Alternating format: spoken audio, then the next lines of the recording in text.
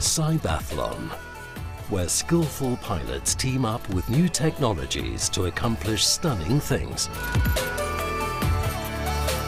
CYBATHLON macht glücklich. 우리가 포기할 수 있는 일들을 가능하게 만들어줍니다. Wir treten mit und gegeneinander an. Teams from countries around the globe fight to win the competition. Which team will present the smartest technology? And who has the best pilot? CYBATHLON competitions include 8 disciplines. They all call for skill, precision, concentration, and endurance.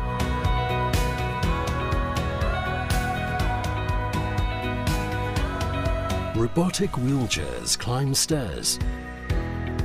Prosthetic arms feel out and pick up hidden objects.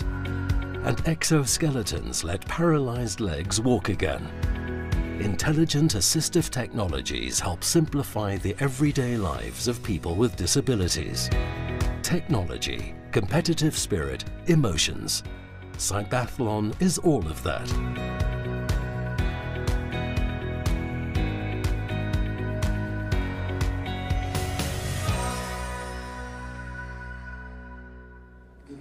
Hello and welcome to the evening session of CYBATHLON 2024. 3 days of sporting competition, 67 teams from over 26 countries.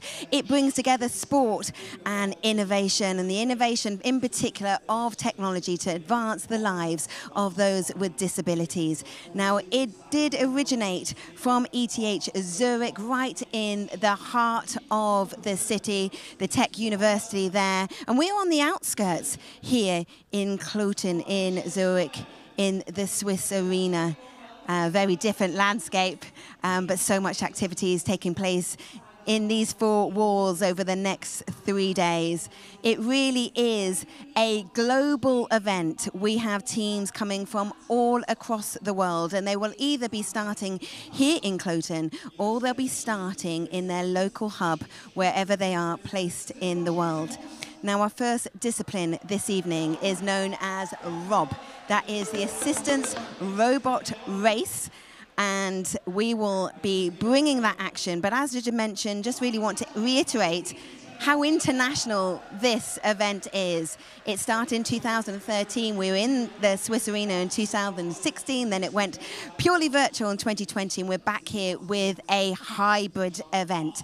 So as I mentioned, Rob is up first. But we did have Rob earlier today. That is the Assistance Robot Race. So let's remind ourselves of the highlights of Rob from earlier today. 3 teams competed in the assistant robot race this morning. Matthias Atzenhofer started for Idan from Germany. Fritz Eichholzer raced for BFH Fair from Switzerland. Huyen Ke competed for Robust from Hong Kong. After some bad luck in the first leg, Matthias Atzenhofer went for the perfect run. And Matthias blistered through the challenges. Not even the door could stop the German pilot. With 2 minutes to go, he completed the final task with ease and strolled backwards across the finish line. It was the perfect run for Matthias Atzenhofer. Huyen Ke with the Robust team completed 7 tasks successfully, scoring 70 points. A little better, and in second place, Fritz Eichholzer, the Swiss pilot, with 80 points. This is the standings after this morning's ROB race.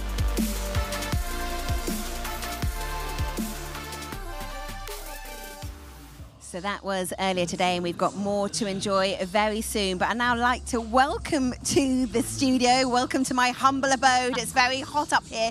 Bex Williams, who is the voice of CYBATHLON 2024 and her co-commentator for the Rob race, the expert in all things Rob. We are putting you under pressure. Felix Erb, do you like it up here? It's quite pleasant. It's warm. Yeah, it's pretty warm up here, yeah. Thank you for asking. We're enjoying it though. Good. Good view. Yeah, the view it is a very good view. Let's start with you, Felix. How did you get into being an expert on robot race?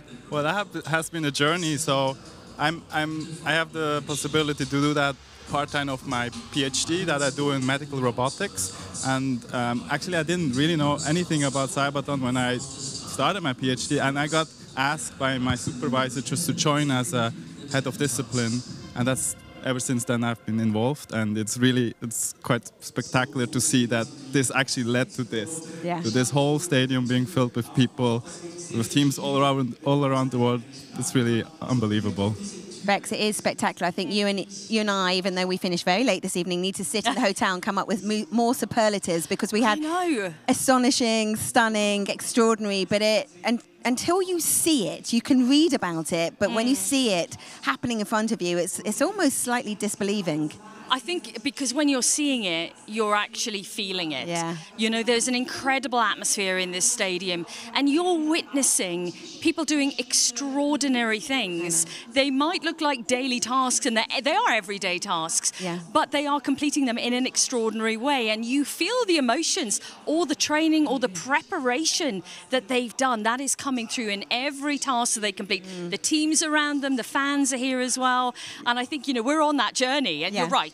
We need to find more superlatives, more incredible words to describe what they're doing out there. Because we're only on Friday. We've got so much more to come. We've got 2 more days to go, and we need more words. I know, but it is true. What you're seeing is this merge, this blend of sporting rivalry, Felix, and competition, and all the emotions that usually come with that and capture your heart anyway. And then you put into the equation that this is technology that's been advanced for the pilot, of course, to help them win, but to inspire what could be healthcare solutions for a much greater ranging public. It's really a visionary approach what CYBATHLON offers to these teams. They can form their network, they can develop a device, they can work inclusively with a pilot and do that for a continuation of a few years, just to bring the device to a state where, it actually can be of use to the overall public. And this is just really great. Yeah, it's such an impact for good.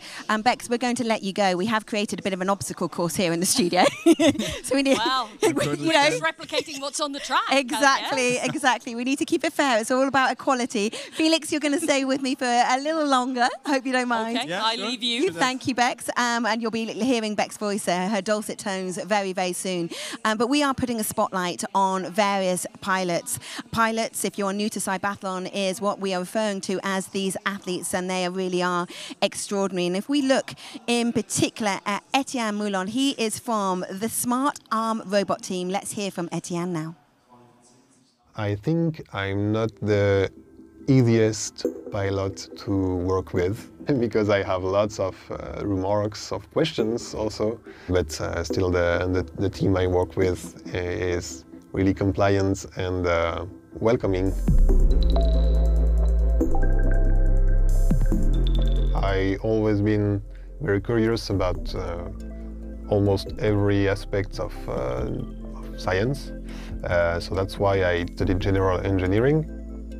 I was hoping that the ideas that I had for my own case would be developed by some other smarter people. It was maybe the frustration that I had to not see these ideas being developed that motivated me to go out there and do it on my own. So I decided to quit my job as a nuclear engineer. Right now I'm more focused on technologies that can change people's life right now or as quick as possible. I will soon be married and I plan on having kids one day. So I have this motivation and this kind of emergency to improve my autonomy in daily life. My accident happened when I was 14 years old, which happened in a very standard and daily life occasion. I was just chilling next to a lake in the Alps where I lived at the time, and I just wanted to go swimming, to go into the cold water. It was a hot summer, and so I just ran on the beach into the water, and when I had water above the knee, I just jumped. I managed to hit the bottom of the lake with my head, I was paralyzed immediately. My family and friends were just amazing during this period. It was a long trip for them to visit me, but almost every day I had a member of my family come and visit me. I was actually a little bit frustrated by the small autonomy I gained during the year that I spent in the rehabilitation center. I hadn't achieved as much as I could. Then with my parents, we did some trips to try different techniques. We bought a lot of tools and materials to do my own rehabilitation. Thanks to this extensive rehabilitation that I did, that today I have a level of autonomy. Outside of working, I actually still do a lot of sports. I'm in a wheelchair rugby team, and I discovered these sports only 2 years ago, but I'm growing fonder of it almost every day. It's an amazing sport. I also do skiing, swimming too. So yeah, as much as I can, I do sports.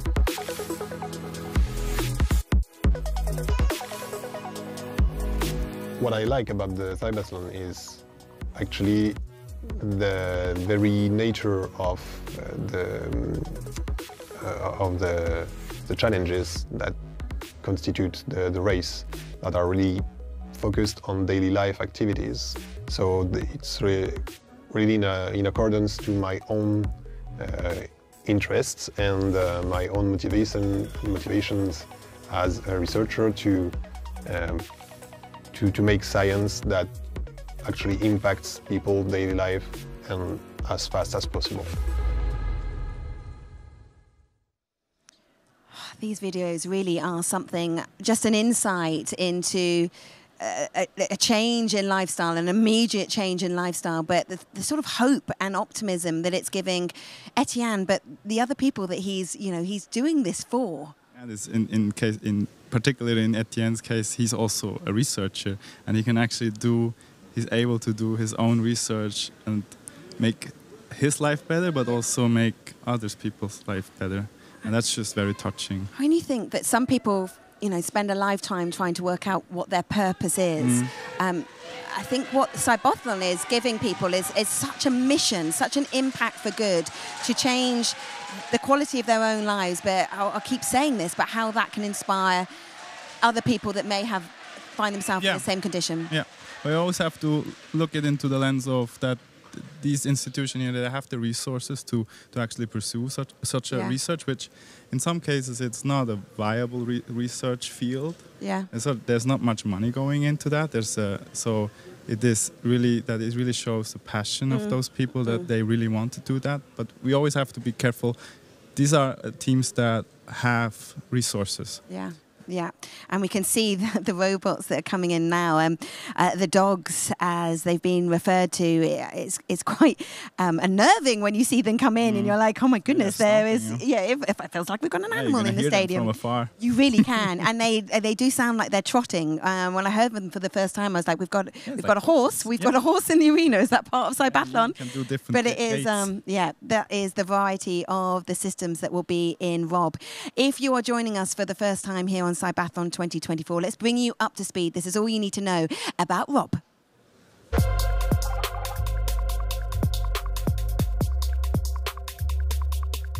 Now, the assistance robot race. The pilots must complete 10 tasks. Let's look at some of the challenges. During the first task, pilots must use their assistance robot to remove a parcel from a mailbox and place it on a table. Next, pilots must bring a toothbrush to their mouth with the help of the assistance robot. Then the pilots are asked to hang a scarf on a clothesline with the help of the assistance robot. This task is a bit of a challenge, and it's even called Spice Up. The teams have to grab the correct object and set it down on a predefined location. Pilots score 10 points per task. The pilot completing the most tasks while clocking the fastest time wins the race. They have a maximum of 10 minutes to complete the 10 tasks. So Rob is a relatively new discipline to CYBATHLON 2024. Bex Williams should be back in the hot seat, back in comms. Bex, are you all set up, ready to go with Felix? Back where I belong, Abby, yes. We are ensconced in the commentary box here. We've seen the pilots come into the arena. There was such a fantastic atmosphere here when they came in. And that's what we're looking forward to seeing now, the crowd getting behind them as they head into the race. So let's take a look at the teams that we're dealing with then in this next qualifying section.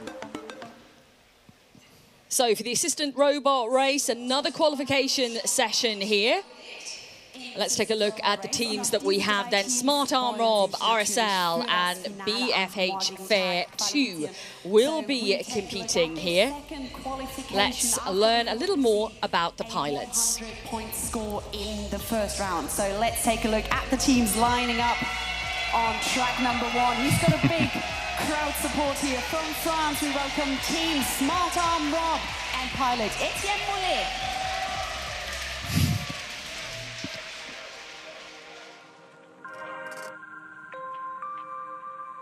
My name is Etienne Moulet and I'm the pilot for the team Smart Arm Rob. Our pilot Etienne is a tetraplegic researcher who has been doing his PhD thesis within our lab a few years ago and who is deeply involved in research on robotic grasping and manipulation. And we are very happy to work together with him as a pilot and as a researcher.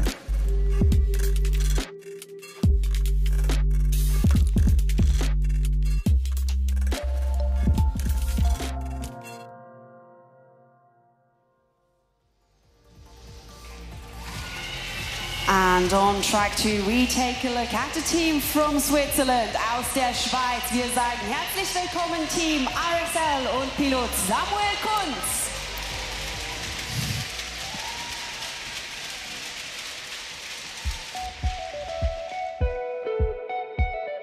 Ich hatte mal einen Unfall, bin auf den Kopf gefallen und durch das ist eben dann die Querschnittlähmung gekommen. Ich war sehr sportlich früher. Ich habe lange Handball gespielt und auch ein bisschen kompetitiv. Und das fehlt mir schon im Rollstuhl seit dem Unfall, sodass sich messen können mit anderen. Und da ist das CYBATHLON natürlich genial. Ich bin beim Robotics-Team, die eigentlich verschiedene Alltagsaufgaben lösen mit einem Roboter. Den steuere ich mit dem Maul, mit einem Mundjoystick. Und so macht dann der Roboter hoffentlich dann alles so, wie ich das möchte. Und eigentlich die Aufgabe ist, dass ich möglichst die Aufgabe fehlerfrei und in einer schnellen Zeit kann bewältigen.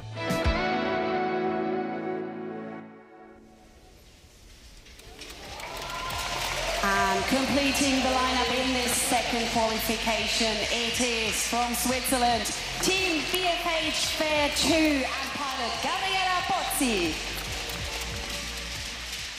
The BFH Fair 2 team, representing the Bern University of Applied Sciences, BFH.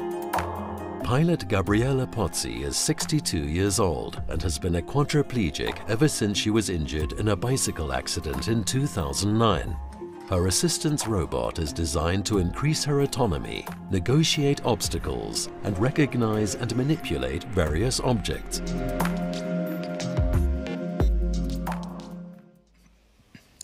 Well, the pilots are certainly popular, I have to say. They've got a great response from the crowd here in the arena. And all that's left to do now is get this qualification session underway. And I think that's going to be pretty inspiring for the pilots, hearing all of that feedback, Felix. Yeah, especially the second qualification round. 3 teams, they're very competitive. They all have chances to win. This is going to get very interesting. We've got a couple of minutes until we actually get underway here. So let's talk a little bit about the teams, because we're looking at Samuel Kunz here, who's part of ETH, or certainly the team is part of ETH here. And what's interesting is that we're seeing for Samuel, obviously we have robots which are separate to him. Which is really unique for that team to have a separate device. Usually the other teams all have a manipulator on the same device as the wheelchair. This has advantages, but it also has disadvantages. You have to control, basically, in now this case, 2 robots at the same time. You have to make sure that both of them don't go. They don't wander off. That can happen. They don't go rogue. Yeah, they don't go rogue. That was the word I was looking for. Their team behind are experts in robotics, and the robot system labs at ETH is really a great institution when it comes to mobile robotics. And yeah, so I wanted to tell you that these robot dogs have names. They have names? Yeah, and I just got told by the team, and I'm free to say that. The blue one is called Dingo. Dingo? And the red one is called Donkey. Apparently that's in a generation of ABCD, and they choose names accordingly to the generation. That is fantastic. Because they do feel like animals. They do feel like... And that's why they refer to a lot like dogs. Dogs, because, with an arm. With a very helpful arm. Dingo and Donkey then are lining up alongside Samuel here. And yeah, we see Etienne here, who's such a, as he spoke in his video, such a competitive spirit.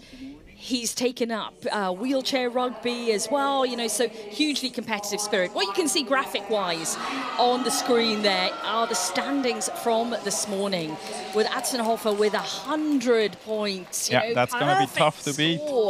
That is going to be tough to beat, but Felix, I'm really excited to see if anyone can match that score this morning. Of course I am. I've been involved in the development of all these teams, and it's going to be...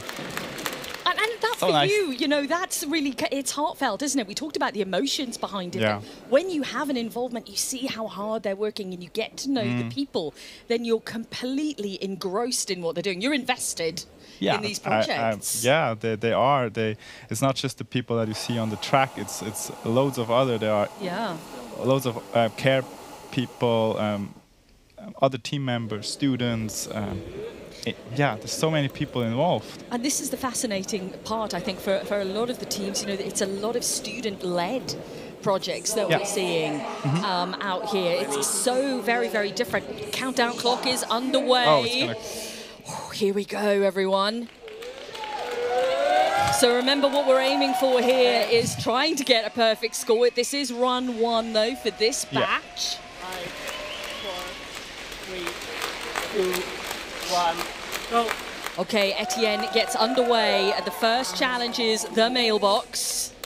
Now, we've seen it this morning, but for anyone who's tuning in for the first time and watching this, the objective is, Felix, get the box out of the mailbox, put it on the table. And it sounds so easy, Felix, it really does. That here, right? It sounds easy. It's easy from an able-bodied perspective, but it certainly isn't for people who have severe limb disabilities. And dropped on the table. And that is effective. You can see the green appear above his name. That's one task complete. Yeah, that's one task complete. 10 points in the bag so far. So we get on to a more intricate. More personal hygiene is very vital for your daily use, for your daily life. This should show that the system is able to do that. And we wanted to simulate that with toothbrush, like cleaning your teeth. Everybody does that every day. Yeah, hopefully. Day. Well, yeah, should. I was told. Absolutely, and it touches his mouth, and that is of prime importance as well. Yeah.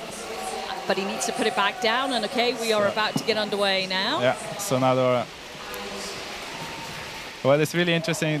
Having 2 devices actually allows the team to be flexible in where to place these dogs. Now we see the red one already went above this. You're actually not able to see it in the stream, but what the team decided to do is just to send one of the robots further to the next task, just to save time on the next one. does make a very pleasing noise. Yeah. Against the floor here. It does have to drop that box onto the table. And you can already see just the red robot Yeah, it's already ahead at waiting. place. Yeah, and it's already. And what is really important to stress out that Sammy is in control of both of them, and they just do what they do individually is just simple picking up picking objects up that they do independently of Sammy's input. But as soon as it becomes problematic or dangerous, he's in control and he controls them individually. We're now on to the scarf element with Mole. Gabriella Pozzi has just completed the first task. Which is very well in time. You can see Mole has a perfect score at the moment of 30. But Kunz and Pozzi on 10 apiece. And now the gripping of the apple. The eating section of the tasks. Yeah. Obviously very important, something we do on the everyday basis.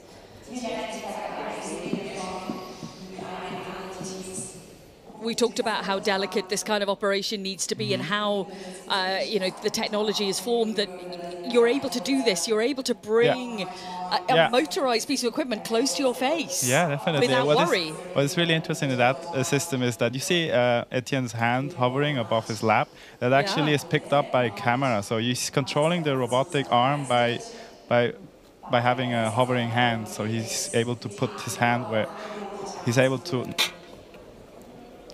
choose where the hand, where the arm goes based on his hand. Gotcha. Okay. So I have to wait in line because we dictate that in order to solve a task, all of the entities that are within the system need to pass. So now what we see here, they go in a row. I think the crowd really do appreciate seeing these robots as well, because it is spectacularly impressive to watch them do what they're doing. But it's not that the other technology isn't as impressive. It's just that these are separate it may from be due to the fact that this is the only team competing with a separate device system. As I said, it has advantages, but it also has disadvantages, especially when it comes to, in this case, clearing the task. But of course, the option to send off a robot to do something remotely, that is really an advantage for, I would argue, for everybody. And the fact that Samuel is able to control them both at the same time as well is, quite mind-blowing. Okay, so I can't remember whether it's Dingo or Donkey now with the blue one. The blue one is Dingo. Dingo, okay. You have to note that down. I do, I have noted it down. He has to now place the scarf over the rail here, not let that drop. Beautifully done. And you can hear a round of applause, and that is another. Oh, look at the sign here. Sammy really does have some serious fans out there. His signature orange hat, yeah. The dog already had that apple ready. Yeah, I saw that, yeah. So he was able to just put himself into position, take it to... that's just incredible. Okay, we're back with Pozzi now. Look at this so far. We just have green. Yeah, it's just green. That just shows how much time these teams have invested into this task. And that I found to be so nice. They really wanted to push this technology as much as they could. Especially the apple. And there we go. And so for Gabriella, she's also using a tablet in front of her to control the arm. If you remember, we had the BFH Fair 2, and they actually used a partially the same system, but in Pozzi's case, she's using mostly her hands to control a tablet. We believe now that Mule has skipped a task. You can see red. It was the door. It was the door, Yeah, the door that was skipped. Yeah, as we saw earlier, the door is quite challenging. And it's time-consuming. It's also time-consuming, Yes, that for sure. So we're onto the touch screen right now, which he's successfully done. So he's almost already at the... What I love about Gabriella is her pose and composure. Yeah. You know, she does not get flustered at all. Not at all. She's very focused. She's also getting great instruction from her coach. Yeah, the support team, they're alongside, and you can hear them in the background. Sometimes giving instruction, giving support or giving instruction. Yeah, and especially in the ROP discipline, we chose to have that just to make it stress a little, just to get rid of the stress for the pilot, because the environment is quite. It's quite different from normal. Yeah. Throw in a lot of people, noise, cheering. Moulet's struggling here to get that door open, isn't he? Yeah. This is the final task now that he has to complete. Yeah, he just has to open it a little bit and then it falls by itself. Now just a little bit more. There it goes. Yeah, see? It's going. Hey. And you can hear the support from the crowd for that. So now he has to pull open the drawer and take out the plate. And what we've noticed with some, not all, but getting a grip on the plate is a little bit tricky. Yeah, because it's so thin. Usually these grippers have a limited grip strength at the end when it's closing, and also friction. Plates are slippery. Yes, even if they're dry. I mean, in this case they are dry, but But in any situation, you know, we have to factor that in, and this is what we're trying to do here. Okay, let's see if he can get a grip on this plate. Remember, the time limit for this is 10 minutes in total. Yeah. We're up at 8:45 right now. Okay, the plate has been acquired. All he has to do now is put it on the top and then cross over the line to complete. Yeah. Just needs to stay. As long as I mean, we talked about this, haven't we? The plate, the fact that it's upside down does not matter. Not matter at all. As long as it is placed on top of the dishwasher, which it is. And it is. Just doing a little. He is second now overall from our qualifying earlier on today as well. A great job by Etienne. Okay, let's take a look back with Sammy now.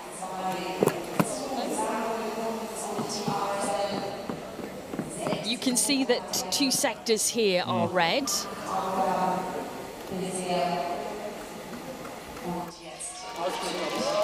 Once you finish the race too. Oh, okay. Gabriella may be a little bit upset here. It looks like she's skipped quite a few tasks to the end.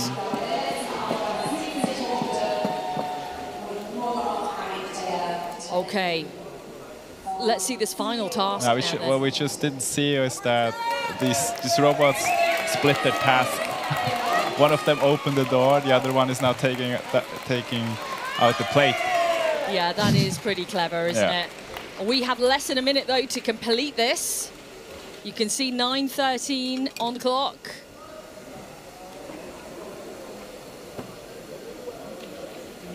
So the time is ticking away. He just has to put the plate down. Put it down, you have 30 seconds. It's going to be tight, I think, Felix, here.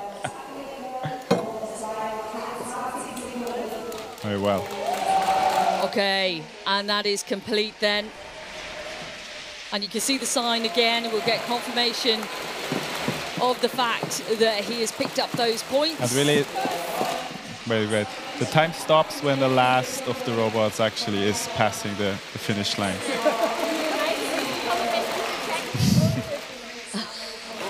But, of course... That was a really good run. It was a really good run. No technical issues. Unfortunately, Pozzi had to skip a few tasks. To skip a few at the end, but we do have another crack at this. There is one more go at qualifying for these pilots. So effectively, it's the test run as we look back at some of the moments from this first qualifying session of the afternoon. And it is the assistance robot race where we're at right now. Some fantastic technology on display here to give users full autonomy, which is so important. Tasks which have been created year on year, but have grown a little bit more challenging year on year. The designers here keeping everything fresh, everyone on their toes, and pushing everybody just that little bit more with each challenge or CYBATHLON event. But a fantastic run for Etienne Mollet there, and a victory dance at the end of it. And yeah, I enjoyed that very much. So that is the first qualifying run done. Then I think we should do that victory dance as well, Felix. So that one? Yeah. That's our support for Etienne, Abby. We want to see your victory dance as well. Yeah. I've even added sound to it.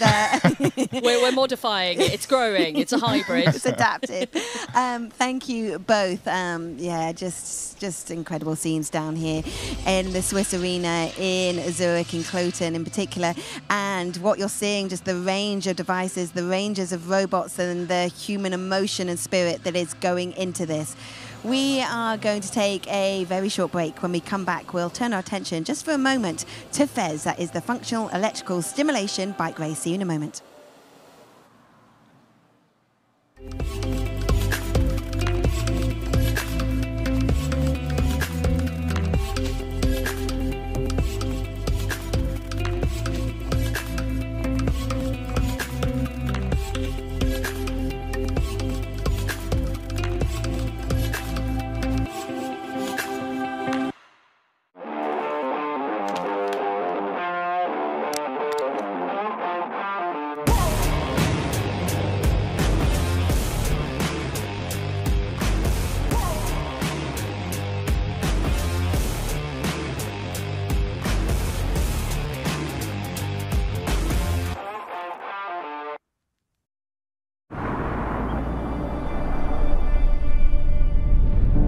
Mein Name ist Michel Fornacier und für mich hat die Zukunft längst begonnen. Mir ist es wichtig, dass Technik der Menschheit dient, sie unterstützt, ihnen Hand bietet und den Alltag so erleichtert. Fortschritt ist Lebensqualität, welche man mit gutem Gewissen auch nutzen darf. In dieser Hinsicht ist EKZ für mich ein verlässlicher Partner, denn sie bieten Lösungen, die mich begeistern. Willkommen zu Hause, Michel. EKZ gestaltet Energiezukunft und versorgt zuverlässig, ökologisch und günstig mit Strom.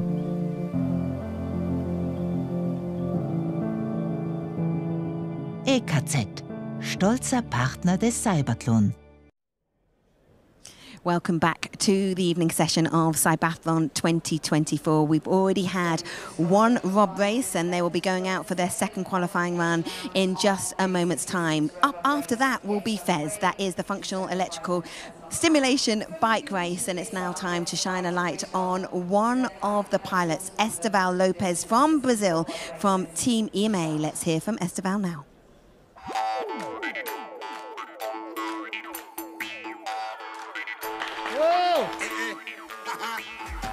Olá, Estevão Lopes, pessoal. Falando aqui direto do Brasil. E vamos para algumas perguntas aí para o CYBATHLON Olimpíadas Biônicas. O que tem mudado no seu dia a dia?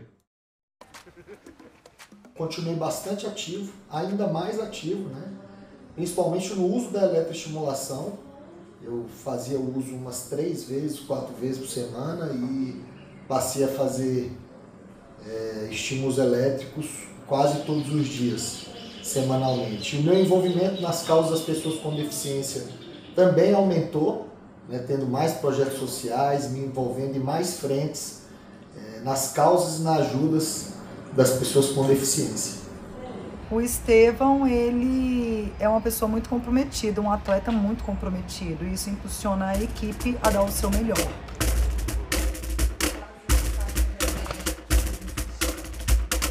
E o que tem melhorado desde a sua última participação no CYBATHLON? Houveram grandes mudanças e grandes melhorias. A principal em relação a incentivos. Nós tivemos muito mais apoio do governo, muito mais incentivos relacionados ao projeto. Né? A equipe está muito mais profissional. E aí vamos falar da parte tecnológica. Né? Hoje nós temos uma bicicleta tecnologicamente falando, muito mais avançado. A parte muscular, né, vamos dizer assim, a gente está vindo com a novidade que é o uso do isquio, que a gente não usou nem em 2016 e nem em 2020. E agora, além do quadríceps, a gente também vai estar usando o isquio como auxílio nessa pedalada nova aí. Então, são várias evoluções aí, pessoal. No que o Estevão é muito bom? Em pedalar.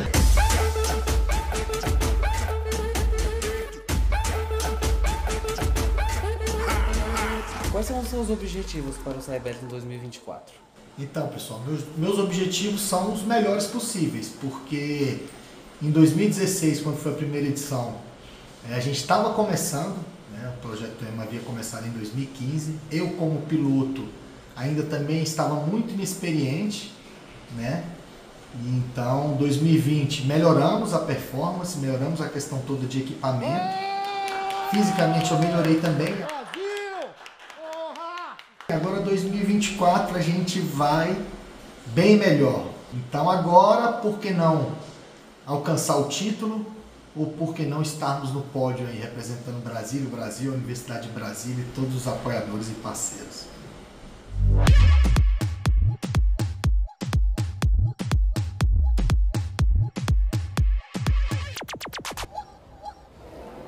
So that is a continuation of Estevão. He'll be warming up now, and the Brazilian will be competing in about 15 minutes' time.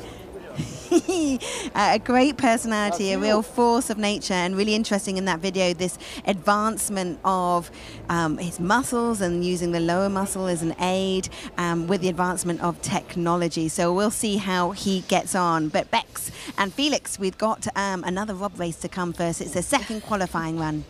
Yes, it is. So it's the opportunity now, Felix, for them to hone the skills, really identify the areas where it didn't go quite as well on the first run, and make sure it goes as perfectly as possible. Definitely. No pressure, guys. No pressure. No pressure. But I see the people actually working on the device to the last minute, to the last second. But yeah. Yeah, I know, we're ready to go. We can see them all lined up on the track, so they are almost ready to get underway. And again, buoyed by the support of the people here in the stadium, you know, teams behind the scenes, friends and family, people who are coming to take a look at what CYBATHLON is all about here. And we've been certainly appreciating the feedback that they've been giving the pilots out there. Yeah, but this is the last chance now, isn't it, for these teams to actually get into the final, to qualify. So, yeah, we'll take a look and see how much more they can improve. For Etienne, it was almost a perfect run through, but he did avoid the door. Yeah, I'm curious to see if they're going to attempt this time. 1 minute. Because I've seen them training on it, so maybe it's also, again, a decision based on time. Yeah, maybe they thought, okay, if it takes us a certain time to get to this point, we bypass that door and we just carry on that side. I tell you what, that's quite incredible. Sammy needs to have that. Yeah, for sure. That would be great to see at his home. Okay, for Gabriella, she did elect to miss a few of the final tasks. So hopefully this time around she's going to have a bit of a go at them and see if she can complete them. But we talked about this, haven't we? I've spoken about it with every expert that's come in today, and it's been like a revolving door of different people coming in. But there's different pressures when you do get into now this environment where it is go time. Here we go. 2, 1, go. Okay, and on to the first task then, which, if you've been following us, you know by now, is the mailbox. So Etienne lining up here to get the grab, and he's got it.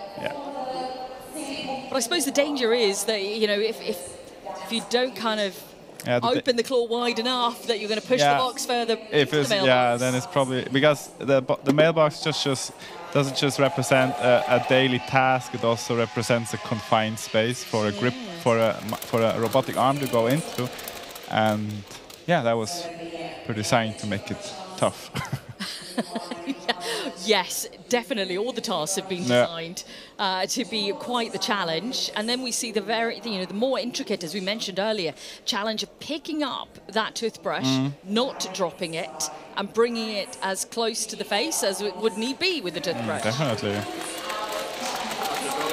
Oh. Let's see. Okay. Now, as we can see, just as a tactic that he used earlier on, one of the dogs for Sami is moving ahead already to the next task while he tackles the first. We're getting a little bit of a look at the equipment that he's using here, Felix. So what we see here is a quad stick. So it's basically a joystick that goes in 2 axes. That's what he moves. And what we see, these little tubes, they are sip and puff controller inputs. So you either sip on it, that's an input, or you puff. So this is how he cycles through modes within his system. And so you either sip. It's very tailor-made to Sami. Yeah, absolutely. Because that's the device he uses in his daily life. And you know what? If you hadn't told us the names of these devices, we would have spied them on his laptop then, because in big letters it said donkey. That's how I come about to actually know that. I was looking at Sami's laptop before. We have our spies all around finding out the information behind the scenes. Okay, Gabriella now then, underway with his first challenge.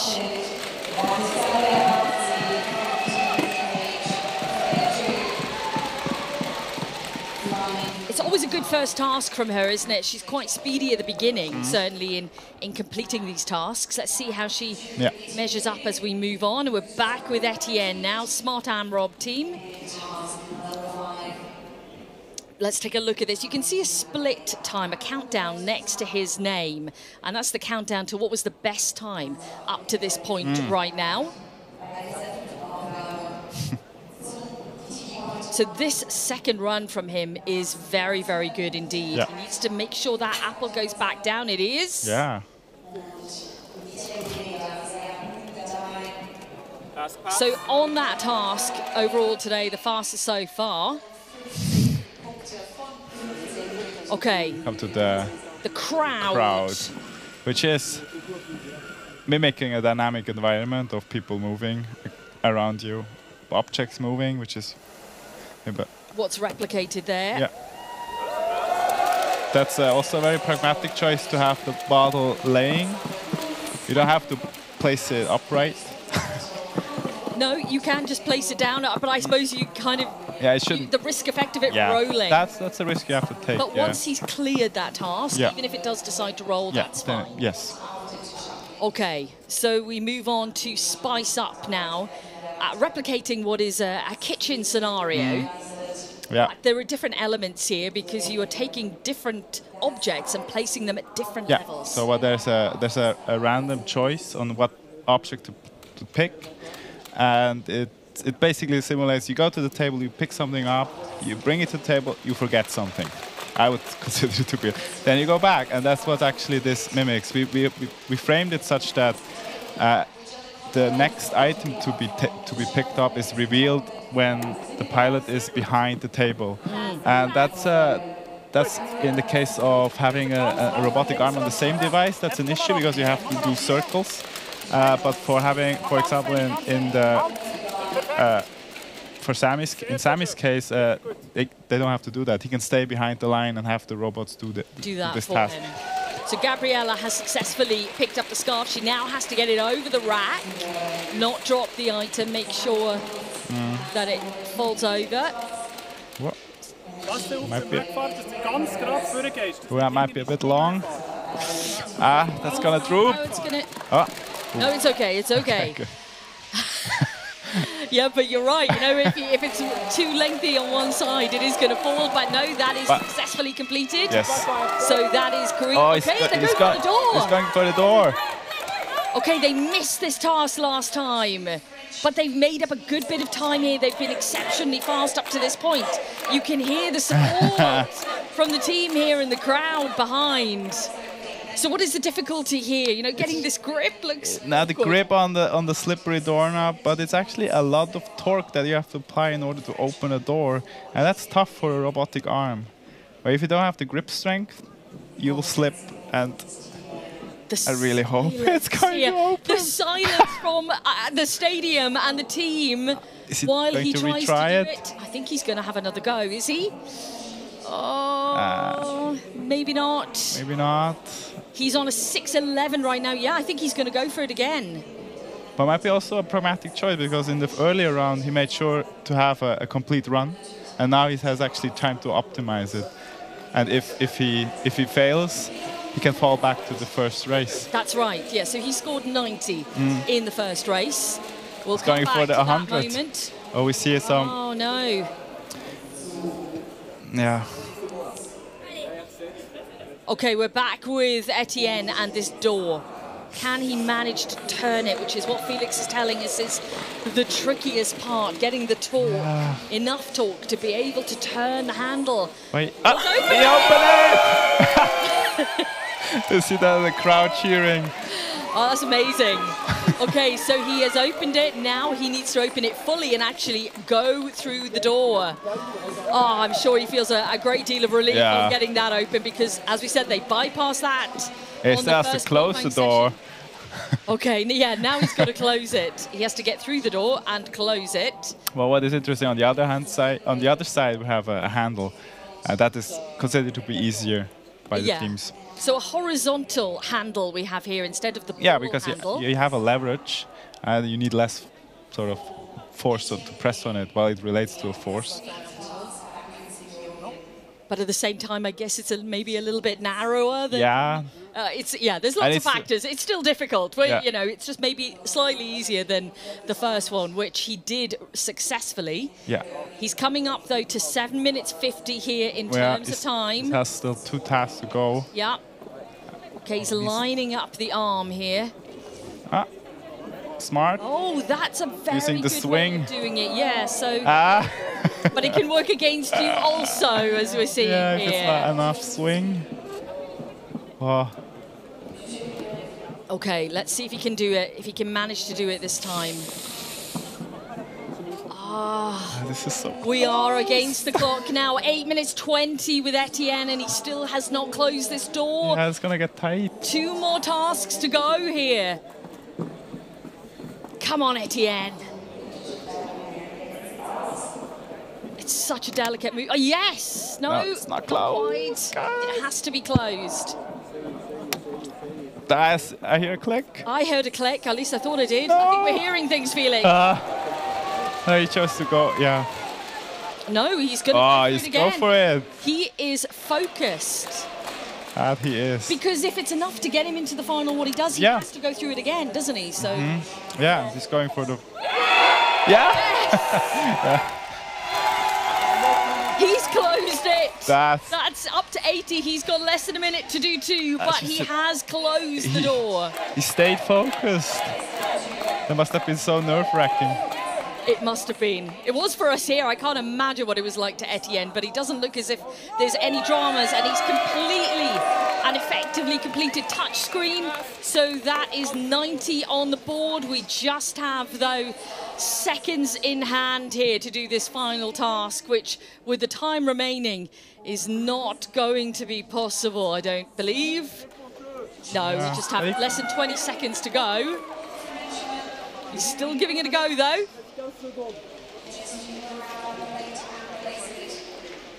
Just 10 seconds on the clock. The other teams are well in times. 5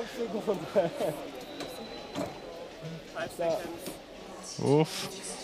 Okay, time's out. Time is up, but it was up for it, close. It was a very close run. Okay, Gabriella Pozzi's done really well here. Just one task. One task failed here. Which was, again, the door. It just shows that doors is tough. It's been such a good run for Pozzi here, so much better than the first run. And she still has time in hand here. You can see on the clock, 8:20. Remember, it's a 10-minute limit. As she heads now to the final challenge at the dishwasher. And we're watching Kunz as well. It's 60 points on the board Again, we for have him. this But 3 robotic orchestra of those two robots interplaying with each other. they're on the final task here. Yeah, and they're very well in time. They are well But in I've time. seen that They do have 3 red strikes. they moved the table, so that's why the spice up task is being. And that is completed then for Samuel Kunz and Team RSL. Gabriella has less than a minute to try and get this plate out and try and get 90 on the board. Can she do it? Yes, she gets the grip. Yeah, the grip is fine. Okay, so she has to move it now and put it on top of the dishwasher for that task. And she gets it up, the plate is up the right way as well. Not that that matters, it could be turned the other way. Wow, she could potentially still make it to the final with this result. What a run for Gabriella Pozzi, Team BFH. Wow! That was an epic really nice race. Oh! That has taken such a superhuman effort. We saw the disappointment at the end of the first run. And look at the reaction now. Yeah. That's amazing. That's so good to see. So good to see. 90 points on the board for Gabriella Pozzi. Yeah, I think we all felt that. Yeah, we all felt that really. Wow. Amazing runs. Let's take a look back at some of the highlights here then from quite an emotional second qualifying session within the group that we're watching right now. Really difficult tasks for our pilots to tackle, but they've done it with speed and precision and a huge amount of focus. Always great to see this kind of technology as well, Felix. I think we're all fascinated by the dogs, Dingo and Donkey. Gabriella Pozzi, though, has to be, for me, you know, kind of the silent assassin out there, really. She was moving through the tasks at such a rapid rate with great success. Amazing stuff. And that is what we see then. At the end of it, the Mexican wave and absolute delight from the pilots and relief. Okay, I think we're going to be taking a little look at some leaderboards in a moment and find out where we stand exactly with the qualifying then. Matthias Atzenhofer, who was competing earlier on, that perfect score still standing at the top. That's standing, right. Yeah, then Etienne Moulet and Gabriella Pozzi right now. Fantastic runs. Whew. Okay, well, Felix and I catch our breath and get into a zen state here. We'll try that. Shall we try? Let's cross over to Abby. Bex, thank you. I'm still holding my breath as well, but we are joined by Etienne. And Etienne, I really want to get a view on your 2 runs. Etienne, you've got like the whole of France supporting you. Almost the whole of France, yeah. And they gave you so much support on both of your runs. Talk us through your 2 runs, because it's quite a different strategy in both. Absolutely. For the first run, I just wanted to be safe and secure my qualification for the finals. For the second run, I tried new things. The door task, I didn't train before coming here, so I came up with a strategy like 2 hours ago and just wanted to try it. It came that close, but maybe I'll be ready for the finals. Yeah. I think everyone was willing you on to open and close that door. The dedication and the focus that you have, do you think you will be able to learn and work with the team to see what you may be able to do? Because if we looked at that leaderboard, Mateus is 100%, so that would be what you need to work on come the final. Absolutely, yeah. I need to be to secure the 90 points first, and it's quite possible that I will need to get to the 100 points to win. So, yeah, I think tomorrow I'll be having some risky runs too. Well, Etienne, it's been a pleasure seeing you in action. It's been a pleasure hearing all of your support. I'll let you go and enjoy this moment with your team, and we'll see you back for the final. We will now turn our attention to the FES race. They are warming up to the side of us, actually just behind us here, and we saw a video on Esteban, and you can just see him getting ready for the FES race. We had a FES race, and that stands for Functional Electrical Stimulation Bike Race, and we heard it earlier today. Let's see the highlights from this morning. 4 teams took part in the first leg of the Functional Electrical Stimulation Bike Race this morning. The pilots tried to complete a virtual course of 1,960 meters. Andrea Gatti from Polemy 2 was the first to start. He was followed by Nikolaus Telian from Vienna FES and Csaba Samosi from Hungary. Suan Kim had no chance. She had to give up after 800 meters. Csaba Samosi and Nikolaus Telian were also unable to keep up with the pace of this morning's first leg winner, Andrea Gatti. Gatti scored 90 points and was in the lead until Peter van Berg came around. The Dutchman drove like his compatriot Max Verstappen in the Formula 1 and scored 100 points in 6 minutes and 12 seconds. And just when the Dutch thought they had won, Hansa Blim from Biegen 1 in South Korea set the fastest time yet and celebrated his achievement accordingly with a cowboy hat.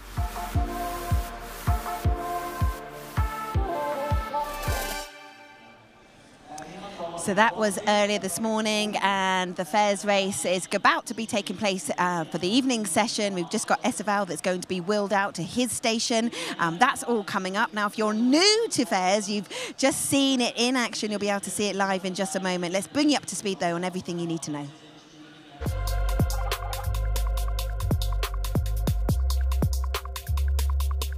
The next CYBATHLON discipline today, the Functional Electrical Stimulation Bike Race. Cycling despite complete paraplegia. Functional electrical stimulation makes it possible. By placing electrodes on the skin, currents are applied to the muscles, making them contract. The paralyzed legs start pedaling.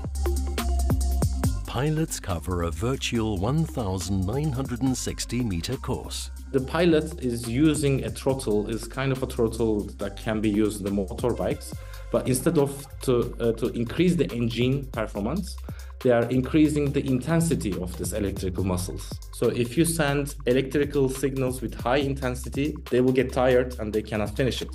So the pilots, they have to have a strategy to play with these electrical signals. Whoever crosses the 1,960 meters first or completes the longest distance within 8 minutes wins the race.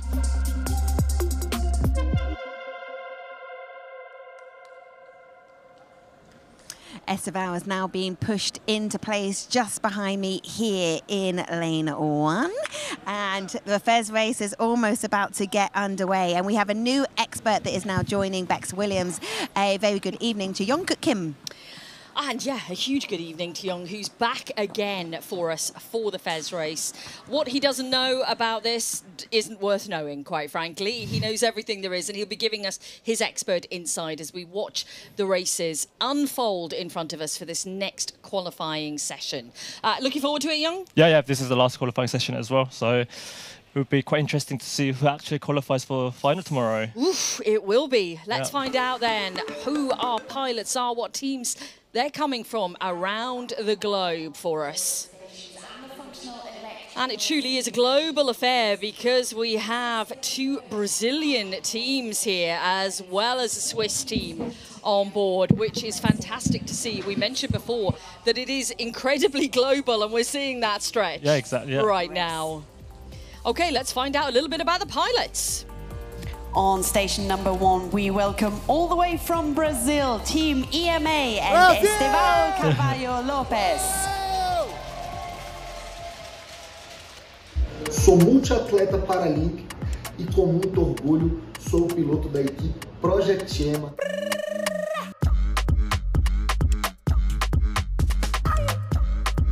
Não nasci numa cadeira de rodas, pasmem. Em março de 2012, eu fui vítima da violência de Brasília e me tornei cadeirante. Fui atingido por uma bala perdida. Me tornei atleta de alto rendimento, já competi em mais de 30 países e hoje tenho a honra de estar me preparando para mais uma edição das Olimpíadas Biônicas do CYBATHLON. Competimos, nos saímos muito bem e agora, por que não, buscar o primeiro lugar? Tamo junto! É nóis!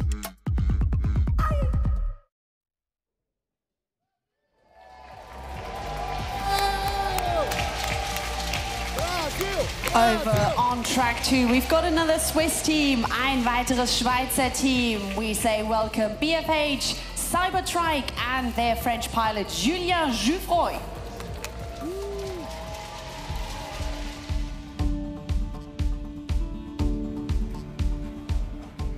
Julien Jouffroy, j'ai eu un accident il y a une dizaine d'années, en 2012.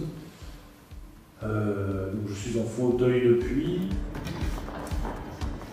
L'électrostimulation, c'est quelque chose de très intéressant et de très bénéfique.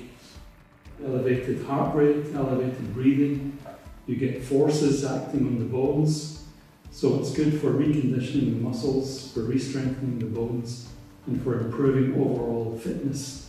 C'est toujours très agréable de participer à ces CYBATHLON, de voir plein d'autres épreuves et c'était vraiment très très intéressant d'être tous ensemble dans cette area.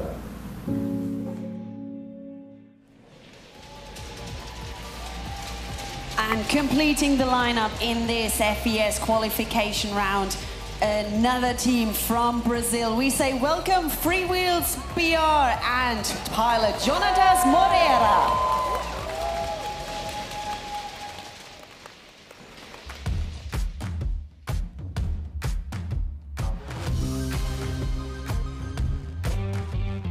Este é um lugar e é como uma segunda casa. Meu nome é Jonatas, tenho 42 anos, já vai fazer 4 anos que eu estou nesse projeto.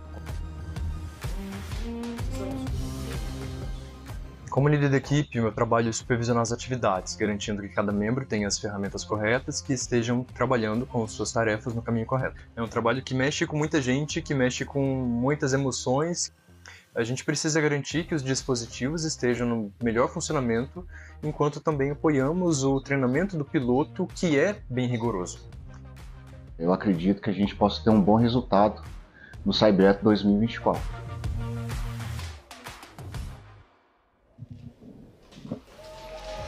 So there are our pilots who are ready to go for the FES race, the final qualifying for this discipline, which I'm sure is going to be very, very exciting. Again, we have obviously a time limit here.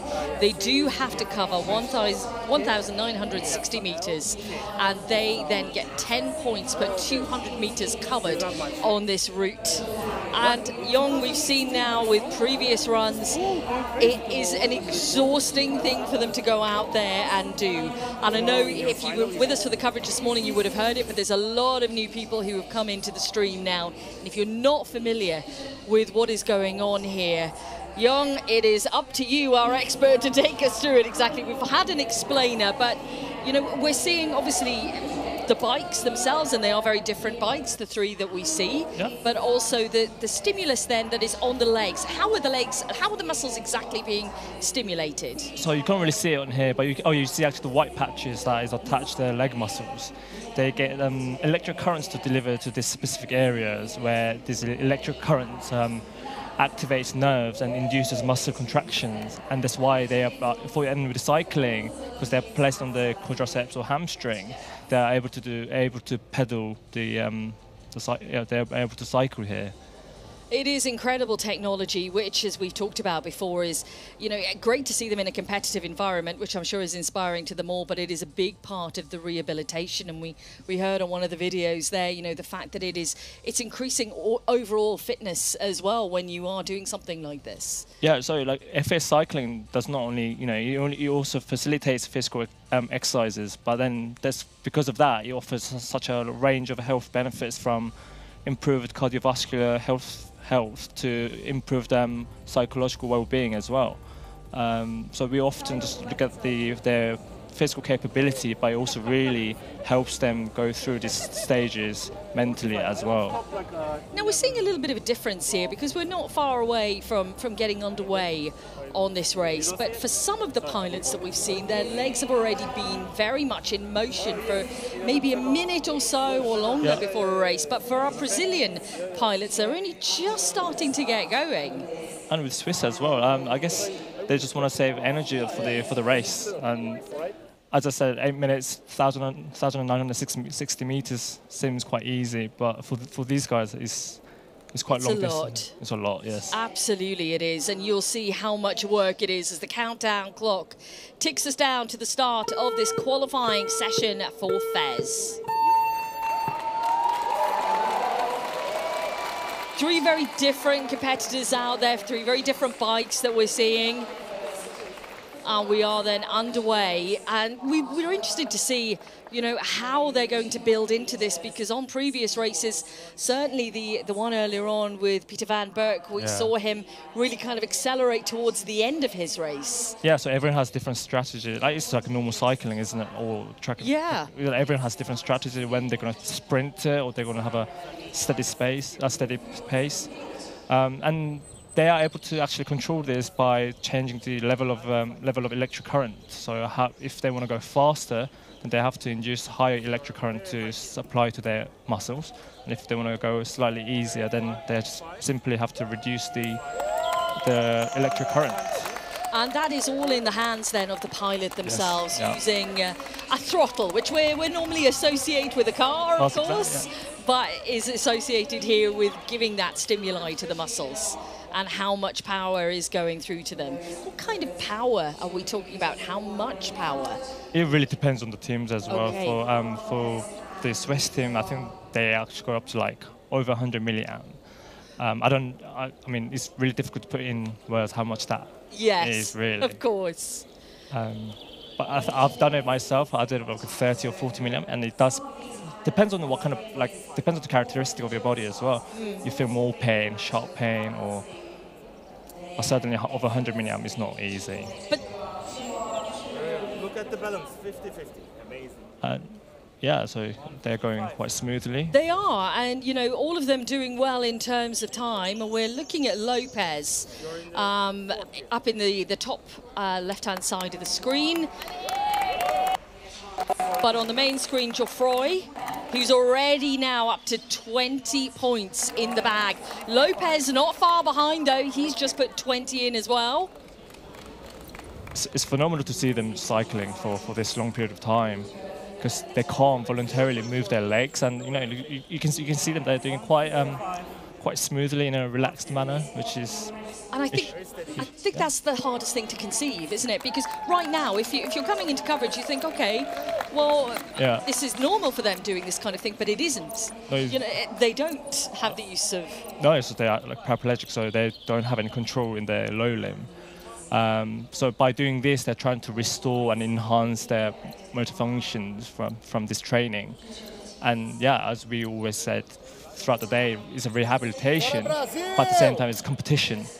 And you can see Lopez like cheering everyone as well. Yeah, well, he's quite the character. You know, I've started following a lot of our pilots here on social media and seeing the build-up to this week.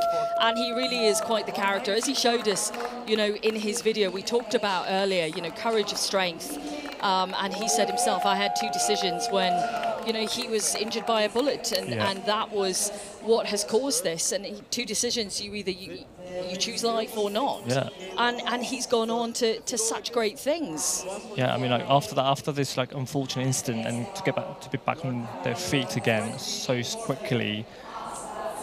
Is mentally, you have to mentally strong to go through this. It's testament to the courage of their strength, their mental aptitude, and you know, their absolute want to build a new life for themselves, which is exactly what they've done and what this technology is enabling. And that is the crucial thing, is that it's giving people the opportunity to live their lives, a different life to what they had before. But you know, some of them are the first to mention that, and he's one of them, you know, that he wasn't so much into sports before. No. And now he is. I mean, this is his 3rd participation on CYBATHLON alongside with Geoffroy. it is great to see them coming back for every competition, every 4 years. Yeah. It's very close, isn't it, between Geoffroy here and Lopez. You can see Lopez just has gone on to 40 points. For Moreira, though, a little bit more difficult. He's up at 20 points. Yeah. Just sort maybe not so much of a rhythm as the other two. Now, what you can see on the screen there, the split, is the comparison with what we saw with our competitors from earlier on this morning. And how well they did against where our guys are now, how long it took them, essentially, to get those 50 points. 160. So 50 points is about a kilometre, which is a bit of a distance. Yeah. And this is requiring a huge amount of focus. It's hard work, you know, for the upper body, for every part of the body right now. They're working absolutely as hard as they possibly can to rake in these points. Yeah, I mean, they really have to step in. He is the best time so far now for Geoffroy. He's the fastest of the entire group that we've seen. And he looks so relaxed as well. He does. Doesn't it? Like, you can see that his constant pedaling motion with a rhythm in it. Yeah, I don't know whether he's going to... It would be quite interesting to see whether he's going to sprint in the last bit or not, you know. The aim is to finish the race within 8 minutes. So. Yeah, so we're on a 5:45 right now in terms of time. And we're all doing very well with points. Lopez, again, looks very relaxed here, doesn't he? His whole upper body stance as well. Again, it's quite smooth with the leg action that we're seeing here. But you can see he's breathing with such a rhythm as well. Is he catching up on Geoffroy here? So I guess they'll probably have to crank up the electric current to cycle even faster. Maybe, yeah, maybe that's what we're going to see. But then that comes with a quicker muscle fatigue, so they might not be able to last long. But he only needs to go a minute and a half to go, so I don't know what the strategy they're going to take. Well, they're training very often, aren't they? So yeah. I'm sure they've trained for this type of scenario and where they could potentially kick that up a notch. And maybe in this final sector now, they have lapped Moreira, I believe. But this is the final kind of couple of minutes now that we have on the board. Remember, 8 minutes is the total that's allocated for this time. So we really are coming into the final stretch here. So what you see Moreira doing is that he's actually changed the intensity of the current. He can see that when through his interface where he's trying to adjust it so that he can pedal. But you can see that it's not an easy job for them. It really isn't. It really isn't, and that is very much shown there with Moreira. Well, with all of them, but you know, they're dealing with it in different ways. I'm really keen to see now who's going to come out on top here between Lopez and Geoffroy, because it's very close between them. Will we see a little kick in? Yeah, 30 seconds to go. Is he going to sprint? He's going to crank up the intensity. Oh, I think he actually changed it. He changed it. Yeah, I mean, like, they train 2 or 3 times a week for this, so... Geoffroy then, and up to 70 points in the bag, and Lopez. Oh. Come on! So I think he chose the steady pace. Yeah! Oh. First place! You can see that is a lot of work for them. It is a lot of work out there. And you can see the rankings compared with everyone else. But it's a big celebration at the end from Lopez. There is no question of what country this team comes from. Everyone did so well, I think.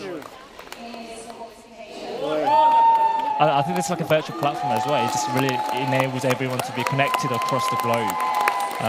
It's nice to see everyone is engaged. Absolutely, it is. You can see the rankings there on the screens, and for our pilots here who are falling outside of that top 4.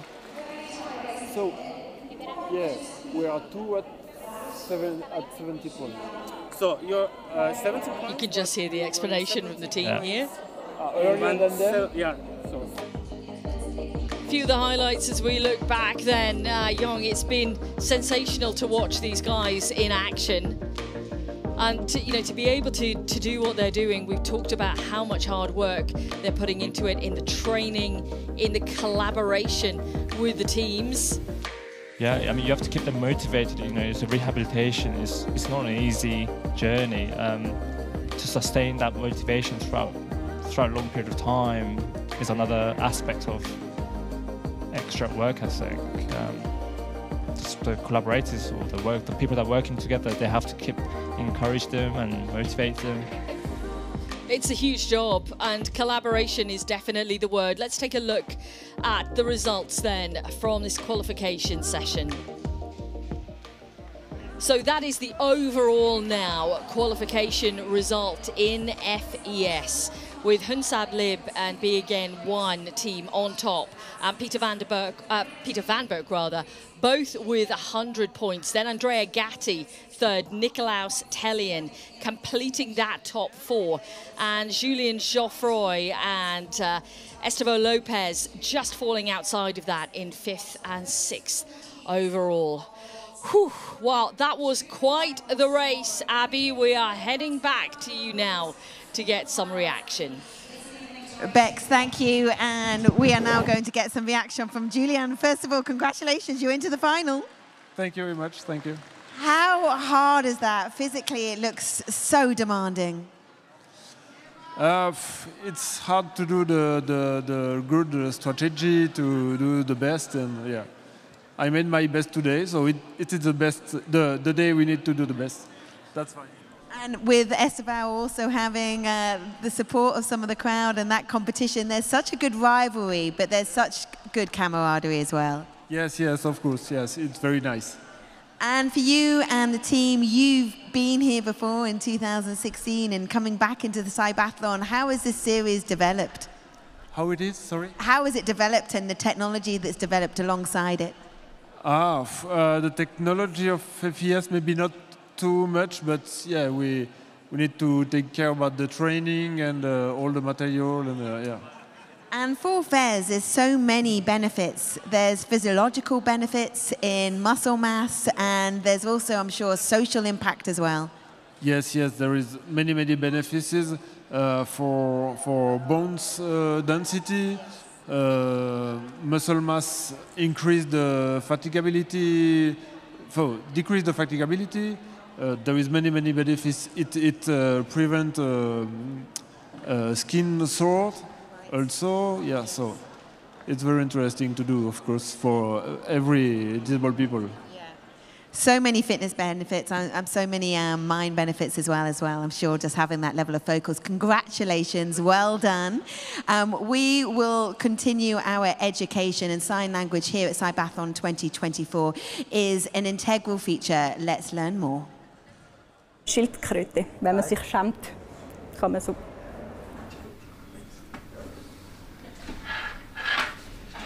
The two students in class, they practice using a role play. Ich finde es faszinierend, dass es halt eine visuelle Sprache ist, quasi eine dreidimensionale Sprache. Es ist eine andere Form von Kommunikation und trotzdem ist es eine Sprache wie andere auch. Es gibt eigene Stil, es gibt Kunst in Gebärdensprache und so weiter. Also es ist alles möglich, einfach anders, und das ist einfach extrem interessant. Künstler, die müssen ja dann auch in die 3 verschiedenen. Since they started studying to become a sign language interpreter, a lot has changed in their lives.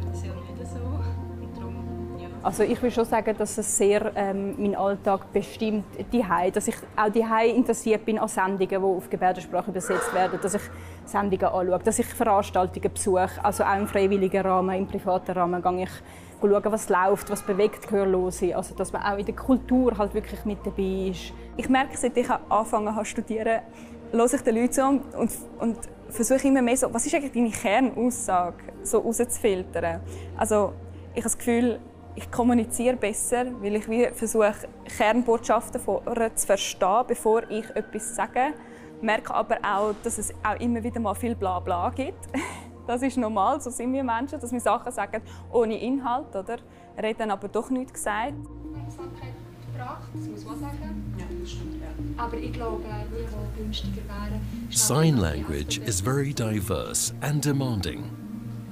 Es gibt verschiedene Dialekte, die einen verwenden verschiedene Wörter und so weiter. Also Sprache ist Kultur, ist Identität und das ist in der Gebärdensprache nicht anders. Die unterschiedlichen Charaktere können zu verstehen und zu übersetzen, das ist eine Herausforderung. Kinder und gehörlose Kinder in Kontakt kommen.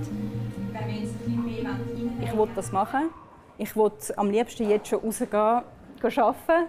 Und ja, das Herzblut ist da. Also, dass ich weiss, hey, in einem Jahr bin ich Gebärdensprachdolmetscherin, mit dem kann ich mich identifizieren. In unserer Klasse hat niemand familiären Hintergrund. Wir sind alle da, weil wir das einen faszinierenden Job finden, eine faszinierende Sprache. Und ja, das ist unser Traumberuf. Lecturer Michelle Berger has been fighting for more inclusion for deaf people for years. Covid hat sehr viel ausgelöst, wo auch Gebärdensprache und Verdolmetschungen im Fernsehen auf dem SRF 1 zu sehen waren. Und das hat sehr viel Aufmerksamkeit bewirkt. Und die Leute sind ein bisschen bewusster geworden. Und das hat schon sicher einen Schub gegeben. Aber wir sind noch lange nicht dort, wo wir müssten sein. Ich würde mir wünschen, dass mehr Menschen verstehen würden, wie wichtig es ist, zu verstehen und zu verstanden werden. Es ist ja nicht nur, dass die Gehörlosen die Hörenden verstehen, sondern dass auch die Hörenden die Gehörlosen verstehen. Das ist auf jeden Fall auch auf beide Seiten und dass sich so auf gleicher Augenhöhe begegnen und sich austauschen. Und ich glaube, dort kommen wir dann ins Spiel und eben die Brücke schaffen, oder dass überhaupt die Möglichkeit besteht, für beide Parteien miteinander zu kommunizieren. Both are looking forward to their participation in the CYBATHLON. Ihr lebt Inklusion vor oder ihr versucht neue Ansätze zu liefern, wie Inklusion kann funktionieren. Ich habe das Gefühl, im CYBATHLON wird die Vision Inklusion neu gedacht und es werden neue Inputs geliefert und neue Ideen gezeigt und diskutiert. Ich glaube, herausgefordert wird der Wortschatz, dass man sich gut vorbereitet. Ich glaube auch, ja, es ist ja sowieso immer herausfordernd, Dolmetschen den Input und dann umwandeln in einen Output. Oder, also ich glaube, es wird tough und ich glaube, es ist eine rechte Herausforderung. Ich glaube, man muss sich einfach wirklich gut vorbereiten.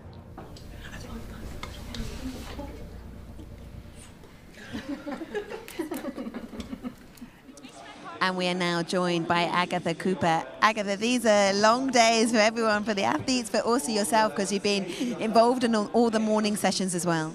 Yeah, I've started at 11 a.m. Yeah, I'm a trainee from sign language, Swiss German sign language. And yeah, so it started at 11 and that's the second session, yeah, till 10 p.m. Yeah. And how is it, especially as a trainee, to come in on a global sporting event? It's overfloating. It's challenges everywhere. It's for myself. It's a challenge, but also you have the impressions here in the arena and seeing new things you've never seen before. So yeah, it's exciting and challenging and learning so much. Yeah. What are you learning? Because I know we can't do it alone, and you have your colleague Celine as well helping you. But how much are you sort of being a sponge to all of this learning here? I think there is learning on so much levels. Yeah. Like, of course, the sign language. How can I interpret? How can I use the language? But also how do I deal with the camera and also with the people walking around, so spontaneous deciding or something. Yeah, so much little things to learn, I think. But I think that tomorrow or 2 days after I will be able to know, okay, how was it, what was there. So now it's too much impressions to... Yeah. At the moment, you've just got to be in it, right? And you are actually sign language for the leg prosthesis race, is that correct? Will you be doing the leg race? Yeah, like we're always changing like 15 minutes. So I had different races, the leg prosthesis, but also the electrical bike. Yeah, electrical bike. I can only sign it. I can't say it. Yeah. Well, sign it for us. Can you say that it is the leg prosthesis race is coming up next in your sign language?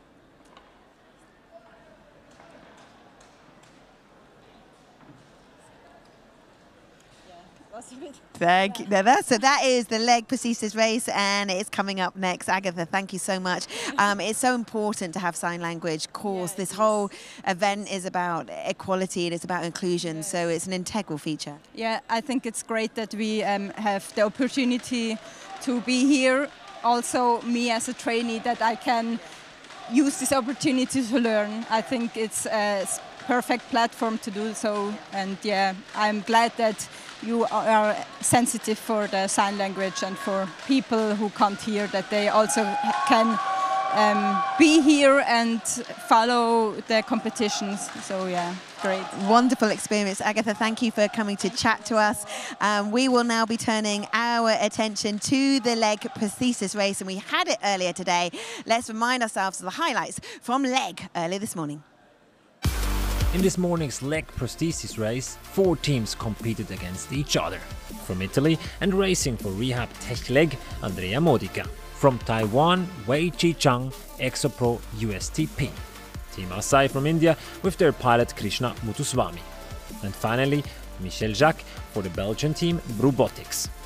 Michel Jacques was warmly applauded by the crowd, the Belgian completing 2 out of 10 tasks. Krishna Muthuswamy, who is racing for Asai, could complete 4 out of 10 challenges and ranks 2nd. But the big hero of this morning is Andrea Modica. Andrea is also competing for the Italian Paralympic ski team, and we saw how much control and balance he has this morning. He completed the 9 out of 10 tasks in just 2 minutes and 44 seconds, and is now leading the competition.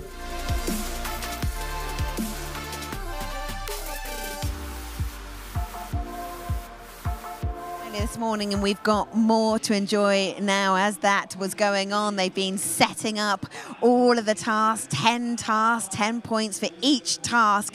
And to bring you up to speed now, this is everything that you need to know about the leg prosthesis race.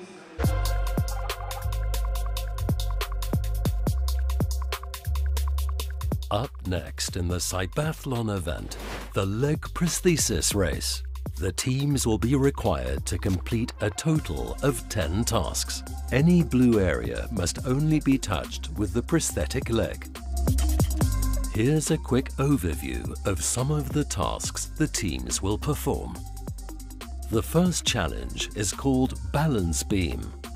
The pilots have to pick up and carry 2 buckets to a target area while walking across narrow wooden beams. The pilot's ability to maintain body balance will be tested thoroughly. Then the pilots need to be able to sit on a bench close to the table without touching the red poles. In the next challenge, the pilots are walking cross-country, meaning they are walking across stones and need to pick up and put down objects. In the hurdles challenge, pilots have to clear 5 hurdles. They have to alternate their lead leg for each hurdle. Pilots must not use their hands when dragging their prosthetic trail leg over the side of the hurdle. The challenge is completed as soon as competitors cross the finish line and no hurdle has fallen. Each correctly completed task earns competitors 10 points. Whoever scores the most points and clocks the fastest time wins the race. The time limit is 6 minutes. So 6 minutes to complete all of those tasks, including this one, which is the stairs, which can be a real challenge for some of these pilots. Actually, the whole course is very tricky, isn't it, Bex? And Bex, for this, we'll be joined by Chiara Besla. Yes, Chiara's alongside me now. We were here earlier on. We saw how difficult it was, how tricky it can be. But Andrea Modica was fantastic earlier. I'm keen to see if anyone can beat that now this afternoon. Yes, hi Bex, welcome back. And it's good to have you back. Thank you very much. And absolutely, I am 90 points and 2 minutes 44 is the time to beat. I think it will be tricky for all the pilots, but I'm very confident that some of them might score 100. Ooh, we'll find out. Let's take a look at the map then and find out where our teams are coming from for the leg prosthesis race. We have many teams who are going to be lining up for qualifying across the afternoon. 4 teams for you: Ciervo, Neurolegs, Contour 2000 and Ossor. let's introduce you to the pilots, shall we?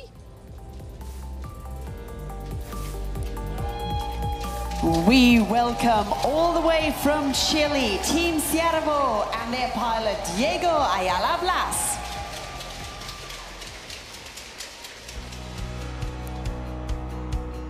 Me llamo Diego Ayala Blas, tengo 34 años.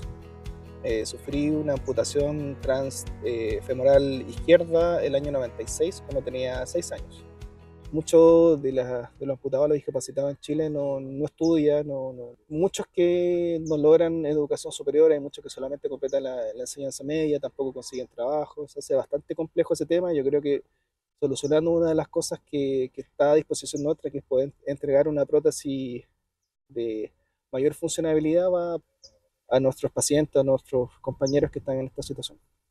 Diego, desde que se incorporó en el equipo, ha sido una tremenda inspiración para nosotros. Queremos que en Chile ya no hayan más limitaciones.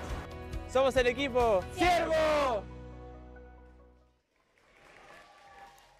Von Chile geht's direkt in die Schweiz, denn wir haben ein Schweizer Team. From Switzerland, we have on track number 2, Team Neurolex and their pilot Michelangelo Gauci.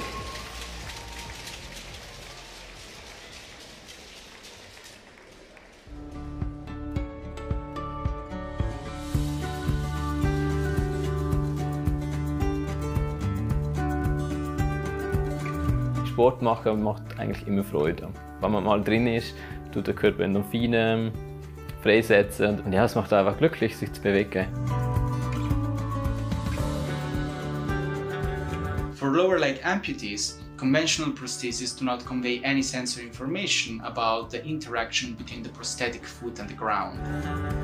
So we developed this system that is able to provide real-time sensory feedback.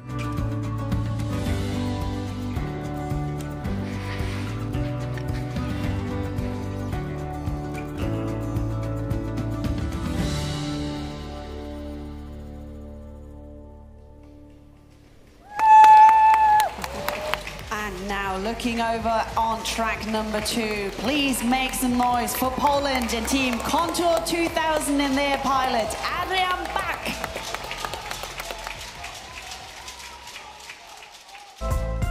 The Team Contour 2000 is from Poland. The team made a prosthetic knee using 3D printing, which is cheaper and more accessible. The team has been working on it for over 10 years. Adrian Bach is the pilot. He's an engineer. Adrian lost his left leg in a road accident 8 years ago. He already participated in CYBATHLON 2020 and came third. Adrian is always optimistic and he loves to compete. He lives in Poland with his wife and 2 kids.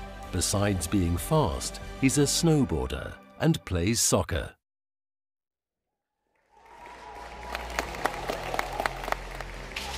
And completing this qualification round B, we welcome from Iceland, Team CYBATHLON and their US pilot, Griffin Fitzgerald.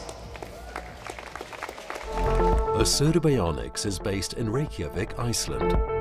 They developed the Power Knee, a motor-powered microprocessor knee that delivers active flexion and extension.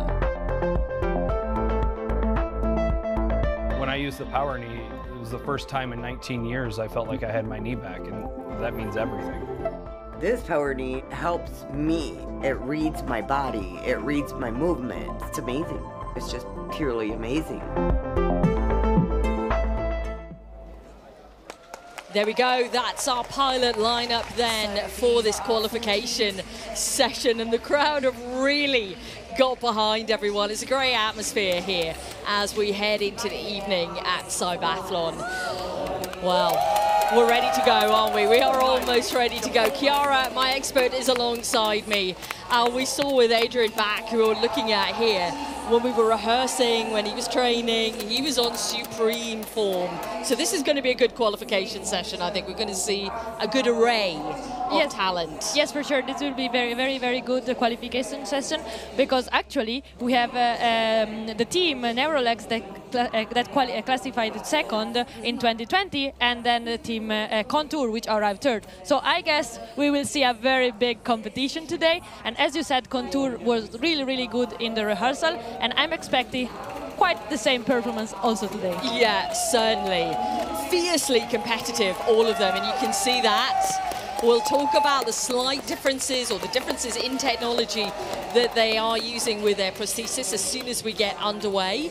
But just a reminder that we have 10 tasks for our pilots to complete. And the time limit here is 6 minutes.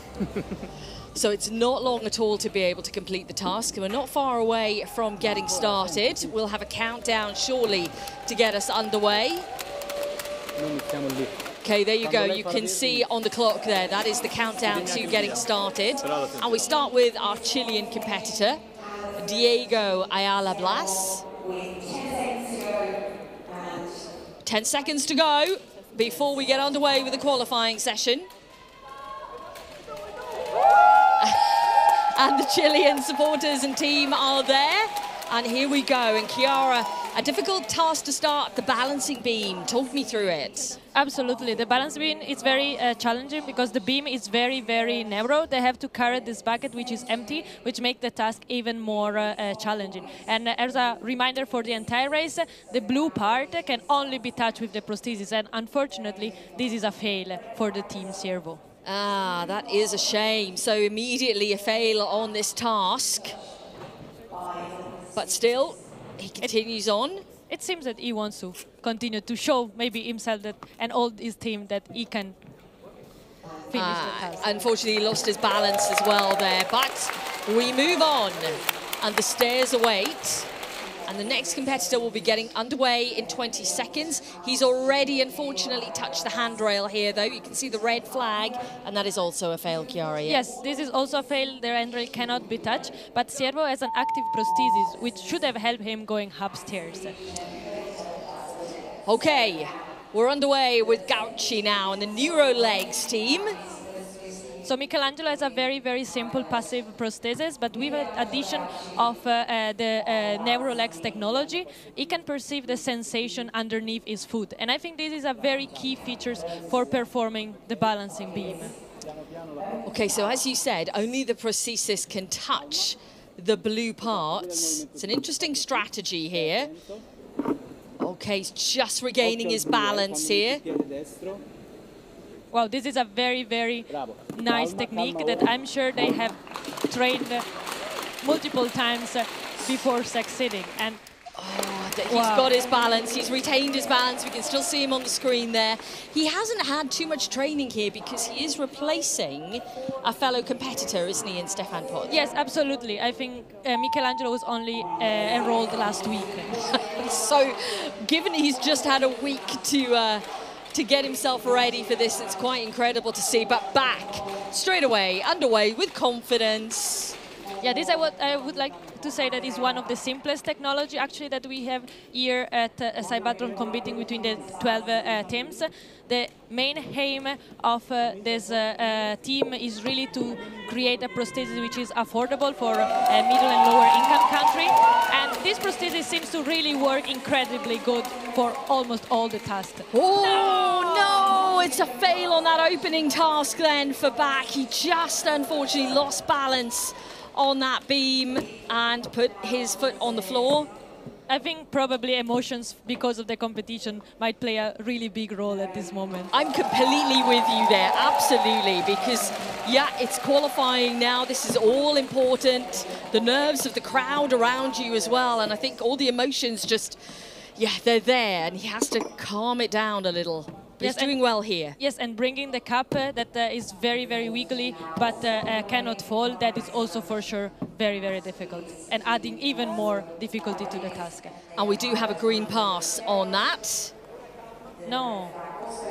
It might be that this is because the bucket has fallen off, or because he stepped out of the beam before placing the bucket. I was not sure. Maybe on the first task here for Fitzgerald. This is an actuated prosthesis, and if you see, it's it means that he has a motor in the knee, and the motor is turning the prosthesis for bending each time the pilot is taking a step. So So for sure, for the step, this is a very big advantage. He's doing really well here, but I'm so worried about his arm out to the side. Don't touch the rail. That's Griffin Fitzgerald, who's representing Osho Bionics. Okay, oh, it seems that Cervo, yes, it's almost at the end, is performing the second last task. And for this task, you need a lot of balance.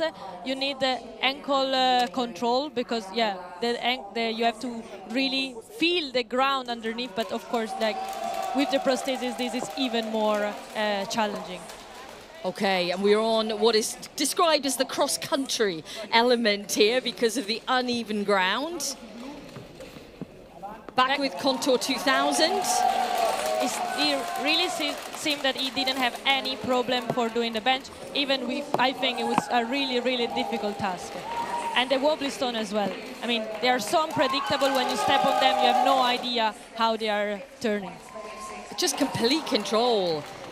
It's impressive to see, isn't it? I think he's, you know, maybe those nerves that were there at the start on the balance beam have gone now. He's relaxed into it and he's really showing us what he can do. So you can see all of the green just above his name on the graphics. That's all the tasks that he has completed so far to put 60 points in the bag.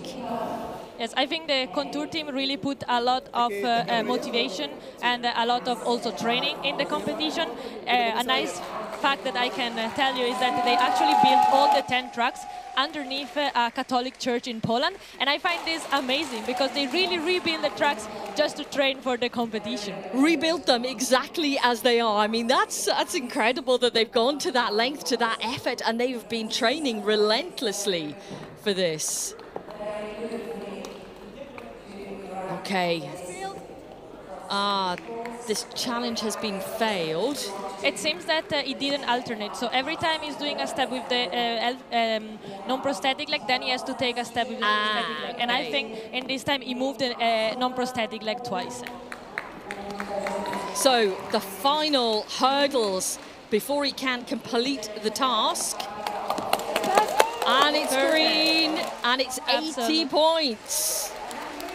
3 minutes and 2 seconds for Adrian Bach and the Contour 2000 team. That puts him into second position overall in qualifying. Absolutely. This is a really, really good performance. I'm sure he will also try to push even more for the second attempt because I think he knows that he can do even better.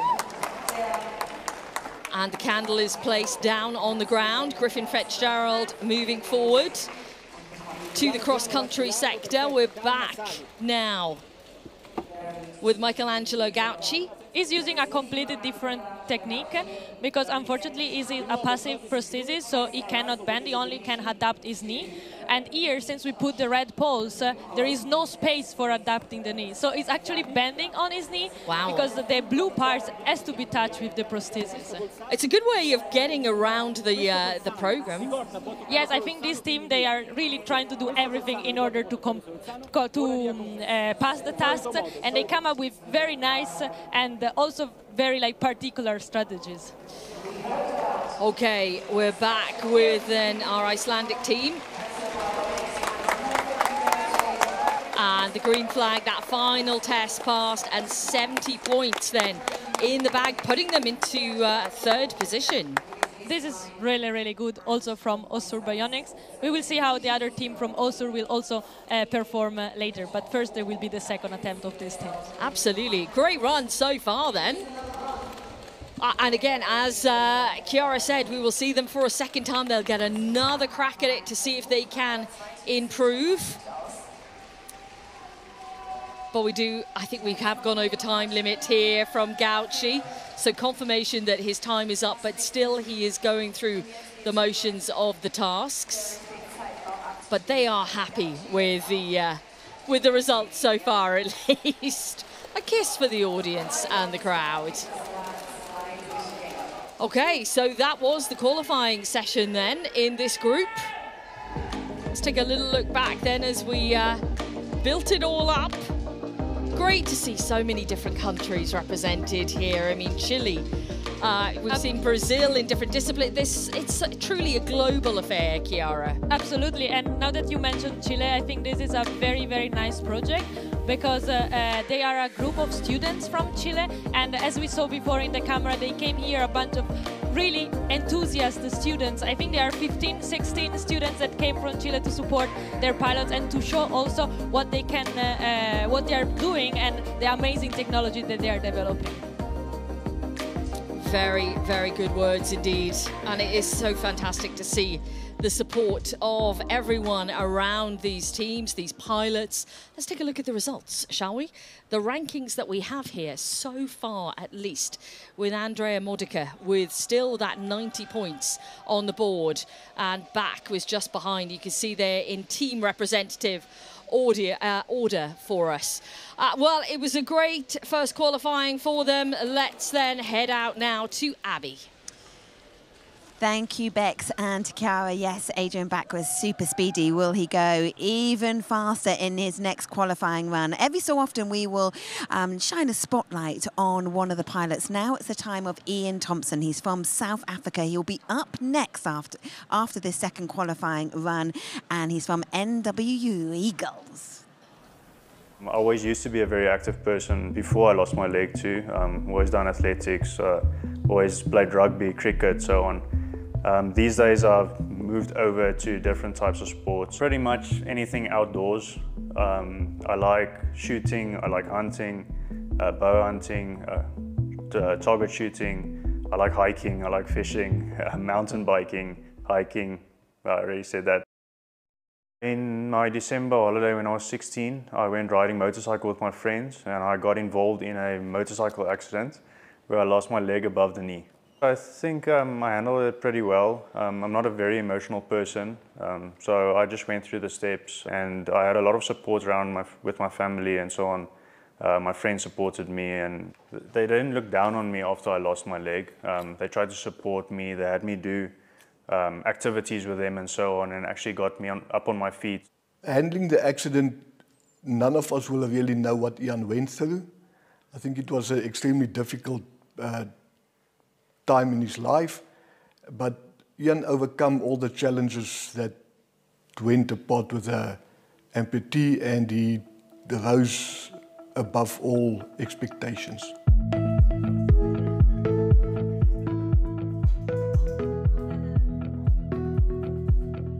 I definitely married the most handsome guy that I know.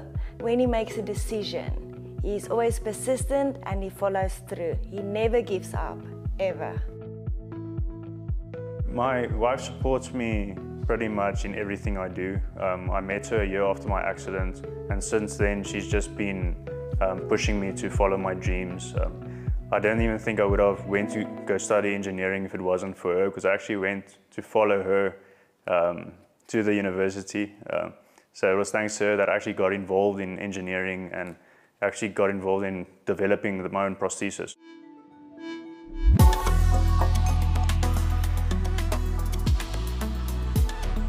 So the first thing I love about it is it brings together like-minded people from all around the world. It's a great place for us to do networking and talk about our technologies, and secondly, really challenges the technology instead of just the physical capability of the pilot.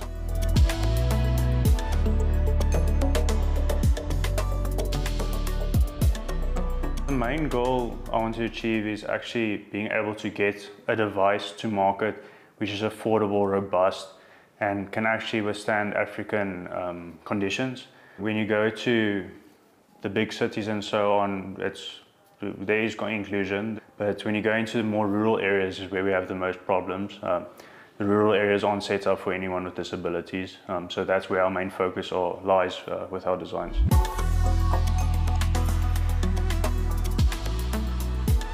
My biggest dream is to develop a local hub where we have prosthetists, rehab specialists, engineers, medical specialists, and everyone working together to develop appropriate assistive devices for Africa.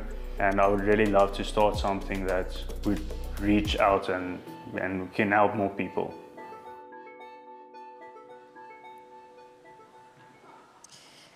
And Ian will be getting ready to compete in just a moment. Bex, so much to take from that video, how about the advancements of technology, but particularly in the African continent, and making it more accessible and primarily more affordable too.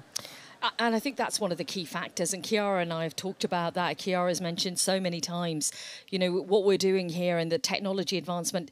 You know, one of the key things is to make it affordable for people to actually be able to buy it in different countries around the world, so that there's not an extreme luxury level, but there is something that can help people, and that's exactly what Ian was talking about. Yes, absolutely. And I think the team from South Africa is not the only one. I think we had Azai this morning, we had Contour just it before, and I think really what they are trying is really to make simple prostheses with not too many sensors or not too many parts that could break very easily, and also to use materials that are available on site in order to repair the prosthesis in case it gets broken. Yeah, it's such an important part of it all, and you know, we're seeing that across every single discipline, and you know, that's the beauty of the project, Abby, is that, you know, we're seeing lots of different technology out there which is going to be aimed at being available to the general public. Who knows in how many years, but this is what they're trying to develop, technology which will become available, which will actually be out there soon, hopefully. And I think for us, for myself, actually getting to see it firsthand and operational, it's actually blown my mind completely this weekend. About Chiara, you're used to this, you're seeing this on a very regular basis. You know, you're collaborating, you're seeing the technology being developed. How impressed are you with you know, the innovations that you are seeing? Yes, I am really, really impressed. I think particularly we have 12 teams. They all have very different technological principle behind their prostheses. And it's very, very nice how to see that some are very simple but still working very reliably. And also the walking pattern seems very, very confident from the pilot. Some others that instead are much more complex, but allow at the same time the pilot to perform more complex scenarios. And just to mention some of them, Siervo from B4, they were reading the EMG, so the muscle activity of the stump. And from that one, when the pilot is contracting the muscle in the stump, the knee is bending. So I think there are many, many different principles that you can use to control this prosthesis. And here we have really seen a variety of different technical principles. And we will continue to do that. Let's take a look at the map and see where our new lineup, which are ready to go, are hailing from. Our next qualifying session then about to get underway. Otterbock X3, Osoa LX, NW Eagles and Softfoot Pro are now on the track and ready to go. Let's learn a little more about the pilots. On track number 1, we welcome from Switzerland, it's Team Otterbock X3 and their Belgian pilot, Philipp Pockeler. Mit einer ganz normalen mechanischen Prothese wäre es nicht möglich. Dus ich brauche auch eine Beinprothese, die mitdenkt. Ich bin Oberschenkel amputiert. In 2011 hatte ich einen Kitesurf-Unfall. Das Wasser war nur einen halben Meter tief, mit meinem Fuß am Boden und das ganze Bein war eigentlich verbröselt. Wir sind ein erfahrenes Team mit einem Top-Pilot. Und wir hoffen, dass wir das mit der auf dem Markt erhältlichen Prothese gut meistern können. Es ist nicht easy. Mein Stumpf ist ziemlich kurz und ich brauche manchmal sehr viel Kraft, um irgendwo hochzukommen oder einen riesigen Schritt zu machen. Und das ist schon anstrengend. Ich brauche nicht immer den ersten Platz oder so, aber ich will so hoch wie möglich.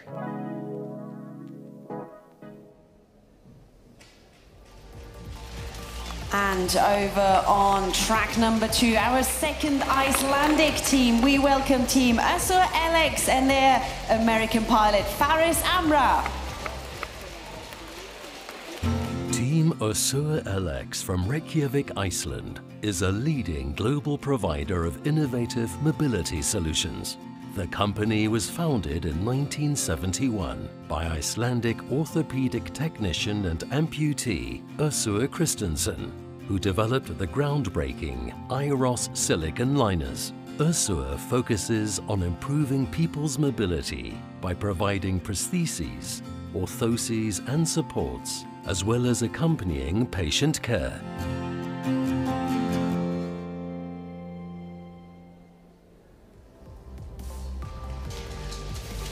we've already seen him in a clip just earlier on track number 3 from South Africa, the team NWU Eagles and Ian James Thompson. We were a lot of passionate people that really wanted this to work. I got involved in the team after losing my leg in a motorcycle accident, and that kind of inspired me to get cheaper prosthetics on the market and work to get local, manufacturable and maintainable products. This project is really resonating with everyone to give you a space where you can help someone, make an impact. The current device we're working on now is called the Talon. It's a microprocessor-controlled knee, which allows for variable gait speeds and dampening downstairs and slopes and so on. We have all these passionate people, we have the potential, we have the talent. The NWU gave us everything we needed to get to where we are today.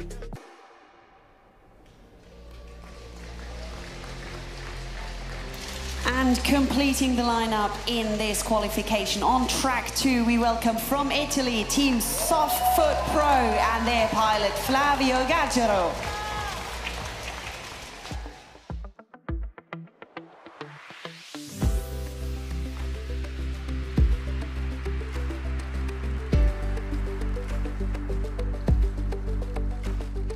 We started this path of development of these technologies some years ago, and today we have the opportunity to collaborate with Flavio, that is our pilot in the competition of the CYBATHLON. Con i ragazzi del team ci stiamo preparando per partecipare al CYBATHLON, che io la vedo come una vetrina sul mondo per presentare il nostro progetto. Vetrina, e poi io lo vedo anche, la vivo come una gara, una competizione, quindi spero tanto di vincerla e di fare bella figura. Wow. Again, I think we're always amazed by the stories, but amazed by the technology we were just seeing there from Soft Foot Pro. We are ready to go almost then with this qualifying session. And again, Chiara, we've got a great lineup here, so I think it's going to be pretty close. Absolutely, it will be pretty close and pretty competitive. All these pilots are really pushing in order to win. They're not here to participate. And the leg race is very fast. We see them running through the 10 task, and for most of them time is not a challenge. The 6 limits is not the problem. The problem is really to try to finish it as quickly as possible. No, absolutely.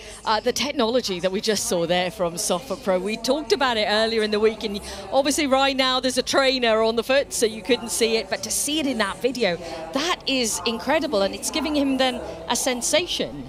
So no, it's not giving him a sensation, so it's just mechanics, and basically what it is doing is that each single tendon that you saw is connected with elastic bands, and these bands can adapt to the surface that is underneath. So if we will see in the cross country, but when there is an uneven terrain, the fingers can really grasp the surface and give the pilot much more stability. It was quite incredible to see. We're looking at the results on the screen right now. No one has reached 100 yet.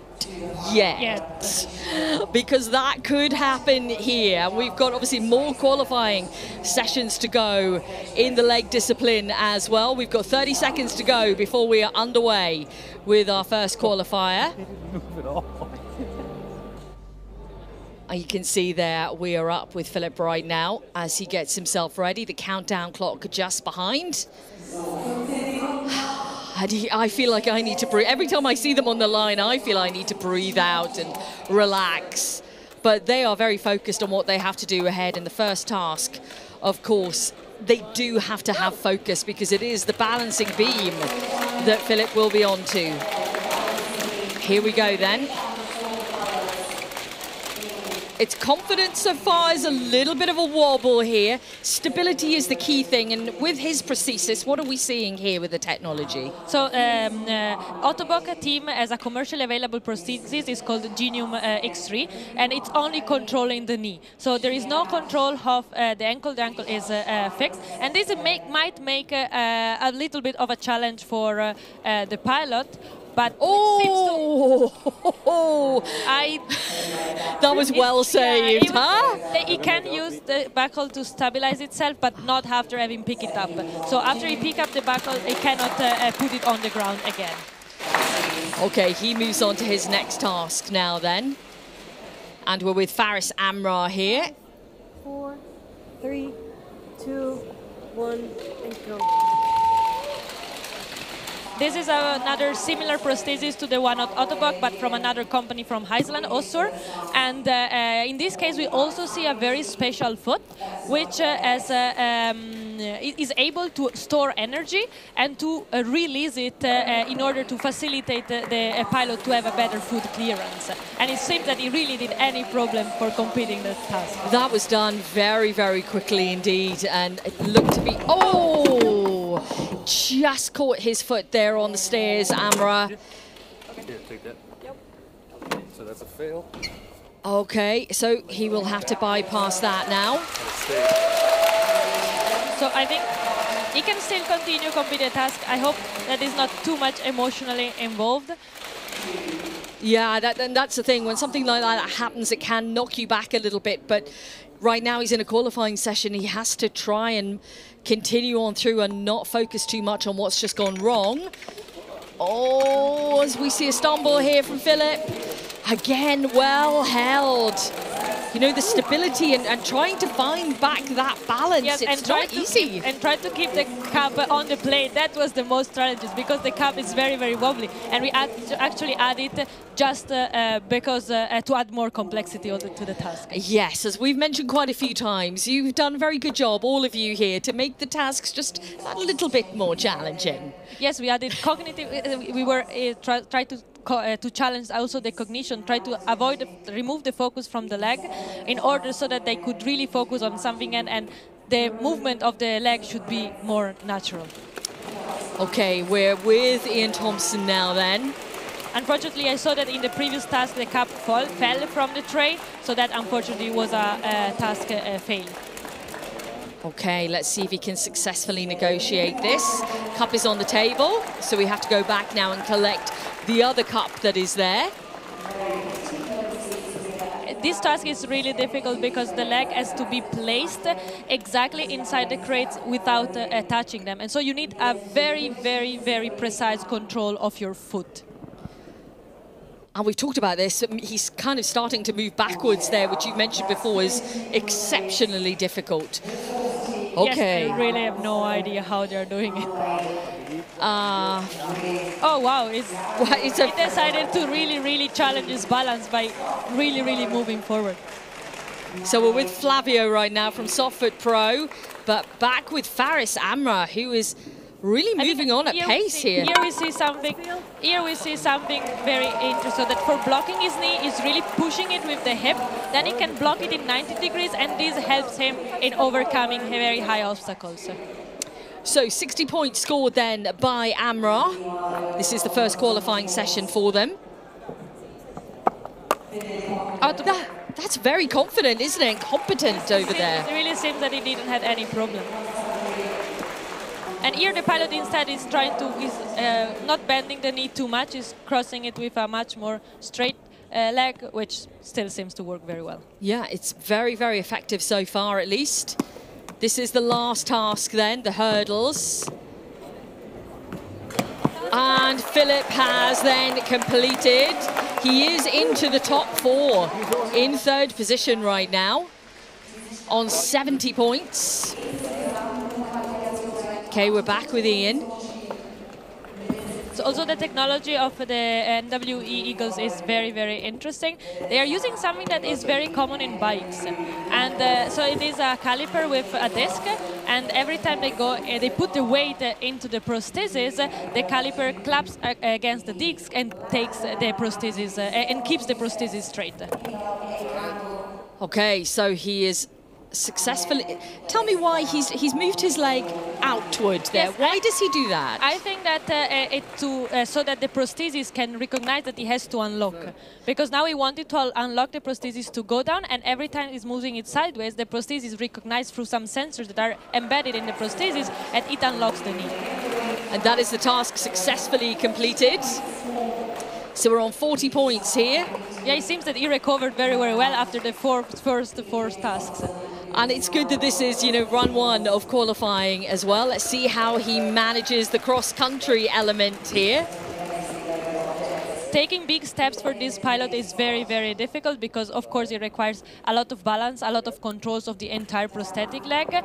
But we saw very impressive things today.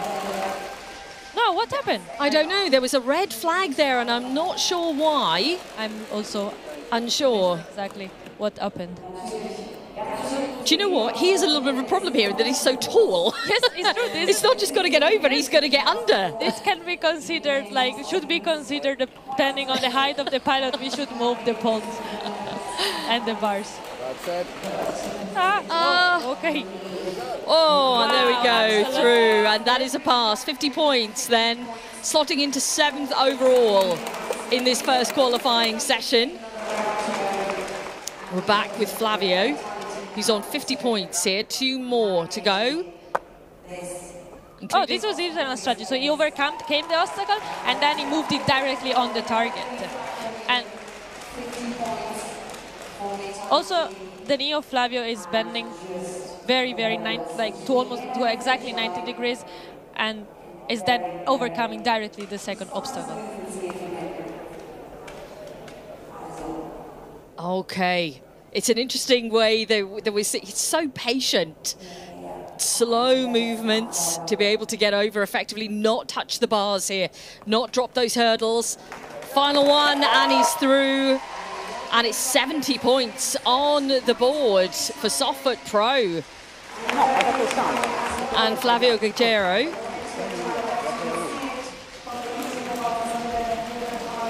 So the same as Philip with the 70 points haul. So there you go. Qualification-wise, then Modica still out front, then back, then Guerrero, and then Pokele, who has completed 4th.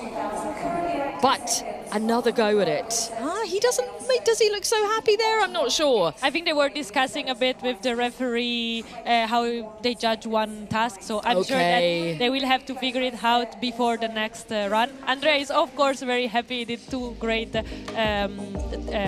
qualifying session this morning. He is the man out front, Modica. Okay, just a little look back at some of the moments here then from this qualifying session. Here we see the feet from Soft Pro adapting to the surface and keeping the balance. So beautiful across there, probably the best we've seen. Let's just take a look then as Ian Thompson negotiates the steps. Always great to see the emotions here. Let's cross out then to our host, Miss Abby Stevens, who's out in the arena for us. Thank you, Miss Bex Williams. Now, gosh, that was another intriguing race, and they will have a second qualifying run. Wow, the referees have such an important job at CYBATHLON. They're obviously watching the pilots and deeming whether a task is indeed a pass or a fail. Let's learn more about the referee education.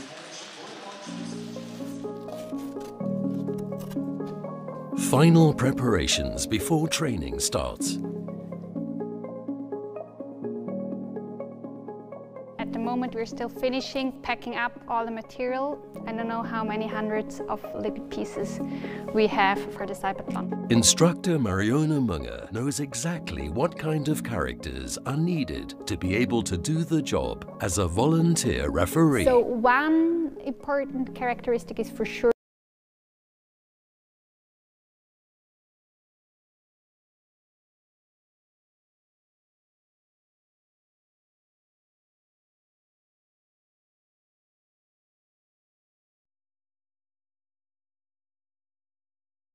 I wanted to be a referee because I heard it through my work that CYBATHLON was happening, and I find that I really like the concept of the conference. And yeah, now when I saw that I could participate as a volunteer, I wanted to be part of it. In today's course, volunteer referees will be trained in the disciplines Vision Assistance Race and Exoskeleton Race. Aber wenn es ein bisschen, also kann man schon eine Toleranz dann haben, oder? Das, was ihr gesehen habt und was ihr von den Regeln her wisst, das zeigt ihr so an. I think for me the hardest would be on the competition day to be like very exact, because I mean there will be many people and everybody will be excited, right? And everybody wants to do their best, so of course you feel the stress from others, right? Die Regeln sind klar, die Teams konnten die Regeln auch lesen. Okay. Auch wenn es keinen Einfluss hat auf deine Aufgaben. Ja. Ja, okay, gut. Ja, das ist teilweise hart. Auf die Boxen stehen. Sie dürfen wie nicht einfach nur so machen. Each task is discussed and demonstrated in detail, but questions keep coming up. The rules are precisely defined. Sie können alles richtig gemacht haben und dann kommen Sie am Schluss noch hier dran. Und dann ist es ein Fail. Den Tisch dürfen Sie nicht auch berühren, doch schon, oder? Berühren schon, aber nicht verschieben, genau. The challenge is to like how much information is helping and what is too much. So what is relevant and maybe helps to understand the rule and what is just additional information that it's more confusing. Wenn Sie die rote Flüssigkeit berühren, ist es ein Task Fail und dann müssen Sie noch das Glas auffüllen. Wenn etwas zu Boden fällt, was nicht an den Boden muss, ist Fail. Und wann sagen wir, wann der Task ist Pass? I ask all situations and how strict we have to be, because I think it's better to follow strictly, because then for everybody it's fair, right? So if I just feel like, oh no, but I wanted them to succeed, they had so much energy in it, that would not be okay, of course. Also da könnte die Person fragen, ist es genug? Und dann würden wir Ja oder Nein sagen. Ja. Ah ja, okay. Die Teams sagen teilweise auch, es sind so komplizierte Regeln, aber es sind dann auch oft die Teams, die dann kommen und fragen, ja, geht denn das? Und dann machen wir nochmals eine extra Regel. It's so a tedious work. You have those tasks, they seem simple, and then you have to add so many rules to just see that no one is cheating. Alles, was nicht verboten ist im Regelwerk, ist erlaubt. Wir haben da versucht, die Regeln immer wieder auszubessern, aber die Teams sind sehr gut im Schlupflöcher zu finden. Das heißt, die lesen die Regeln auch sehr genau. Das wäre dann ein Fehlstart. Gut. Dann fällt dir den Löffel am Boden. Task Fail.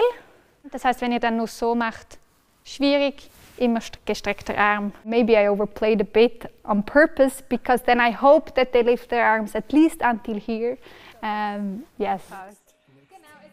Now that I've been with this training, I feel like to reassure us, I think we're a team and we will manage to find a solution so that everything is done fairly.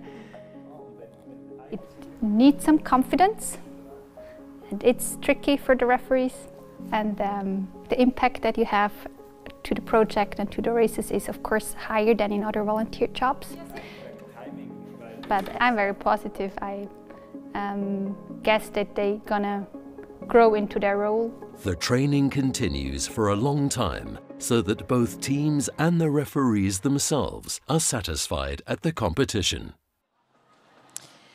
And I am now joined by Sebastian Kaller, who is the head of the referees, and it's, you know what, it's an extraordinary job to undertake. And actually in that video, what was really interesting is having to choose the right personality as well, that someone that doesn't get too emotionally involved. Yeah, that is quite a difficult job. So you have to stay calm under pressure, but it's also a lot of fun. I mean, seeing the pilots, seeing the emotions and the whole CYBATHLON, I think it's also a very amazing experience for you. How did you get involved in it? Well, actually, I'm part of ETH. I'm working in the sustainability team of ETH. And for us, sustainability does not only have the environmental perspective, but we also say social aspects are very important. So we also think about inclusion. And this is why we decided as a team that we definitely want to sponsor and support the CYBATHLON as much as we can. So half of our team is actually involved in the CYBATHLON, and we're doing our best to make this event as exciting as it can be. And it's so exciting, but sustainability is right up there as well. The fact that you can have these local hubs and people can compete in Seoul too, so that it has this hybrid affair too. That's definitely a very good reason, yes. So what has been the challenge so far? We're coming to the end almost. We've still got some leg prosthesis race and the arm prosthesis race to go here. But what has been the challenge so far? So for me personally, the main challenges that we have, apart from some... is keeping that laptop dry. One of the main challenges is keeping the laptop dry. No, it's like this time we have 8 disciplines. We have 6 track disciplines with 10 tasks each. So it's not getting mixed up in your head with all the rules. We have 200 pages of rule books. So just, as I said, staying calm, thinking about the rules and sticking to them, and then making a fair competition that's exciting for everybody. I can echo that. I've never studied so much ahead of an event, and wanting to get it right because so much has gone into it, and there's so much impact and benefits, and the referees have got such a vital job. I'm thinking about the robot race, and again, I would be a terrible referee because I was so emotionally invested for, you know, like Etienne trying to open the door, or Gabriella Pozzi, who was so sad after her first run and it didn't go well, and then elation in the second run, and to make sure that you're continuing to be strict as a referee to ensure there's fairness. Yeah. Of course, it's not always easy if you see the pilots really fighting for it and they want to make points, of course. But you have to be strict because that's in the end it's going to be fair, right? If you're not strict if one referee is not fair, then it's unfair to the others. That would make it a bit better, just to make sure there isn't even competition. That might bring me back in. Sebastian, thank you. We'll let you dry the laptop. And then, and thank you very much. Enjoy the rest of the competition. We have the other qualifying runs now are the leg prosthesis. And can certain pilots move up that leaderboard and get into the final? That is the big question, Abby, and that is what we're about to answer. And can I just add that I would be an utterly useless referee because I'm so emotionally invested, it just wouldn't happen. I'd be like, okay, it's fine, go on, carry on.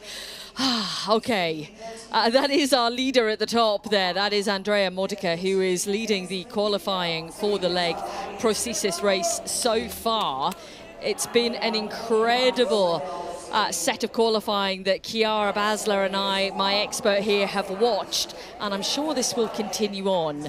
And now for these guys, it is going to be the second attempt and the final attempt. Yes, the final before the finals. Yeah, the final before the final. Finals, and let's see if we can get the 100. Let's see. We are missing the perfect score here as we watch our Chilean competitor, Ayala Blas, make his way on the balancing beam. It's a cautious start. It's a measured start here.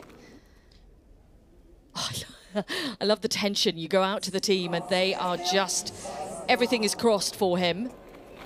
Unfortunately, he placed also the healthy leg on the blue part, and this is not allowed, and therefore the referee assigned it as a task fail. That's 2 task fails now because he's bypassed the stairs. So the tactic here, then put one leg in and stretch to get the cup. He probably wants to place the prosthesis exactly where the cup was, yeah. Yeah, you're exactly right, Chiara.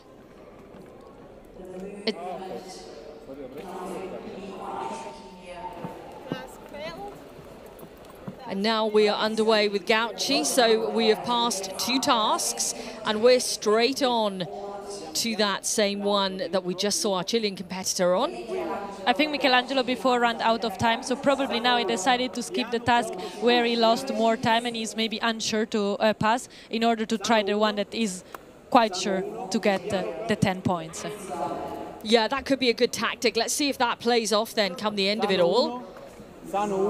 Successfully through there. He has to put the cup down on the table and then go back a second time. There is another cup hidden in there. Well, not hidden, it's in plain sight, but there's another cup there.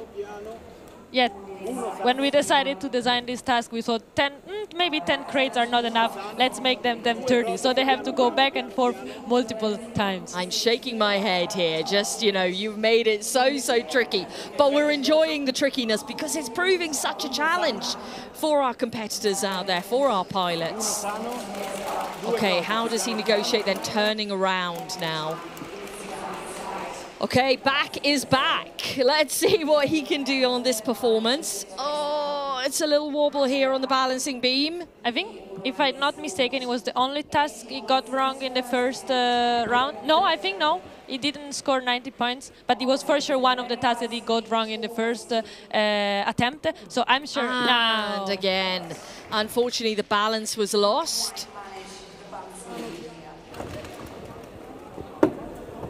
I mean, when we were watching him in the training sessions, we saw him really do that expertly. It's just not worked here this time around.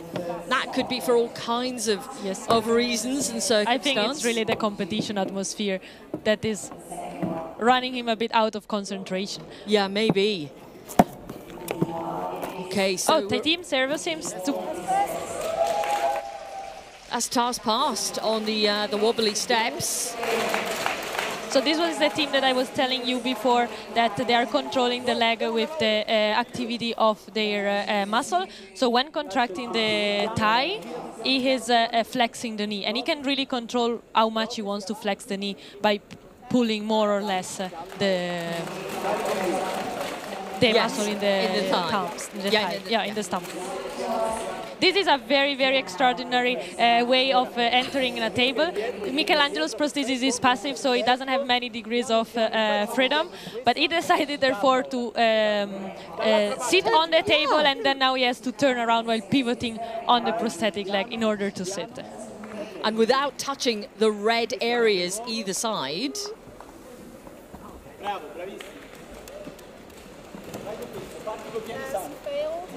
He didn't sit down. He didn't sit down, no. No, I'm sure this was only due to the pressure of the competition, because sitting down at that point was really the easy part. Which is so unusual and such a shame, because he was on a good scoring run. He had 20 points in the bag. It really seems that the passive prosthesis of Contour 2000 didn't give the pilot any problem for sitting in the bench, and I'm always so impressed. Let's see how he does on the wobbly steps. He's a little pivot there, and he is through, and it's another pass. So we're up to 50 points here with Contour 2000 already. And here we see how he's bending the knee. He's bending the knee by touching it against the high step in front. Because being a passive prosthesis, he doesn't have any motor that allows him to bend the knee. Okay, we're with Osteobionics now, and Griffin Fitzgerald. Osteobionics is using two passive components, two commercially available components, an active knee with a motor that bends the knee, and then a passive foot which is restoring energy every step in order to facilitate the push off. That's another task pass, so that's 30 points for him already. Much better performance than the EAT before. Yeah, absolutely. And rest his hand on the table. No, this is one part of the rule. He does have to do that. They really have to rest on the table until the referee says. Look at the tension here from the team. It's really a team effort. It's really a team effort. It's not only for the pilot, for the team manager, probably all the family is so looking forward for him to pass also this last task. Let's have a look at what he can achieve then. Oh! He just hit over on the final one. It's 80 points there. This was really unlucky. I think it was really just because he wanted to gain this 1 second, and now he hit the pole. Otherwise, it would have been almost a perfect. Almost. Right. Okay, back with Michelangelo now. As you can see, 30 points. It's such a you mentioned how difficult it was with his type of Yes, absolutely. With his type of that move. He also have a very short stump, which make the movement even more difficult. Okay, let's head back to Osteobionics and Griffin Fitzgerald, who is on the cross-country section right now. You can see some really good points on the board here. He's got 70 already. Yes, it seems that he really also didn't have any problem despite all the irregularity on this terrain. And here the actuated knee should help him bending. I love the fact it's trying. It could arrive to 90 points similar to Andrea Modica, but the time seems that it's already longer than what Andrea Modica reached. Yeah, you can see Andrea's time was quite sensational. However, last... Oh, wow, perfect, yeah. Excellent, 90 points then for Fitzgerald.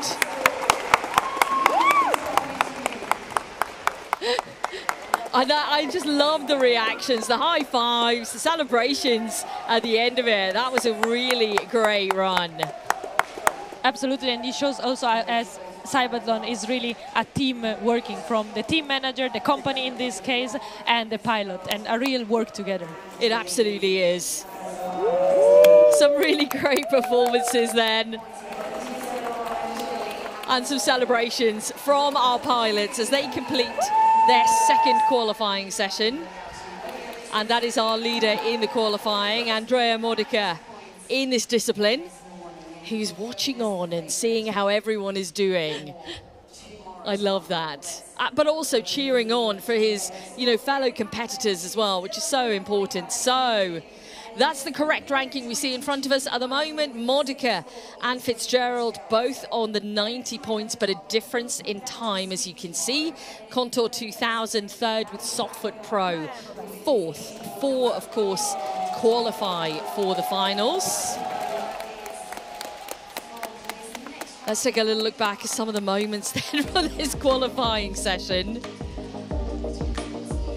Chiara, every time I'm watching it, I'm blown away by the capability of what these pilots can do, what the technology can do, and how it's lending to giving people such great opportunities in the future to have just complete autonomy over themselves. Yes, absolutely. In the leg race, we have a very good mix of companies which come with their commercially available device, which are ready to be purchased in the market, but also many research teams from university that are still developing them, trying to find even more affordable or even simpler solution to still be so that they can really be used in everyday life. Okay, let's head out then onto the arena floor. I believe Abby has got Mr. Griffin Fitzgerald with her. I have indeed. We are now joined by Griffin Fitzgerald, and we're just saying that, Griffin, you kind of went under the radar there, and everyone had the attention on Adrian back in the track next to you, but you just made that power knee work. Yeah, so I was a little harder than I thought it was going to be coming into this, but we worked really hard with a great team at Össur, and I mean, I think the future is in power, so. Yeah, well, they're saying the right thing, isn't he? In terms of the difficulty, tell us why it was harder than you expected. These just aren't your typical things you would do in a day, and they're kind of navigated in a way that you probably wouldn't do them if you did encounter them. But it's fun. It's a challenge more to the prosthesis, I think, than the pilots, even though it is difficult for us. But yeah, it's been a lot of fun. I'm very excited to be here. Well, Andrea Modica, he is topping the leaderboard at the moment. He's in the arena watching, but you're now going to second place, so you're through to that final. Yeah, I was very excited watching him earlier. He's super impressive. All the contestants are. I think all the pilots are just, I was so impressed with how good everyone is. And I'm happy to be here, happy to compete, and I'm glad I did as well as I did. And it's so impressive that you are competitors, but you're also sharing knowledge. Is there insight that you're gaining and having that social aspect to be part of it all together? Yeah, definitely. During the training sessions earlier today, myself and some of the other pilots were going over strategies and things we could do to make it better. Everybody's super welcoming. I don't think we're here in a spirit of competition, but I think everybody wants everyone else to succeed. So. Yeah. It is, but it is a sporting competition. And how do you balance this aspect of the speed when we saw Andrea, because he was just so fast, but the precision and the focus that you need, especially when you've got fans shouting and clapping and stuff, and just maintaining that concentration?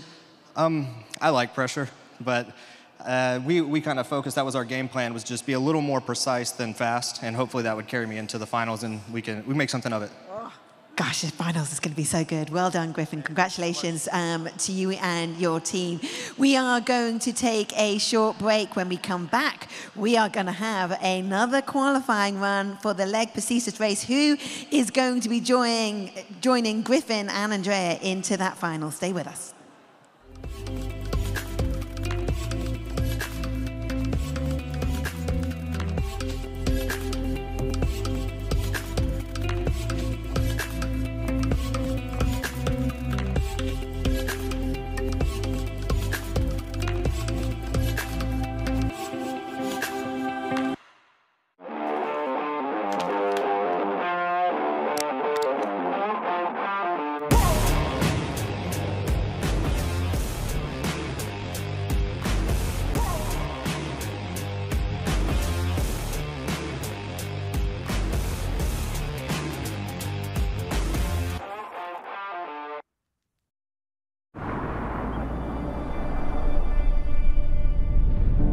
Mein Name ist Michel Fornasier und für mich hat die Zukunft längst begonnen.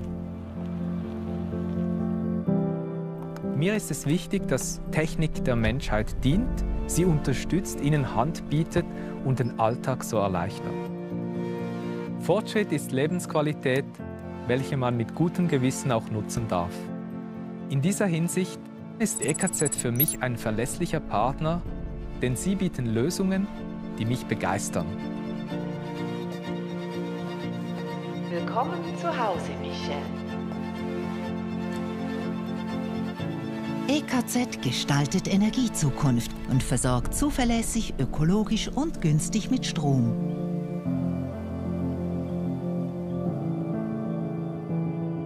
EKZ, stolzer Partner des CYBATHLON. Okay, so we have that final qualifying of the leg prosthesis race. Bex, Chiara, this is going to be so good. Who are going to be joining Griffin and Andrea in that final? Well, that's the big question, Abby. You know, we're not sure. We'll have to wait and see, and it's going to be the final leg qualifier we see coming up next. So it's going to be thrilling. Both Chiara and I are just constantly smiling, it seems, at the moment. You know, we're watching Andrea Modica here, and there's back. And, you know, performances have been so good so far. I'm really keen to know who's going to go through to the final, though. Yes, despite they almost all have already competed and it's almost the hand, I'm still really thrilled, and I still think we don't know who is going to the final, and I think this is what is very exciting at the moment. It is very exciting, and it has been thrilling competition out there, as you've all seen. And we're ready, almost ready, to have a little bit more of that competition thrown at us again. So 30 seconds to go until we get underway. There's a reminder on the screen there of how it's shaping up, and the four at the moment who are effective in the lead. Flavio, who you're looking at here from Softfoot Pro, is in 4th position right now. So you can see there, it is going to be really interesting now who will qualify in terms of the time out there. I don't think this man should be too worried at all. But I love the fact, and it was great to hear as we get underway here with Philip, you know, the spirit of competition, as Griffin Fitzgerald was saying, you know, the sharing of information. Oh, what's a fail? Unfortunately, he put his hand on the ground there trying to balance himself. Okay, let's move on to the next one. Climbing these stairs is a little bit more tricky than it might look. Coming down the other side, though, a little bit easier. Yes, why is that? Yes, I think they use very specific techniques. For going up, is kicking the hip back, so he's extending his knee, and the prosthesis is recognized that he has to bend. While for here, he always has to place the feet up on the step and up outside the step. And I think maybe we can see it again now when he's going down. So always up of the step, out of the foot is on the step, and up of the foot is outside. And this is how the prosthesis itself recognizes that the pilot is going downstairs. So these prostheses are very smart, and they can, through sensor, recognize what the pilot is actually doing. Okay, we're back now with Faris Amra. This is also another microcontrol prosthesis that works very similar. In addition, we also have a special foot, and here the pilot decided to take a long step to go over the blue part without touching it directly. And that was a very strong move. It's given him 10 points in the bag, and a good start now on to the steps. And again, we're seeing really quick motion here, right from the start, but controlled.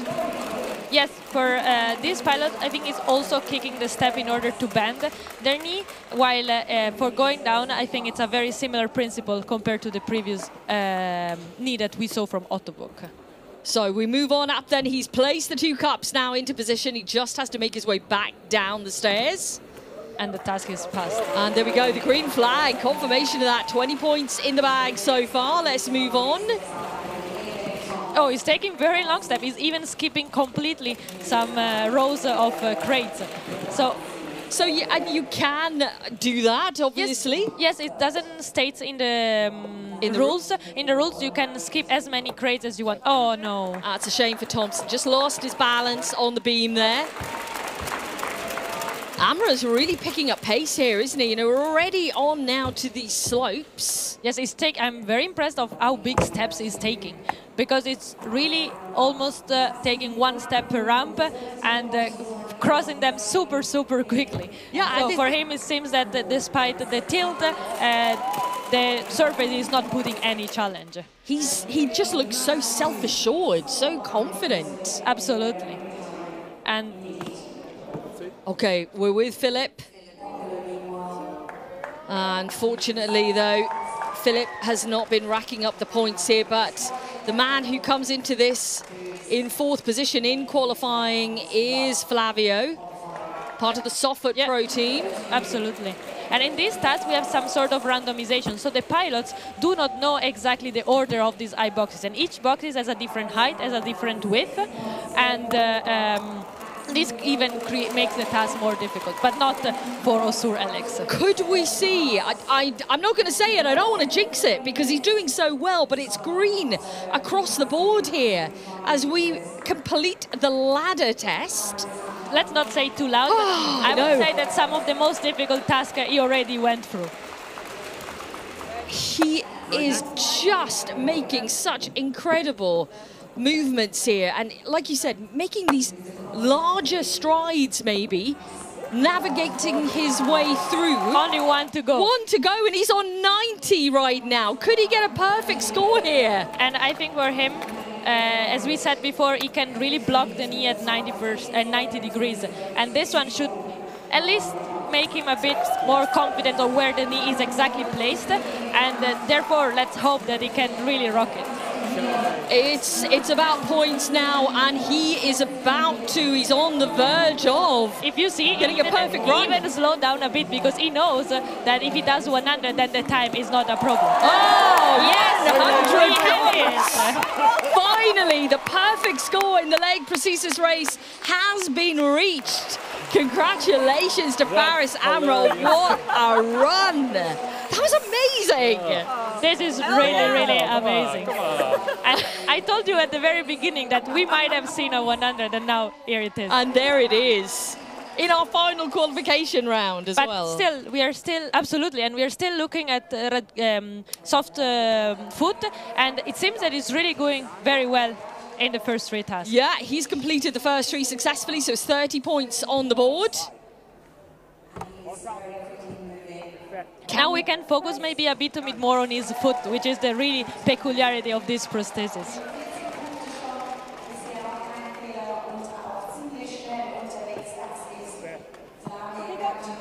Okay, he's done that task, negotiated it successfully.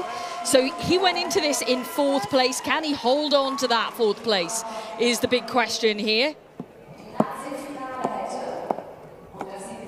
You know, with that incredible run from Faris Amra, that just really puts the pressure on some of the others. All of them looking on. I think Contour is really, really looking at it, because depending on the score of Soft Pro, he can either come in the final or not. So he is paying very close attention to what is happening with Flavio here as he heads up the ladder.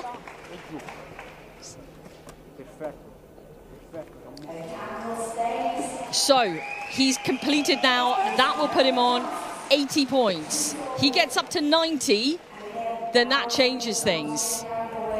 In terms of who we're seeing on the screen right now, that's our Polish competitor, Adrian Back. Yes, it's really a competition between these 2 guys now. Who is going to get more points for the final? So completely amazing. And that is Back potentially, I believe, out now with the score that Flavio has put on the board here. Let's see if he can make another perfect score. Could we have it's 2? It's incredible that we have 2 in the very, very last qualification session. But I would say that also shows the great, great abilities of this pilot. We will have 4 pilots with all above 90 points. Oh, sensational! Wow. That is just amazing to see that. That is another full house of points, which puts him up into 2nd position. Ooh. So look at that. Flavio's reaction is just epic. epic because he was a little bit disappointed first time round, but my goodness, 2 full scores, 2 full houses. What a final qualification round it has been for leg prosthesis. That was incredible. Absolutely, this was incredible, and it was really, really exciting to watch. And really looking forward to the final. I think the final probably at this point, since they're all so good, the competition atmosphere is what will play the major role. Absolutely. Now, for NW Eagles here, for Ian Thompson, this is a much better score than we saw earlier on. 80 points in the bag. That is a great run through. Also, we've seen truly amazing performances here, and to really delight the crowd in the stadium for this final qualifying session for the leg. I mean, we were wondering if we'd get 100, and then we had 2 100s, 2 perfect scores in one session. So I think Andrea Modica now should also be a bit more. He seemed very calm in the beginning. Now I think he knows that he has to push even harder in the final. The pressure is really on now. As you say, it's all going to come down to the competition spirit when we get to the finals and how they can keep their calmness, keep that focus. But this was a thriller.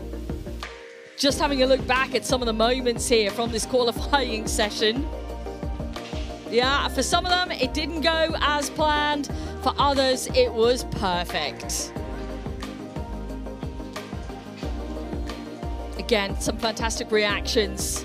Just to see the true emotions behind it all. The relief, the knowledge that success has been had. Every single task completed out there successfully.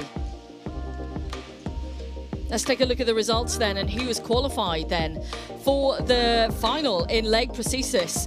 And it is Faris Amrar, Flavio Cloguero, Andrea Modica and Griffin Fitzgerald. I mean, that is now the 4 going through, and from the competition we have seen between them, look at the points, 2 with 100, 2 with 90. The final is going to be absolutely sensational, I think. Absolutely, let's see. Maybe we will have 4 100 and the time will be the only time that matters. Absolutely it will. Okay, let's head out to what is a very atmospheric arena floor right now and catch up with Abby. Bex, thank you. Faris and I were looking at that leaderboard, both third teams through, but wow, you left it to your second qualifying one to go to the top of the leaderboard. Yeah, well, pressure bust pipes or it makes diamonds, so we got to see what happened. True, true. And the difference from your first qualifying run and to not let that impact you emotionally to come out and put in 100% there on the second one, how tricky was that? I mean, we got a solid team in Oser, and I think her and I just went back and we kind of debriefed everything like we do and said, hey, these things went good, these things went bad, how can we improve it? And came out and just kind of did it again. But you didn't have long time to improve it. That's quite a quick turnaround.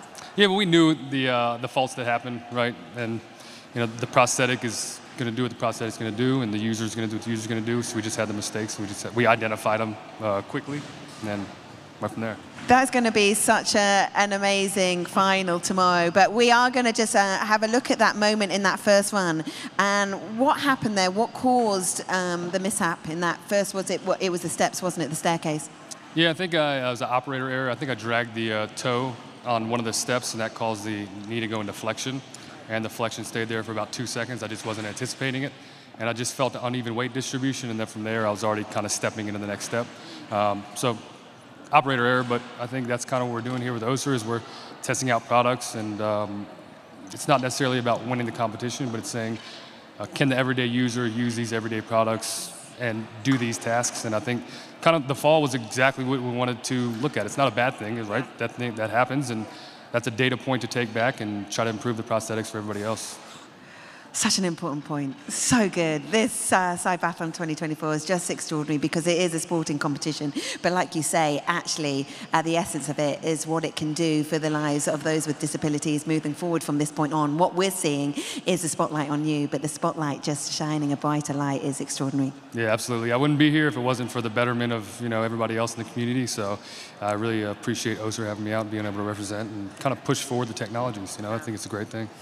Faz, we'll see you in the final, but thank you so much, both of the Icelandic teams into the final. That should be so good. We have one more discipline remaining for you all here in the Swiss arena, and it is the Arm Prosthesis race, and we had it earlier today as well, so let's remind ourselves of the highlights from that. 3 teams and their pilots took part in the Arm Prosthesis race this morning. Daedalonic UPV from Spain, Bionit Labs 1 from Italy, and Hands-On from China. Each team had 2 runs to complete the 10 tasks in 8 minutes. Silvia from Daedalonic struggled to complete the various challenges and was able to complete 1 in the end. Salvatore De Cilis from Italy had a blistering first run. He practically flew through the hot wire tasks. He completed 8 tasks successfully. Min Chu from China completed the hot wire even faster than Salvatore. In her second run, Min Chu came close to completing each task within 8 minutes, which could have been a perfect run.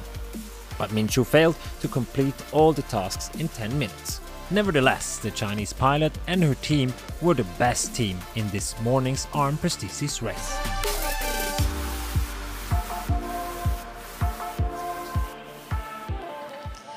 And they are now turning the arena around for the Arm Prosthesis race. While they're doing that, let's shine a spotlight on another pilot. This time, it's this extraordinary woman. Her name is Chiara Stucci.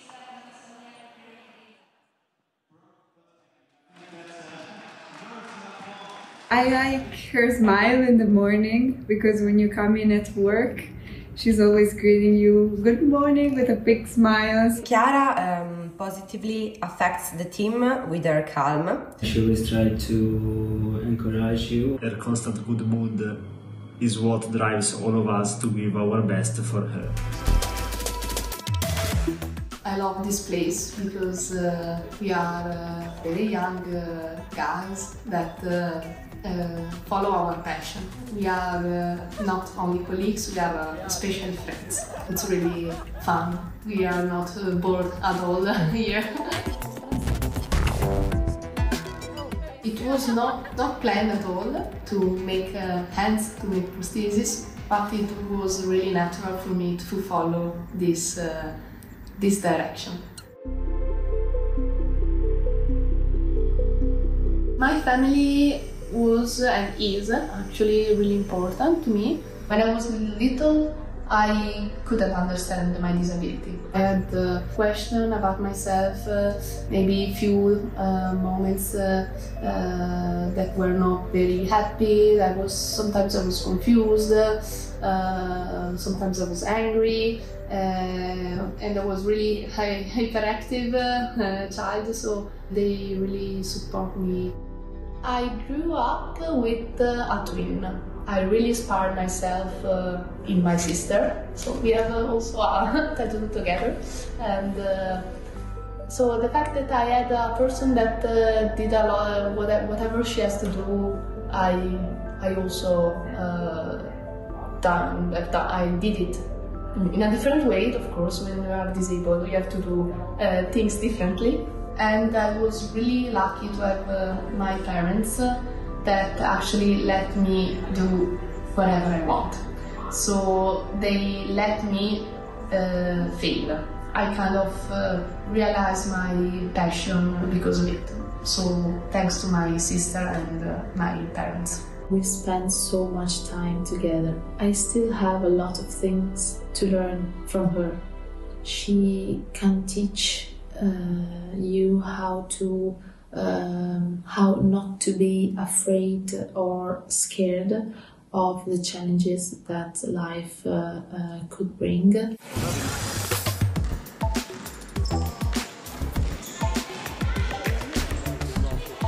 It's 18 years that I play basketball. Sport is my biggest passion. Even if I was little, I noticed that there was no trust in me, because of course I started playing with boys. I was the only girl and disabled. When I was a girl, about 18, I really had fun with playing basketball. I met my best friends, and even now that I'm starting to be quite old, I have a lot of young fellas, I can't stop. So it's something I can't live without. For her, the impossible is possible. So she doesn't want to hear that she cannot do something. She's very good at basically at playing basketball and drawing, because she's very creative and she's got a lot of imagination. My biggest challenge as a CYBATHLON pilot is you have to be concentrated, but at the same time you have to go really fast to complete the task. It's quite a mess. I supported her during this period while preparing for CYBATHLON, because I know how much she really cares about CYBATHLON. I've always encouraged her doing what she really loves. I want her to succeed as much as she wants. My first goal, of course, is winning, so like everybody else, I think. I wish her good luck.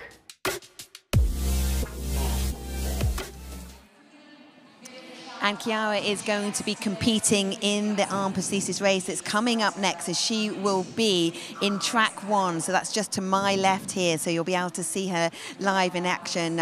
What a powerful and very cool woman. Bex Williams, you're now joined by Adrian Essan. Evening, Adrian. And Adrian, you know more about Chiara. Yes, so you know, she told us she's very competitive, and I think we're going to see her basketball spirit come through tonight. I think what was really, you know, the passion behind what she's done, and what a fantastic ambassador she is to show that, you know, how, you know, she has created a life for herself which has so many different facets. Adrian, nothing has stopped her. Yes, and it's great to see when especially competitive types that have experience in, I would say, almost semi-professional sports, bring that to CYBATHLON. And so we really see the technologies pushed to the limits, because these pilots are going to get everything they can out of them in order to win.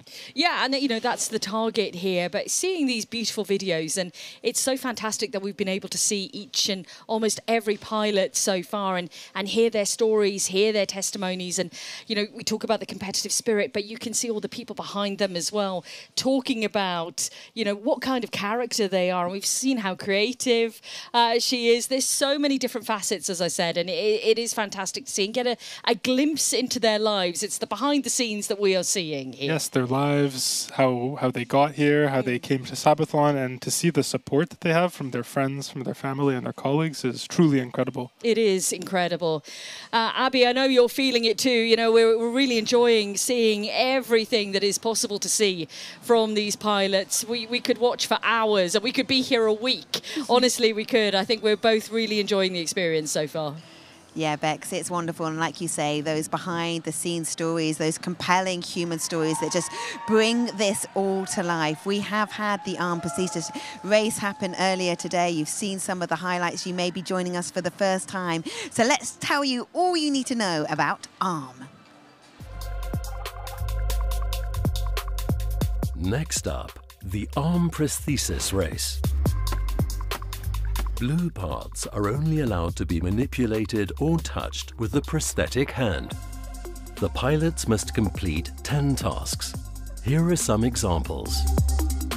In this task, the pilot needs to put on a hooded sweater, fasten the zipper, take it off, and hang it up on the clothesline. Lastly, the pilot has to hang up a t-shirt on the clothesline using a blue clothes peg. The next task involves some do-it-yourself action, including the use of various tools.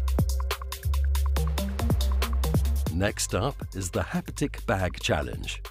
The pilots have to identify and retrieve objects of different shapes and flexibility without visual assistance. Then the pilots stack blue cups to form a vertical pyramid while sitting at a table. Pilots can score 10 points for each of the 10 tasks. The pilot who completes the most tasks in the fastest time wins the race. The time limit is 8 minutes. So So the Arm Prosthesis race, and it's known as Arm. It is the last discipline this evening, and your commentators, Bex Williams and Adrian Esser. And we're ready for it. We absolutely are. But Adrian, Arm has a lot to live up to because we've just seen a thrilling qualifying session in leg, and we were really on the edge of our seats here. What are we going to see tonight? Well, leg was super exciting, and it's going to continue to push that pace and that intensity. We are also going to see from Bion IT, their second pilot, Philip. And let me tell you, he is also very competitive, and he is here to win as well. Of course, Chiara, as we heard, we're going to see her on the track as well today. And hopefully we'll also see Grasp and see the device that they bring in Vancouver. Absolutely, and you know, a truly global affair, as we've talked about before, and the spirit here in the stadium, okay, we might be thinning out with a few people now, but the whoops and the hollers, that's keeping everyone motivated, yes? Oh, for sure, for sure. Yeah, we're going to see some really great races. We are looking forward to it then. Let's take a look at where the teams are hailing from then. So, as Adrian mentioned, we are looking at 3 competitors here. The base in Vancouver for Grasp, and then Rehab Tech Arm.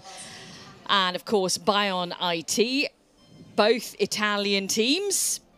Let's find out a little bit more about the pilots. Let's take a look at who's lining up. And on track 1, that is from Italy, Rehab Tech Arm and Chiara Stocci. I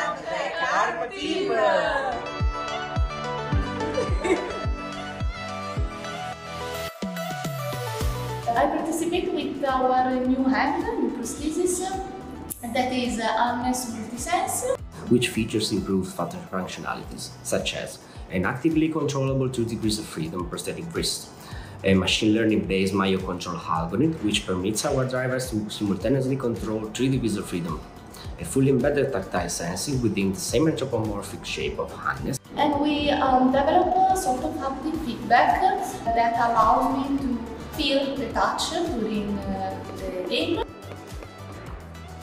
Well, I'm a competitive girl, so let's see what will happen.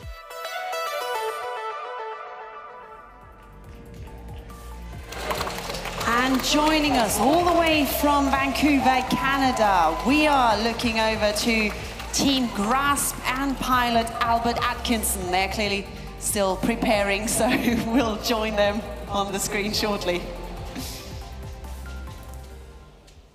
There we have them. Team Grasp and Albert Atkinson.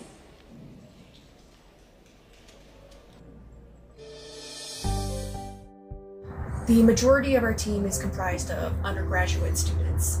Although at times this can get quite difficult, it is extremely inspiring to see what the team has put in the 4 to 5 years of UBC Bionics' existence.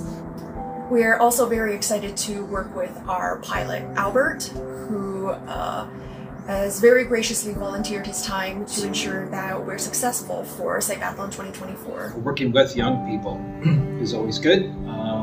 Smart, intelligent, motivated, those are all good things, and it's been interesting sort of seeing how they've developed the arm, and it's complex, it's not easy, so I have to take my hat off to them for that. We are UBC Bionics.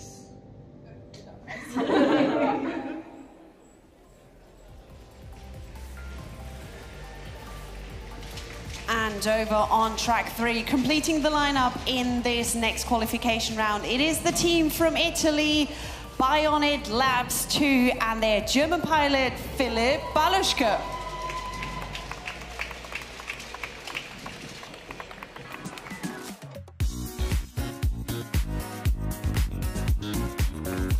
Hello, my name is Philipp Baluschke. I'm 35 years old from Germany. Participating in this competition is important for us because we will challenge ourselves and our device. Our strength is definitely the ability to do teamwork, working with determination, but without forgetting to have fun. So I decided to take part of the CYBATHLON challenge because I feel very comfortable with this hand. so I can do many of daily tasks. So this challenge will be perfect for me to win this thing.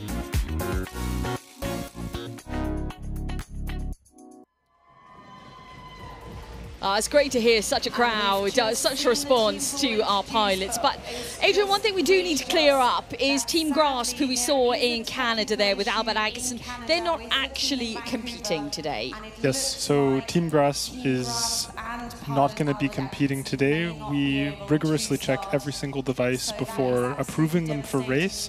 And unfortunately, they weren't able to demonstrate function of their device in preparation to the racing.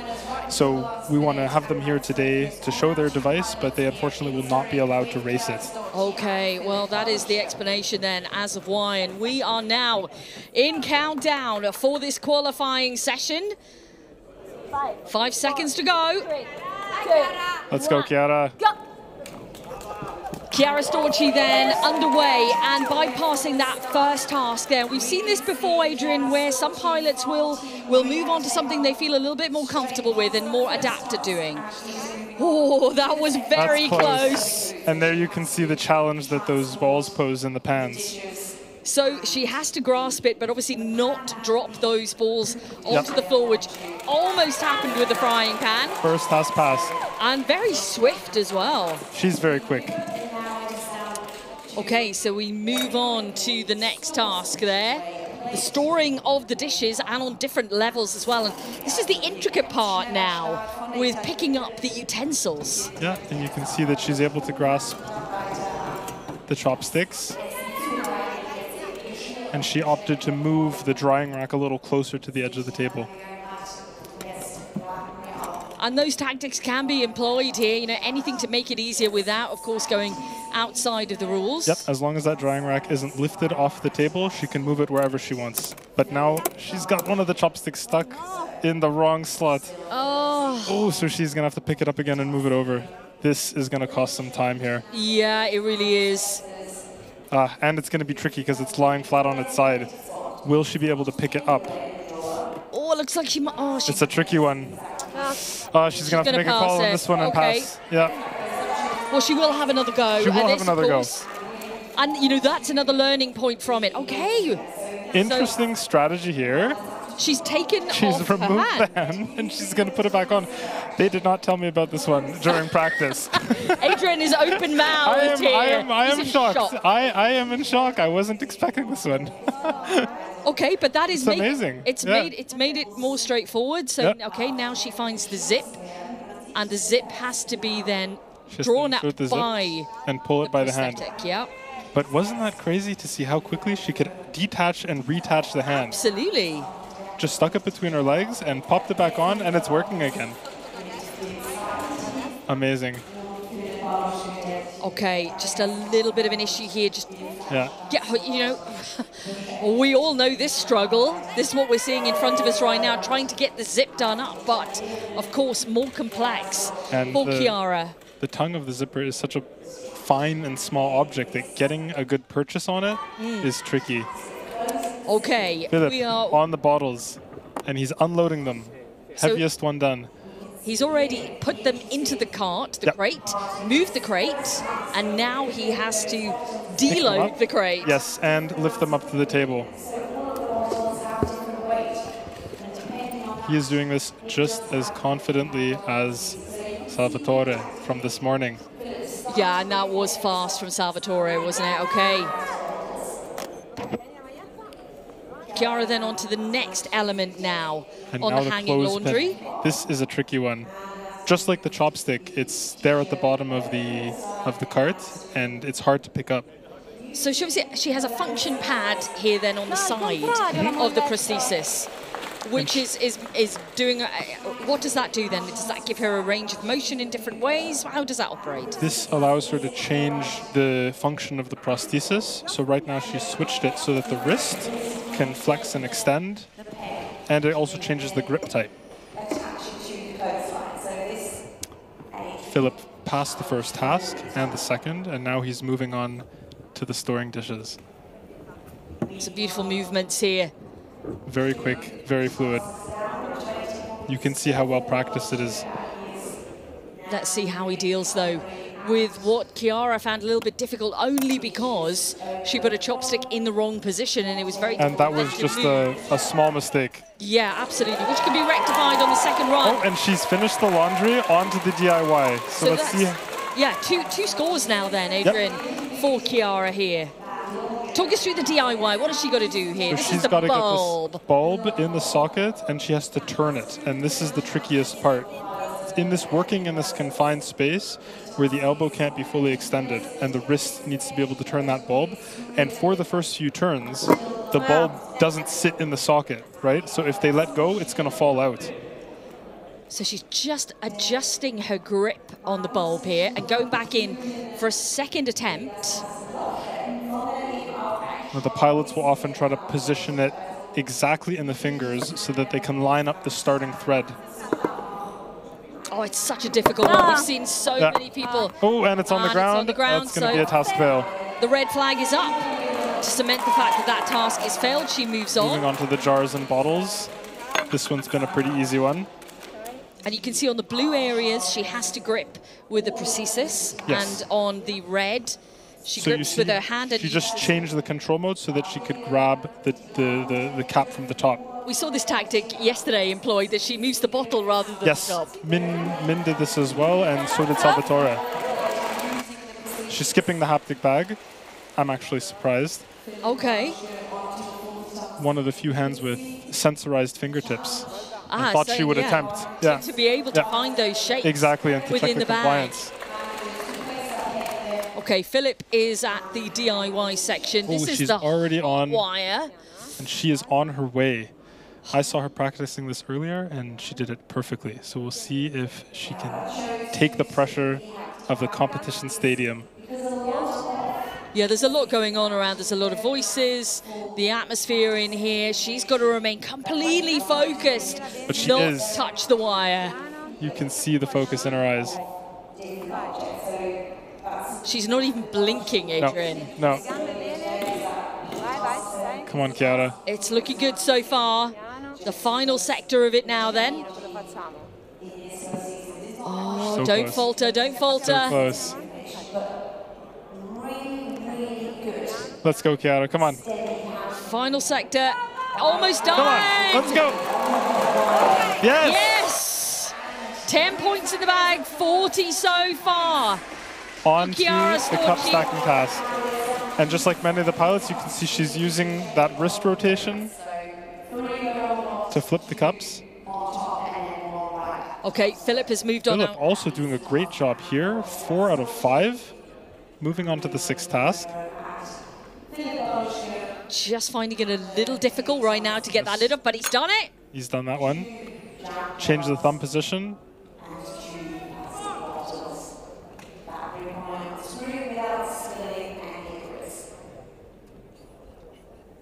It's interesting to see how he switches for a pinch grip with the thumb on the side instead of the front. So we would normally probably pinch it from the top. That's right. But he's doing a close hand grip on this. And there we go, the lid is off. And he is done, skipping the haptic bag as well. Oh, we're on to this final, very tricky task now, the clean sweep at the end, where she will have to pick up that marble. Keep that Don't marble let from... it drop on the floor, Chiara. That will be a fail. She's got it, but she has to get it perfectly placed, Adrian. And here. this is a risky move because as they're placing the other objects in the other cubes, that marble might fall off. Beaten again by the marble. By the marble. By the marble.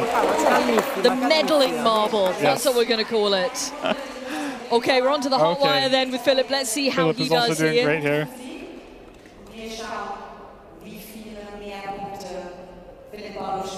The hot wire proves such a challenge. You know, the dexterity needed, the focus needed, the concentration level. Don't get distracted by anything around you, but it's looking really He's good. close, and yes. It is a pass. That's 60 points now in the bag as we're on to the stacking challenge. I think he's got the other 2. I've seen him do the cup stacking before. We're There 6 should be minutes no in, problem. though, to the 8-minute time limit here. And a reminder on your screens of the ranking with Minshew with that 90 points from this morning. I keep saying yesterday. It feels like yesterday. It was only this morning. It's going to be a hard score to beat, 90 points. It was such a almost perfect run. And she was maybe 10, 15 seconds away from finishing the last task. Yes. Okay, now he moves on to the stacking. Still 1 minute and 20 left on the clock. Okay. Hands on the table. There we go. Come on. And he's got to flip those cups over, keep them together, let go. And he's done it. 1 minute. Okay. 1 minute for the last tasker. Final Let's go, Philip. challenge. This is going to be huge 80 pressure points, now. 80 points. Oh. Okay, so he doesn't want to let that marble out yet, or does he? Well, let's see. He's gonna, and he's gonna put the marble is last. The marble is trapped. Interesting strategy here. And we're tick-tocking away with time. The countdown is on now. He really has to move. He cannot make any mistakes here. So the Lego brick. He's got the Lego brick on. First. That Perfect. is in. That's good. Okay. As long as it's staying there on the brown one. Credit card. 12 more seconds. I think unfortunately, I think time is already up. I'm not exactly sure. Time is up. We are hearing. Yeah, time is up. However, he's going to finish it anyway. It's good practice for him here, exactly. though, isn't it? For round two, he'll show us that he can do it, and he's just going to do it a little bit faster next time. Is it time? Come on. What's the time? Yeah, he's asking for the time, but the time is up. Would have been a pass. Would have been a pass if he had the time. But at least he has had the practice now. Yes, exactly. And he knows he can do it. Yeah, absolutely. Ooh, Adrian, that was a good run from our guys through there. And they can see now the areas that need a little bit of work for that second run. Yeah. Let's take a look back at some of the moments then. You know, we thought so this close here. We thought that was almost over, didn't we? That was almost over, and you can see how the weight of those red balls impacted her balancing. But both of them successful on that hot wire. But the laundry proving a difficult task as well. It is tricky, certainly with getting that zipper up, the bulb as well. The bulb and the marble may be the hardest parts of this challenge. Yes, and the laundry task too takes a lot of time. Like, I think we've seen almost every single pilot fight so hard with that zipper, lose it multiple times and have to re-grasp it. And it's a really tricky thing to hold on to. There we go then, the results, the ranking so far as it stands out there. We still have, of course, more qualifying sessions to go. Those 90 points from Team Hands On, though, looking so distant right now, but who knows if they can touch it. Abby, let's head down to you on the arena floor. Yeah, Bex and Adrian, thank you so much. We've just been watching. I tell you, it's stressful watching that hot wire. I can't watch it. I just think, keep going. But Philippe and Chiara will have another go, of course. And we also have 3 more pilots that will take to the arm race. Let's take a short break before we continue with the action here at the Swiss Arena for CYBATHLON 2024.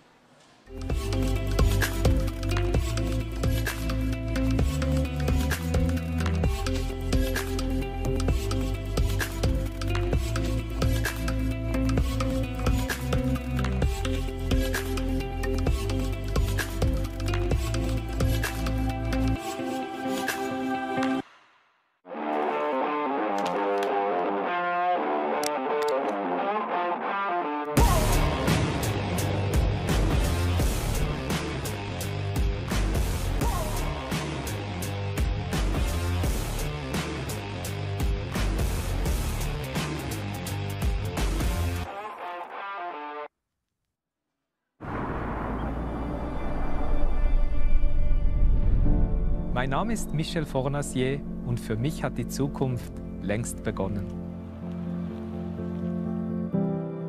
Mir ist es wichtig, dass Technik der Menschheit dient, sie unterstützt, ihnen Hand bietet und den Alltag so erleichtert. Fortschritt ist Lebensqualität, welche man mit gutem Gewissen auch nutzen darf. In dieser Hinsicht ist EKZ für mich ein verlässlicher Partner, denn sie bieten Lösungen, die mich begeistern. Willkommen zu Hause, Michelle. EKZ gestaltet Energiezukunft und versorgt zuverlässig, ökologisch und günstig mit Strom.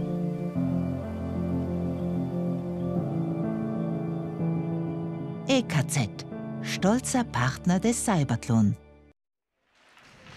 Some fantastic scenes here at CYBATHLON After Dark here on a Friday evening for our ARM qualifications. Let's take a look at our next teams then and where they're hailing from.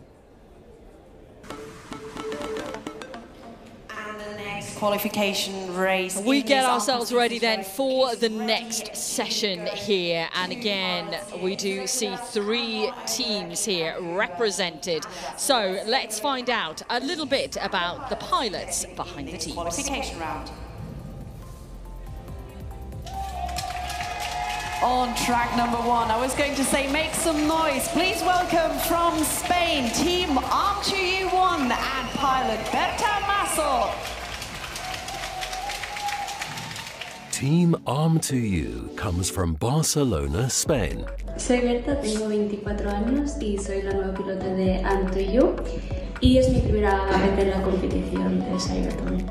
Participo en el equipo ya que me parece una buena iniciativa hacer una prótesis low cost debido a los precios elevados de las prótesis del mercado y quería ayudar al proyecto. The device consists of a myoelectric prosthesis and was developed with 3D printing technology to make it affordable for everyone.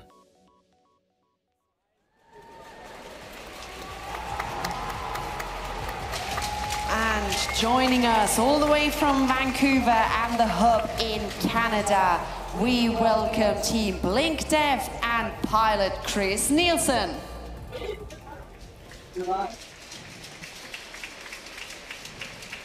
Sometimes I don't even realize it's there. My take-home prosthesis is, the commercial, what's available, and it's robust. I mean, it's very heavy, but this one, it is so light. The hand of my prosthesis weighs more than the elbow down. And when you've got all that weight at the end, you just feel it dragging the whole time. And so this is awesome. So the disadvantage of a really heavy arm is that it kind of pulls on the residual limb in different ways when you're in different positions, and that can make it hard for the muscle sensors to properly interpret what movements you want to move on the prosthesis. I am excited for the CYBATHLON. I'm also very nervous. I got this great team behind me, and they've put together this amazing device, and hopefully we can show the world what Blink Lab can do. Blink Dev! Starts counting down. And rounding off the field in this qualification round on track number 3. Also joining us from Spain, it is Team Cima 3D and pilot Monica Casado Vázquez.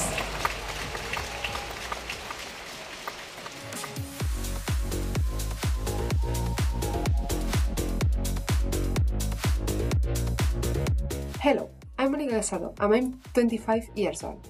I'm a mathematician and I studied a master's degree in finance and another in teacher training with a specialization in mathematics.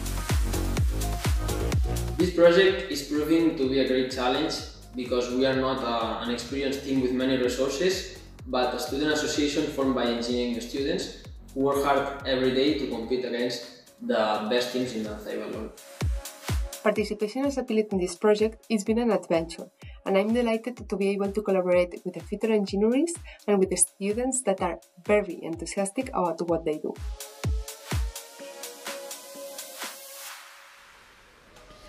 Here we go then, the next qualification round, and we do have a remote location here as well in Canada, which is great to have that inclusive element. You know, we saw that, of course, in 2020, in the COVID year when everyone was just all over the place. And right now, it means that people who can't travel for whatever reason can be part of CYBATHLON. We're super happy to have Chris and his team from Canada competing with us today. Okay, the countdown clock has begun then, and for Berta here, who mentioned, you know, she's a first-time participant to all of this. You know, this is going to be a very different environment, a competition environment. Let's see how she does. 1, begin. Okay, she passes the first couple of tasks. 2 tasks.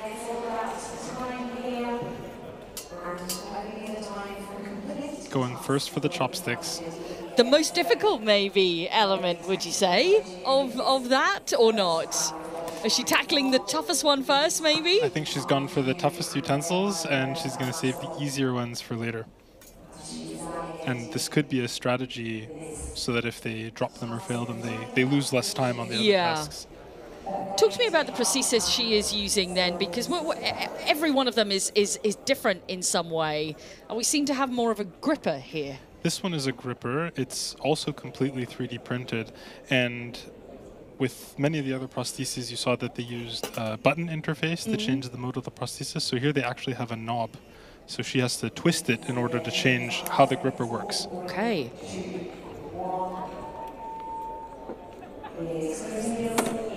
Okay, that has been successfully placed. We're underway with Chris Nielsen now in Canada. And he's bypassed a task. First two. Yeah. Now, everything you're seeing here has been perfectly replicated, which is exactly as the layout that we see here on the arena floor in Cloughton. This is one of the challenges of organizing the hubs, is also orchestrating all the equipment and bringing it to them as well. Absolutely, and, you know, training up the referees as well and making sure that everything is absolutely done by the book. But Chris seems to be doing well on this challenge so far. He mentioned in the little video we saw that his prosthesis is a little heavier. Yes, so this is actually the race form of his prosthesis, and I was chatting with the team and they were telling me about all the struggles they had. So actually this prosthesis was initially a benchtop device, and they had to create a whole computational and power unit to integrate with it so that he could race with it today. Okay, we can see here that Berta has passed bypassed quite a few challenges.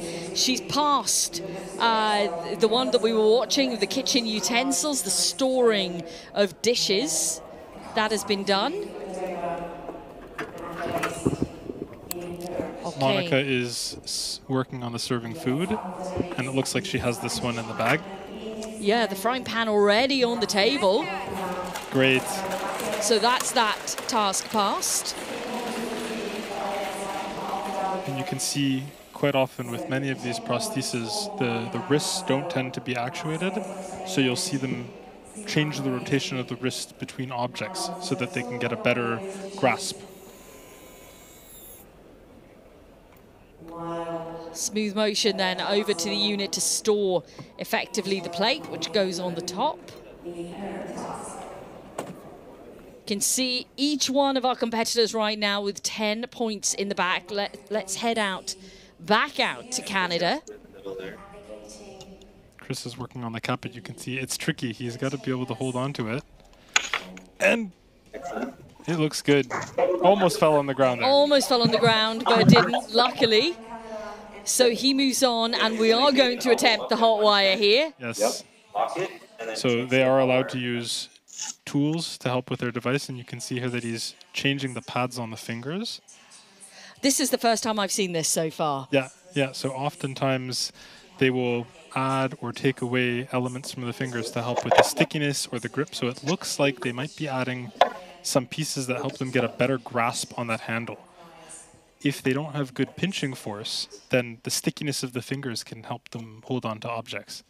Ah, it's very, very clever. And you can see he's using the wrist rotation to navigate the hot wire. And he's got it. It's just juddering a little. Yeah. Oh, he's got it. But he also has to turn in the right direction. If the signals get messed up, he might end up turning it counterclockwise instead of clockwise. But so far, he's got it. Oh, this is great. This is great.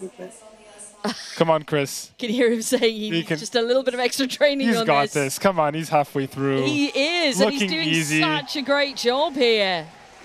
It is looking so, so strong. You might think it isn't, but it is. This guy is sweating, but he's got this. Let's go. Look at the focus. Again, you know, I don't think any of our pilots are actually blinking when they're doing this task. No, or breathing. I can hear you guys. Well done, Chris. Good job. Good job. Love that. I love the commentary from the racetrack. Okay, let's go back to the arena floor here then in Zurich. What a good spirit. In Zurich. Yeah, fantastic spirit. And we're on to the last challenge. She has skipped quite a few here. Yes, but the cup stacking went fine. Yep. And let's see what order they're going to go for the items. So she's going to go with the credit card first. And we're seeing a similar strategy, pulling it to the edge of the table. And can she pinch it? She can. She's got it. Okay. And Monica attempting the same task right alongside. But she's going to try to get the objects out from the bin instead of tipping them out first. Yeah, maybe she's nervous of the marble. Everybody is. Everyone's scared of that marble. So let's see if we can just move around and see how she... No, she's failed the task. Did she lose something? I'm not sure what exactly happened. I didn't catch that. Whether the marble disappeared, but she's got the key. Yeah, we're back with Massett, who has... Let's go, Beta. Come on. Has she dropped it, though? She's got plenty of time. No, it's on the table. It's back on the table. That's good. Let's see if she can just move it to the edge and get some purchase on it here and complete the task. Two still more objects to go, the Lego and the marble, which are very, very tricky. 2 minutes. She has plenty of time. She can work slowly. I think she needs you in her ears, Adrian. You're a calming influence right now. Okay, we're just watching to see if the key has been inserted. Into yes. the keyhole. It is in. Yeah, that's good enough. And now she's going to go back for the Lego block. Okay, we head back out to Canada. And he is attempting... He's going straight for that marble. Yeah, the marble has proved the most difficult challenge, but with confidence he is going in to grab it and try and put it into position. I'm always impressed by teams that place the marble first, because I worry that I would budget when I'm putting the other ones on. I would be, and it's perfectly placed. I would be of the mind, do the tough one first. And now he can effectively tip out the other components without worrying about the marble. Now he has to push that Lego block to the side, and he might shake the table when he's doing that. He can hear us, don't don't distract him. Okay, we go for the credit card. Chris is going to prove me wrong here. I'm sure he is. Good. Confident from the credit card. Let's Two more to go. What's next? We're going to go for the Lego block. Nice. I might take that. Okay. Let's go, Chris. Come on.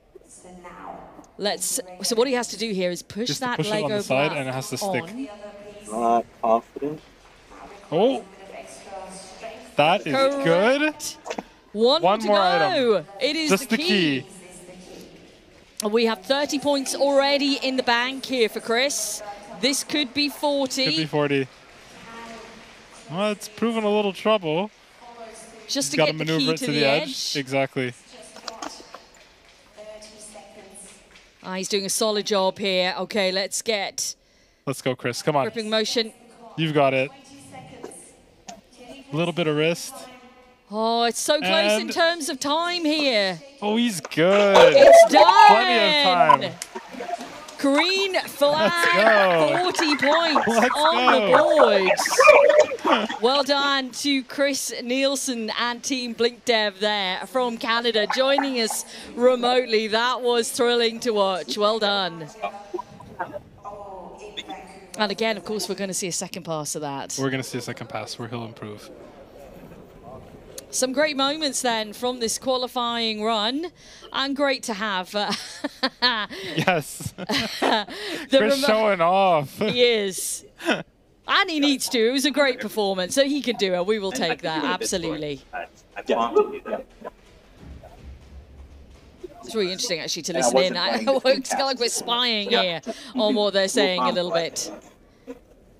Let's have a look at what it does in terms of the leaderboard. You can see Nielsen there in 5th with those 40 points on the board. So the next target now is to try and obviously move up into a position where he could I think if put himself into the he final. Just needs to get one more task, and he's on the map. Yeah. He's in the top 4. 40 points. But I think, you know, a good bit of confidence now that he's got after doing that. He had a first great pass. run, and he knows what he's going to do for the next ones.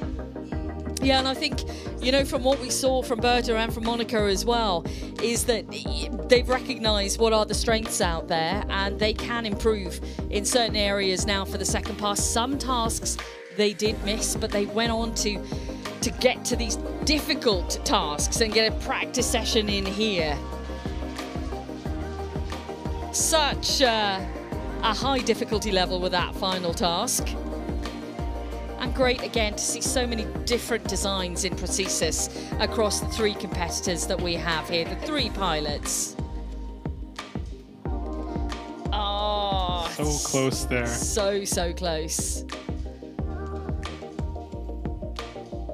So many moments though, and we'll see that, and we have seen that across the day here at CYBATHLON. So many special moments out there, and such close competition as well, you know, and we've talked about it throughout the whole week here.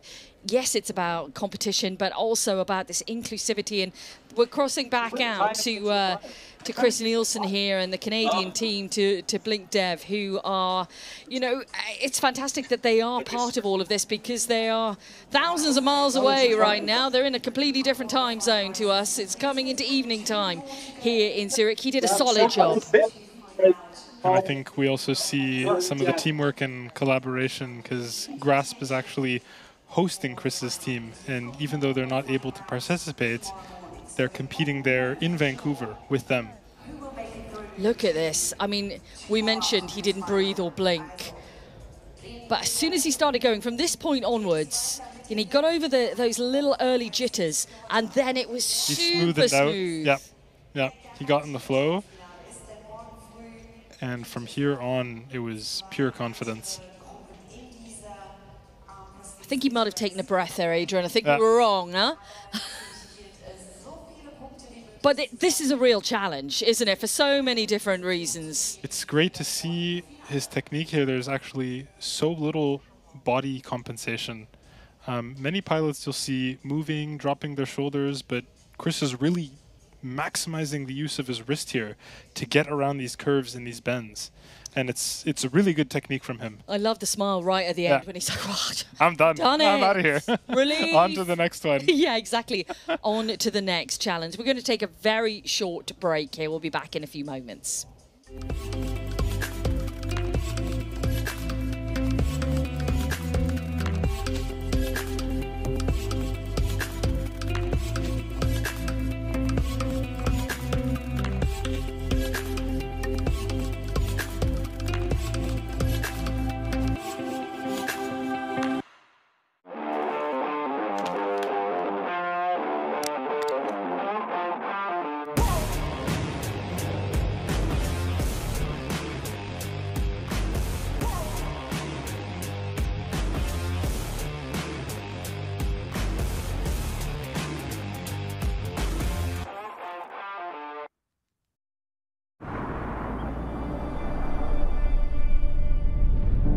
Mein Name ist Michel Fornasier und für mich hat die Zukunft längst begonnen. Mir ist es wichtig, dass Technik der Menschheit dient, sie unterstützt, ihnen Hand bietet und den Alltag so erleichtert. Fortschritt ist Lebensqualität, welche man mit gutem Gewissen auch nutzen darf. In dieser Hinsicht ist EKZ für mich ein verlässlicher Partner, denn sie bieten Lösungen, die mich begeistern. Willkommen zu Hause, Michel. EKZ gestaltet Energiezukunft und versorgt zuverlässig, ökologisch und günstig mit Strom.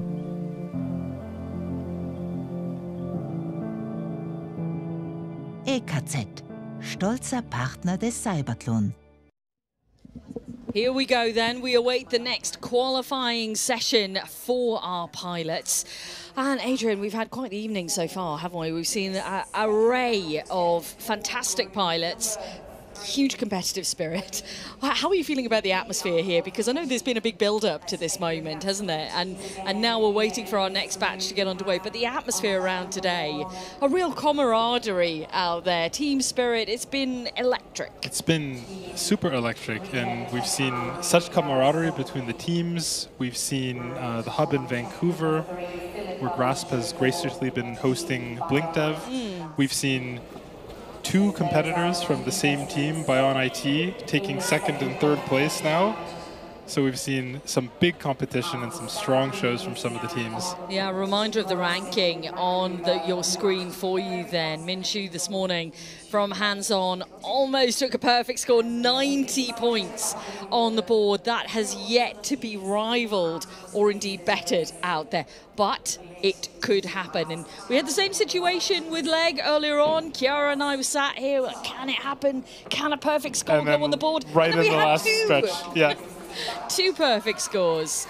Okay, we're almost ready then for the second pass through now by these pilots. So this is their last chance to qualify for the final. Abbiamo un problema ma non stoppano la gara. No. Oh, we have an issue with the prosthesis. We have an issue. Okay. Oh, and she's going to change hands. Just like that. And you can put a new hand on your prosthesis. So fast. Let's see if it works, though. It looks like there was an issue opening and closing the gripper. Oh no, I think, is there a... oh, no, here we no, go. it's working. And it's tricky because you never know if this is an issue with the EMG, with measuring those signals on the stump, or if it's a hardware issue with the hand, that those signals are being generated, but the motors aren't working. But she's good to go, and she's started. Yeah, she's underway, and again, she bypasses that opening test. But the let's water see bottles. how she handles the frying pan. Similar technique to before. No, very similar technique. Yes, and she's like, well, it worked. I didn't rub them. I go for it So again. why change it? Exactly. Easy. Now let's see if she can handle the chopsticks. That was what, Because that was just an unfortunately sent her unfortunate, back. and it just took a bunch of time and ultimately caused her to skip the task. Exactly. It But was just unfortunate earlier. I'm sure she will not make the same mistake again. Okay, Let's so watch. she moves again. The Grabs both of them. And what happened earlier is one of the chopsticks went in the wrong position in the drawer, and then she could not grab it to move it, but it's done. She got it in, yeah. It is done. Chopstick lying flat on the ground, it's incredibly hard to pinch that and pick that up again. But here she learned from her mistakes, and she did not make it again. Chiara only needs 50 points to take 4th place. Okay, let's see what she can do then. She's got 2 greens here. That's 20 points in the Same bag. technique here. And the reason she's doing this is to make it easier to insert the arm through the sleeve. So it's all to do with speed. Yep. Yep. Okay, Philip Balushka then is underway for Bion IT Labs. It's been a long day, Adrian, but we're getting there. We're getting there. Now, this was the task that we saw her pass earlier on. And I reckon with Chiara. The challenge here is the weight of the cart. So with all those bottles in there, it weighs between 3 and 4 kilos, which is quite heavy. And they have to be able to keep that grip closed while lifting and carrying it. And in terms of lifting the bottles out, he's gone for the heavier bottles first. Yep. To get those out before he moves to the lighter versions. Tackling the tough stuff first. It's good. They're good. The team encouraging them, go, move on. Let's get to the next task. Let's get the frying pan across. And I love that. To see that. Yeah, just that swiping movement with his hand and saving some time there. You can see how practiced they are. And it's almost, this morning, with one of the pilots here, the performance on the hot wire, it was almost balletic. It was so smooth. And it is almost like a dance. That's what we saw there. Yeah. Now we're waiting for Chiara just to be able struggling to a bit with the zipper. She is changing the mode of her prosthesis through the sweater, so without even seeing the buttons, she was able to... Oh, and it looks she's like abandoning she is skipping this task. Okay, so we're on That's to okay, the though. do-it-yourself model right now. Again, we have the tricky bulb. Adjusting the wrist. What is she going to go for first? So again, she's looking for the thread pattern here so that she can have the best chance of getting that bulb to stay in the holder.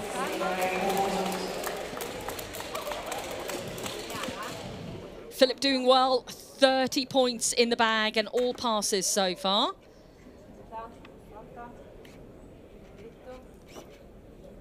This is so tricky. Nah. She's gonna drop it, but that doesn't mean that it's over. She can pick it up again. Okay, Chiara, come on, let's see if we can... Come on, Chiara. Come on. It's so difficult, though, as you explained, Adrian. You know, you can't get any length on your arm. And there's no room here to turn the wrist. So they're trying. They often try to compensate a bit by lifting and dropping the shoulder. But this is so tricky. And it takes a few turns for that bulb to stay in. Okay, she moves on. Now, we know she can do this. We've seen her do it just before. Philip finishing the laundry task. Philip just is... that, no, that's is that a fail Well, now? I don't know if they fell on the ground because they kind of fell on the wooden structure. So I think he is good. Okay, so he needs to get the blue peg out. So that is Salvatore De Chili's just watching on. Cheering him on.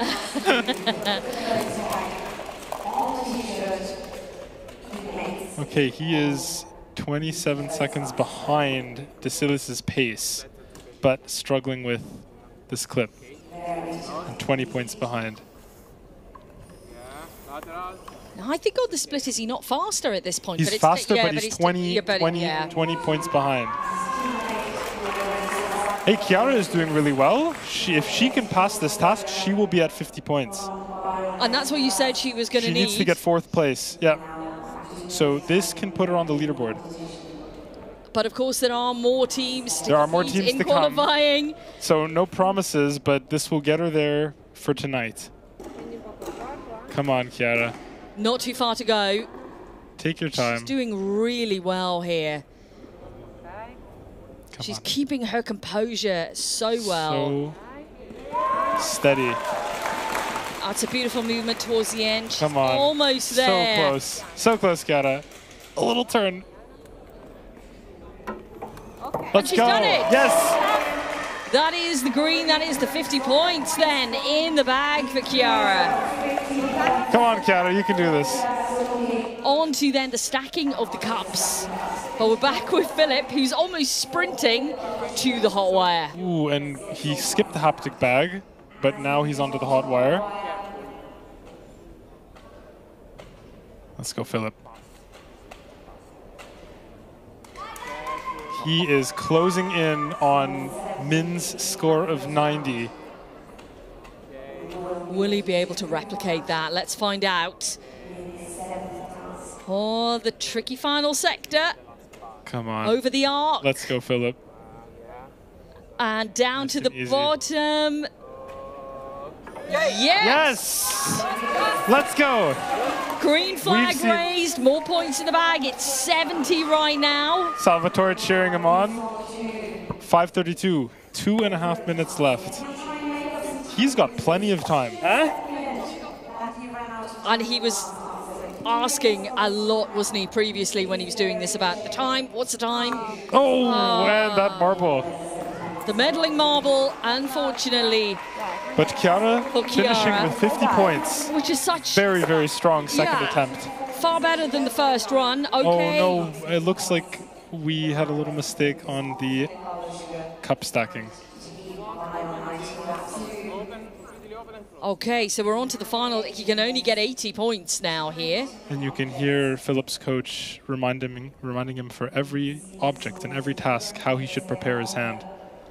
Oh, he's dropped the Lego. Luckily, it has stayed on the table, though, because if it drops on the floor, it's a fail, but it stayed on the table. Timing, come on, talk to me. Talk to me, please. Huh? A little bit of frustration. You know, it is. You know, he's calling to the team to let him know how he's doing on time. Don't focus on that. He doesn't know. He doesn't know. But he's got 1.5 minutes left. There's plenty of time here. You know, it's. He's got it. Come on. There we go. It's on. It's on. Okay, we move back. We've got 3 other items to be able to get in. He's got 1 minute. Okay, 20. he's got the credit card to go. Now he's going to go for the key. And he leaves the marble to last. He is battling here for a good qualifying position. Okay, just there, the marble. One more to go. And here it is. Plenty of time here. 1 minute. He gets a grip of the marble. Oh, he dropped it. No! Just at the final hurdle. That marble. Oh, so close. In 3rd position, though. Overall, at the moment, still plenty more qualifications to come. Well, matching his score of 70, but that was frustrating. So both with the cups and the marble at the end, 20 points that were just within reach. Just within reach. Whose idea was that marble, Adrian? Oh, definitely not me.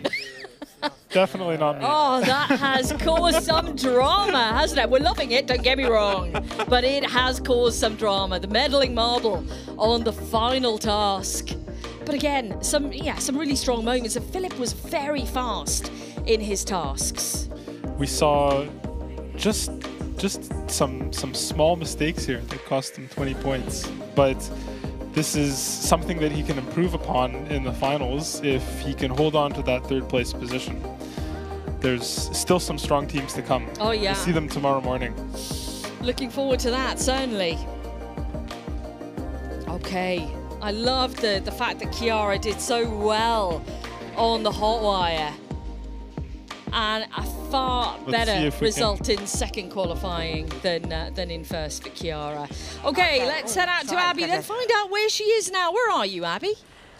So I'm down here just by the finish line with Philippe, and I said to Philippe, congratulations. He went, no, I'm disappointed. And I was like, no, don't say anything yet because we want the raw emotion. But there was so much that went on in that race. Yeah, but doing the training, there was everything so well, you know, and here doing the race, actually, I don't feel so much pressure at all, but there's some fails we don't recognize than doing the training. So I will check this probably on the slow motion. We need VAR, so you think that you want to check about the cups, whether there was a fail there. You think it should have been a pass? Yeah, doing the training, I easily pass it. So, but this will be okay. If there is a fail, it's a stupid fail, yeah. So, but we need to check it anyway. So much emotion. It is a sporting event, and we saw how much it means to you, Philippe. You were asking for timing. You wanted to know how much time you had, and there's this. I suppose it's like a tightrope between speed and then the focus and the precision. Yeah, exactly. So you have a spotter here. So this guy is like the coach. He's talk about the timing, how it's going. Go faster, go slower. You are fine, something like this. So not about pressure, just about timing. So keep focus on the task. Which one is your nemesis? Which task do you not like?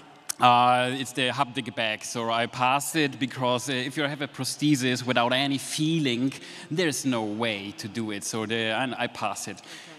But which ones do you feel like are your ones that you're really strong at? Probably the lamp and the hammering. So it's I like it. Well, look, at the moment, you're in 3rd position, which would take you through to the final. But we do obviously have more tomorrow to come. Sure. So there's some competitors to go. So we will see. There are 4 places on going to the final. So hopefully it's enough. A little bit of jeopardy. Philip, I could continue speaking to you all evening, but we have one more qualifying run to go. So we will be watching that leaderboard to see if you make the final. Yeah, sure. It's a pleasure to talk to you. Yeah, absolute pleasure. Well done to you and your team. Whew, so much involved in this. The stakes are high and there's so much personality and the spirit that's involved. Bex, we have one more qualifying run to go. We do have one more qualifying run to go, Abby. Can we cope with the pressure, the stress, our blood pressure, Adrian? How are we doing? You good? I'm good. I'm starting to sweat here. It's hot up here in the commentator's box, but I think there's even more pressure on for the athletes that are about to race again. I think there is. We're going to take a very short break. We'll be back with you in a few moments.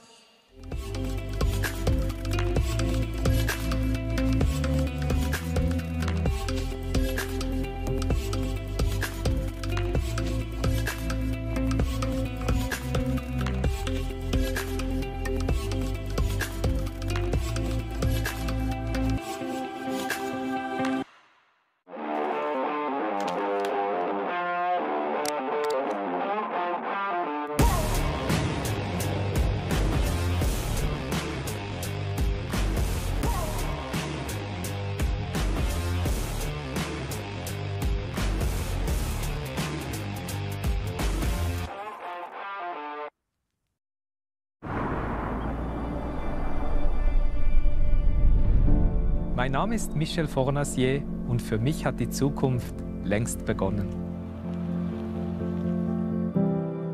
Mir ist es wichtig, dass Technik der Menschheit dient, sie unterstützt, ihnen Hand bietet und den Alltag so erleichtert. Fortschritt ist Lebensqualität, welche man mit gutem Gewissen auch nutzen darf.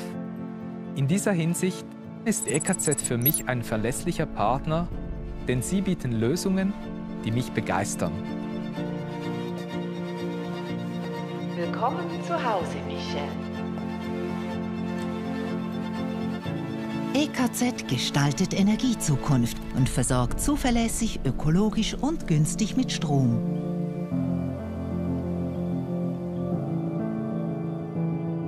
EKZ, stolzer Partner des CYBATHLON. Last qualifying session of the day coming up for us, and we are completing the day again with leg. And we are welcoming back in the pilots have already had one attempt at qualification. Adrian, this is the final shot at it now to get into the final. The pressure's on. To you, Monica from CIMA 3D and Chris from BlinkDev, all the way in Canada. And I was... You were listening in there. What were you listening in for? I was listening in there, and I was talking to Chris from his team, and they told me that on the computer, in that arm, it's actually running a full version of Windows 10, if you can believe it. Wow. There is a full computer inside that arm, and it's doing all the control and all of the signal processing. That is quite incredible. Okay, you can see the countdown just at the side screen there. 20 seconds to go before we kick off with our final qualifying session from CYBATHLON for the day. Of course, another 2 days of full competition here to enjoy. Berta Massot is going to be first. Okay. Skipping the bottles, skipping the serving food, and moving straight to the dishes. This is what we saw earlier on as well. Oh, and again, the same chopsticks. tactic. Yep. She goes for the chopsticks She can first. take one at a time.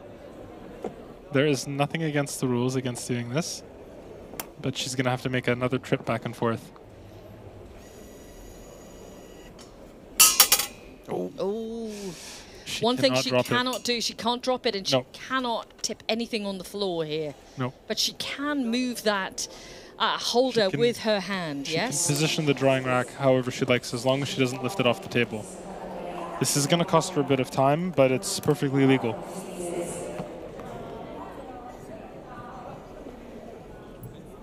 Okay, you can see our other competitors getting ready for their starts. Chris will be starting. Nielsen, 5 seconds to go. Chris, an avid Dungeons & Dragons player. Okay, and off he goes. Skipping the first task and the second one. And he heads as well, the same as Berta, to this task, which is storing dishes.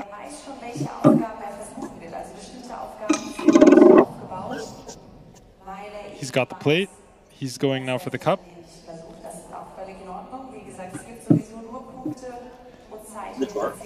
Chris needing not only a score of 50, but also to improve on the time of Chiara.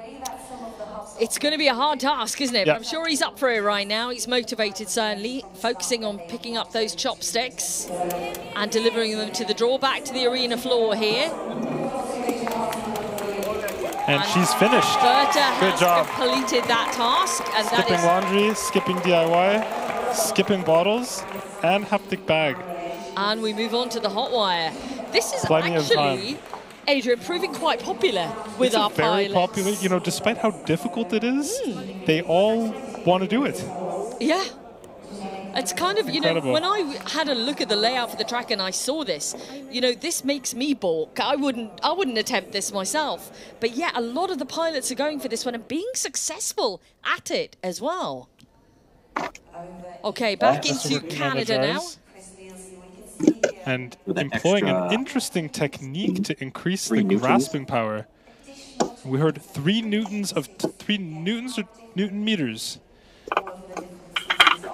Probably newtons of pinching force. Triple. Wow. Okay, so using a rubber band to increase the grasping force of the prosthesis. Which is allowed, yeah? It is allowed. It is just considered a tool, and as long as he keeps that with him, it is totally fine. He can carry it with him across the entire track. Oh, and that's good. lucky That's that good. didn't drop on the floor. That did not fall on the ground. Okay, Monica is underway here Passing. for SEMA 3D. Past the serving food and moving on now to the dishes. Oh, and the hand. Is no. this intentional? Okay. What has happened here, Adrian? I am not sure. She's detached the gripper, and she looks to be. If we can get a view from the other side. But she also seems a bit confused. Oh no, okay. We're unsure what has happened here with Monica. It looks... Ah, the race is terminated. Oh no, that is so unfortunate. Some kind of... I didn't catch what happened there. We didn't know what happened. We'll try and find out for you what has gone on there. That is so disappointing for SEMA 3D and of course Monica. Okay. Oh no. Okay, back in Canada, and unfortunately that task wasn't successfully completed this time around.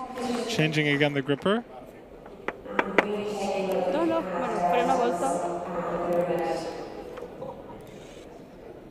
Okay, we gotta flip that over. Ooh, very close. See the nerves here.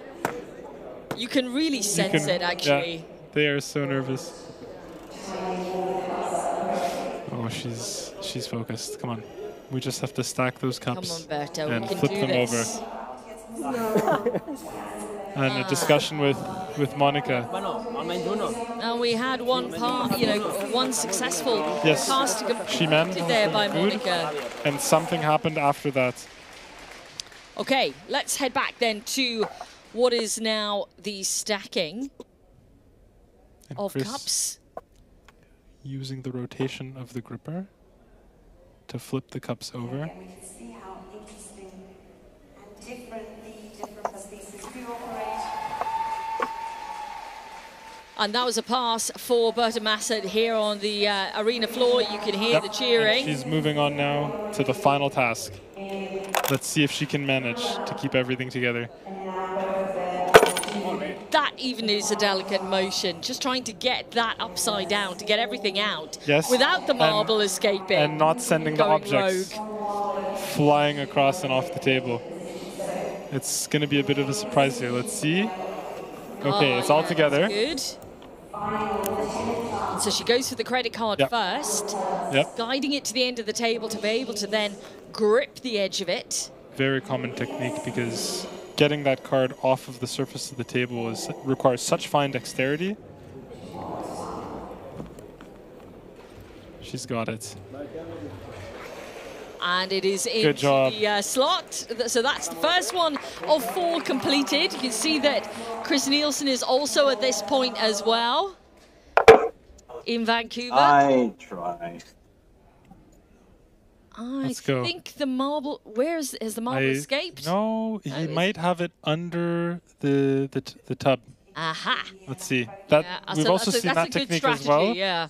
Keep it under the tub. Keep it enclosed. Keep it safe. I've also seen some teams put it on top of the tub, so it the marble's already in place. Oh, he already did the marble. He's already done that section. Come on, we're behind. He's there already. Well done, Chris. He is well ahead of us. He is one step ahead. Okay, yep, card is in. Position.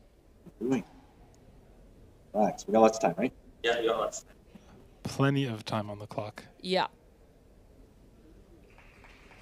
So we're going to lift the Lego now and attempt that. And actually at the same time and it's stuck to the gripper? He's going to have to get it off. There we go. At the same time here, we're doing the Lego as well with Berta.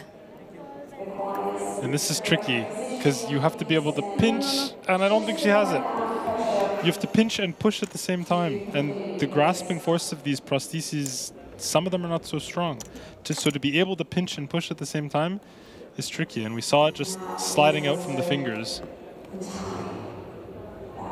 Let's see if she can get it this time. Just enough to stick it on. Yes. Oh, she's not going to push it into place. I think this is the final one for Chris Nielsen. He's done. 30 points on the board.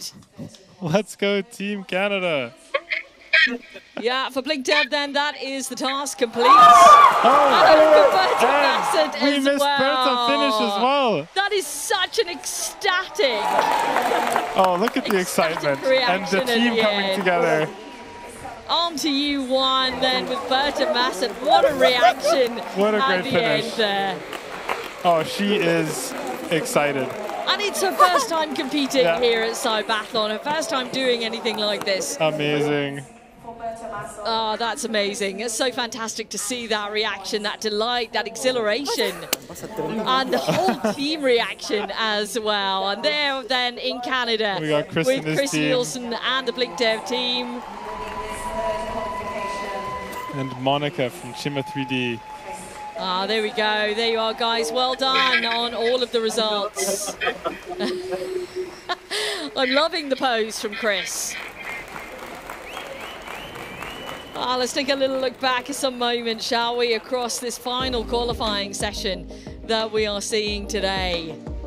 You know, great to link out to Vancouver in Canada and join up with Chris Nielsen and watch him perform the myriad of tasks. Oh, that's still there. We missed that as well. We missed that earlier, yeah. Almost dropping the plate. But there are so many moments. This trick with the rubber band, amazing to see. So creative.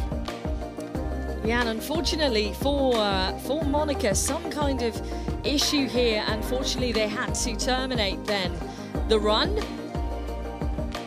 And fascinating to see the changes to the prosthesis to aid him. So using different surfaces. And I mean, we do this ourselves. If you've ever had to separate two pieces of paper, you'll lick your fingers. Yeah. Right? And that makes it stick better. And the final task for Berta, and once she'd completed this, there was utter delight and joy. But it is a tricky final task for all of the pilots. Look at that. Look at that excitement. This. The smile. And the entire team coming together. She is so delighted. Yeah, that's great to see. The results then, with the hands-on team and Minshew still with that firm 90 points. Salvatore De Chilis in second, Filip Balushka in third, and Chiara Storci in fourth position right now in the prosthesis race. However, there are more opportunities in qualifying, Adrian. There are a lot more strong teams that we're going to see. I'm looking forward to tomorrow and seeing how things change. Yeah, absolutely. So am I, and I'm sure Abby is as well. Where are you now, Miss Stevens? How did you guess?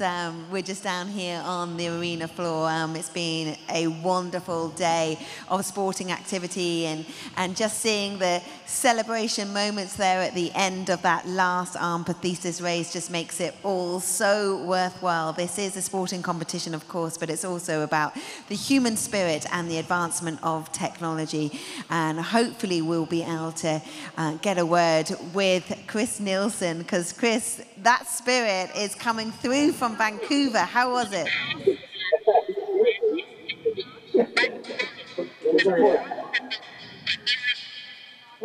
Great. Yeah, it was fun. I love this team. It looked fun, and I hope it wasn't too distracting hearing our commentary team come through to you there in Vancouver. I'm sure that just added to the whole atmosphere, surely.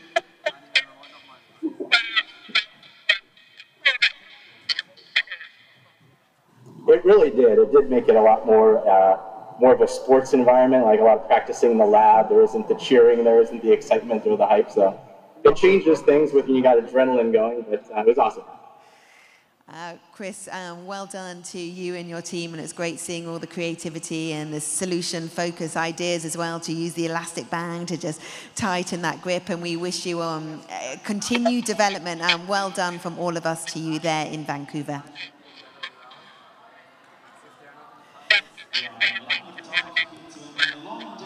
Thank you. Yes, we plan on doing this again. We're in it to win it. We look forward to it. Well, it has been a spectacular day of action. That is the first day of CYBATHLON 2024, done and dusted. But we've got so much more in store for you tomorrow. Let's whet our appetite and see what lies ahead for us. Tomorrow at high noon, the brain-computer interface qualifying will start. Who will win the finals in the disciplines leg, fess, rob and arm? Pilots are going to face a range of challenges on their course as they strive to be the champions. Watch or visit us at CYBATHLON.com.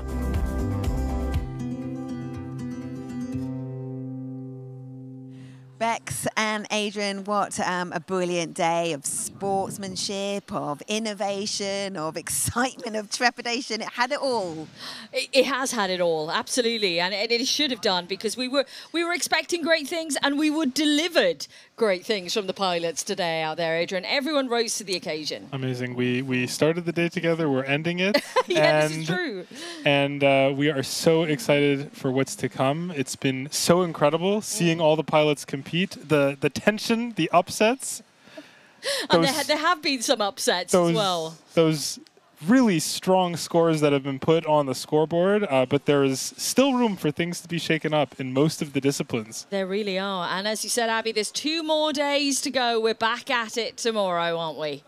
We certainly are, and I can't wait for what lies ahead. We've got that final of the leg prosthesis race. That is going to be brilliant. We have got 3 more disciplines to come for you tomorrow: exoskeleton, the wheelchair race, and the vision impairment race. So it's got loads to come, and we hope you've enjoyed today. Thank you so much for your company. So 11 o'clock, that's local time in Switzerland. Make sure you join us then and see some more spectacular action, some spectacular sports, and the power of sport and the power of technology coming together. It really is such levels of innovation. We look forward to seeing you in the morning. Bye for now.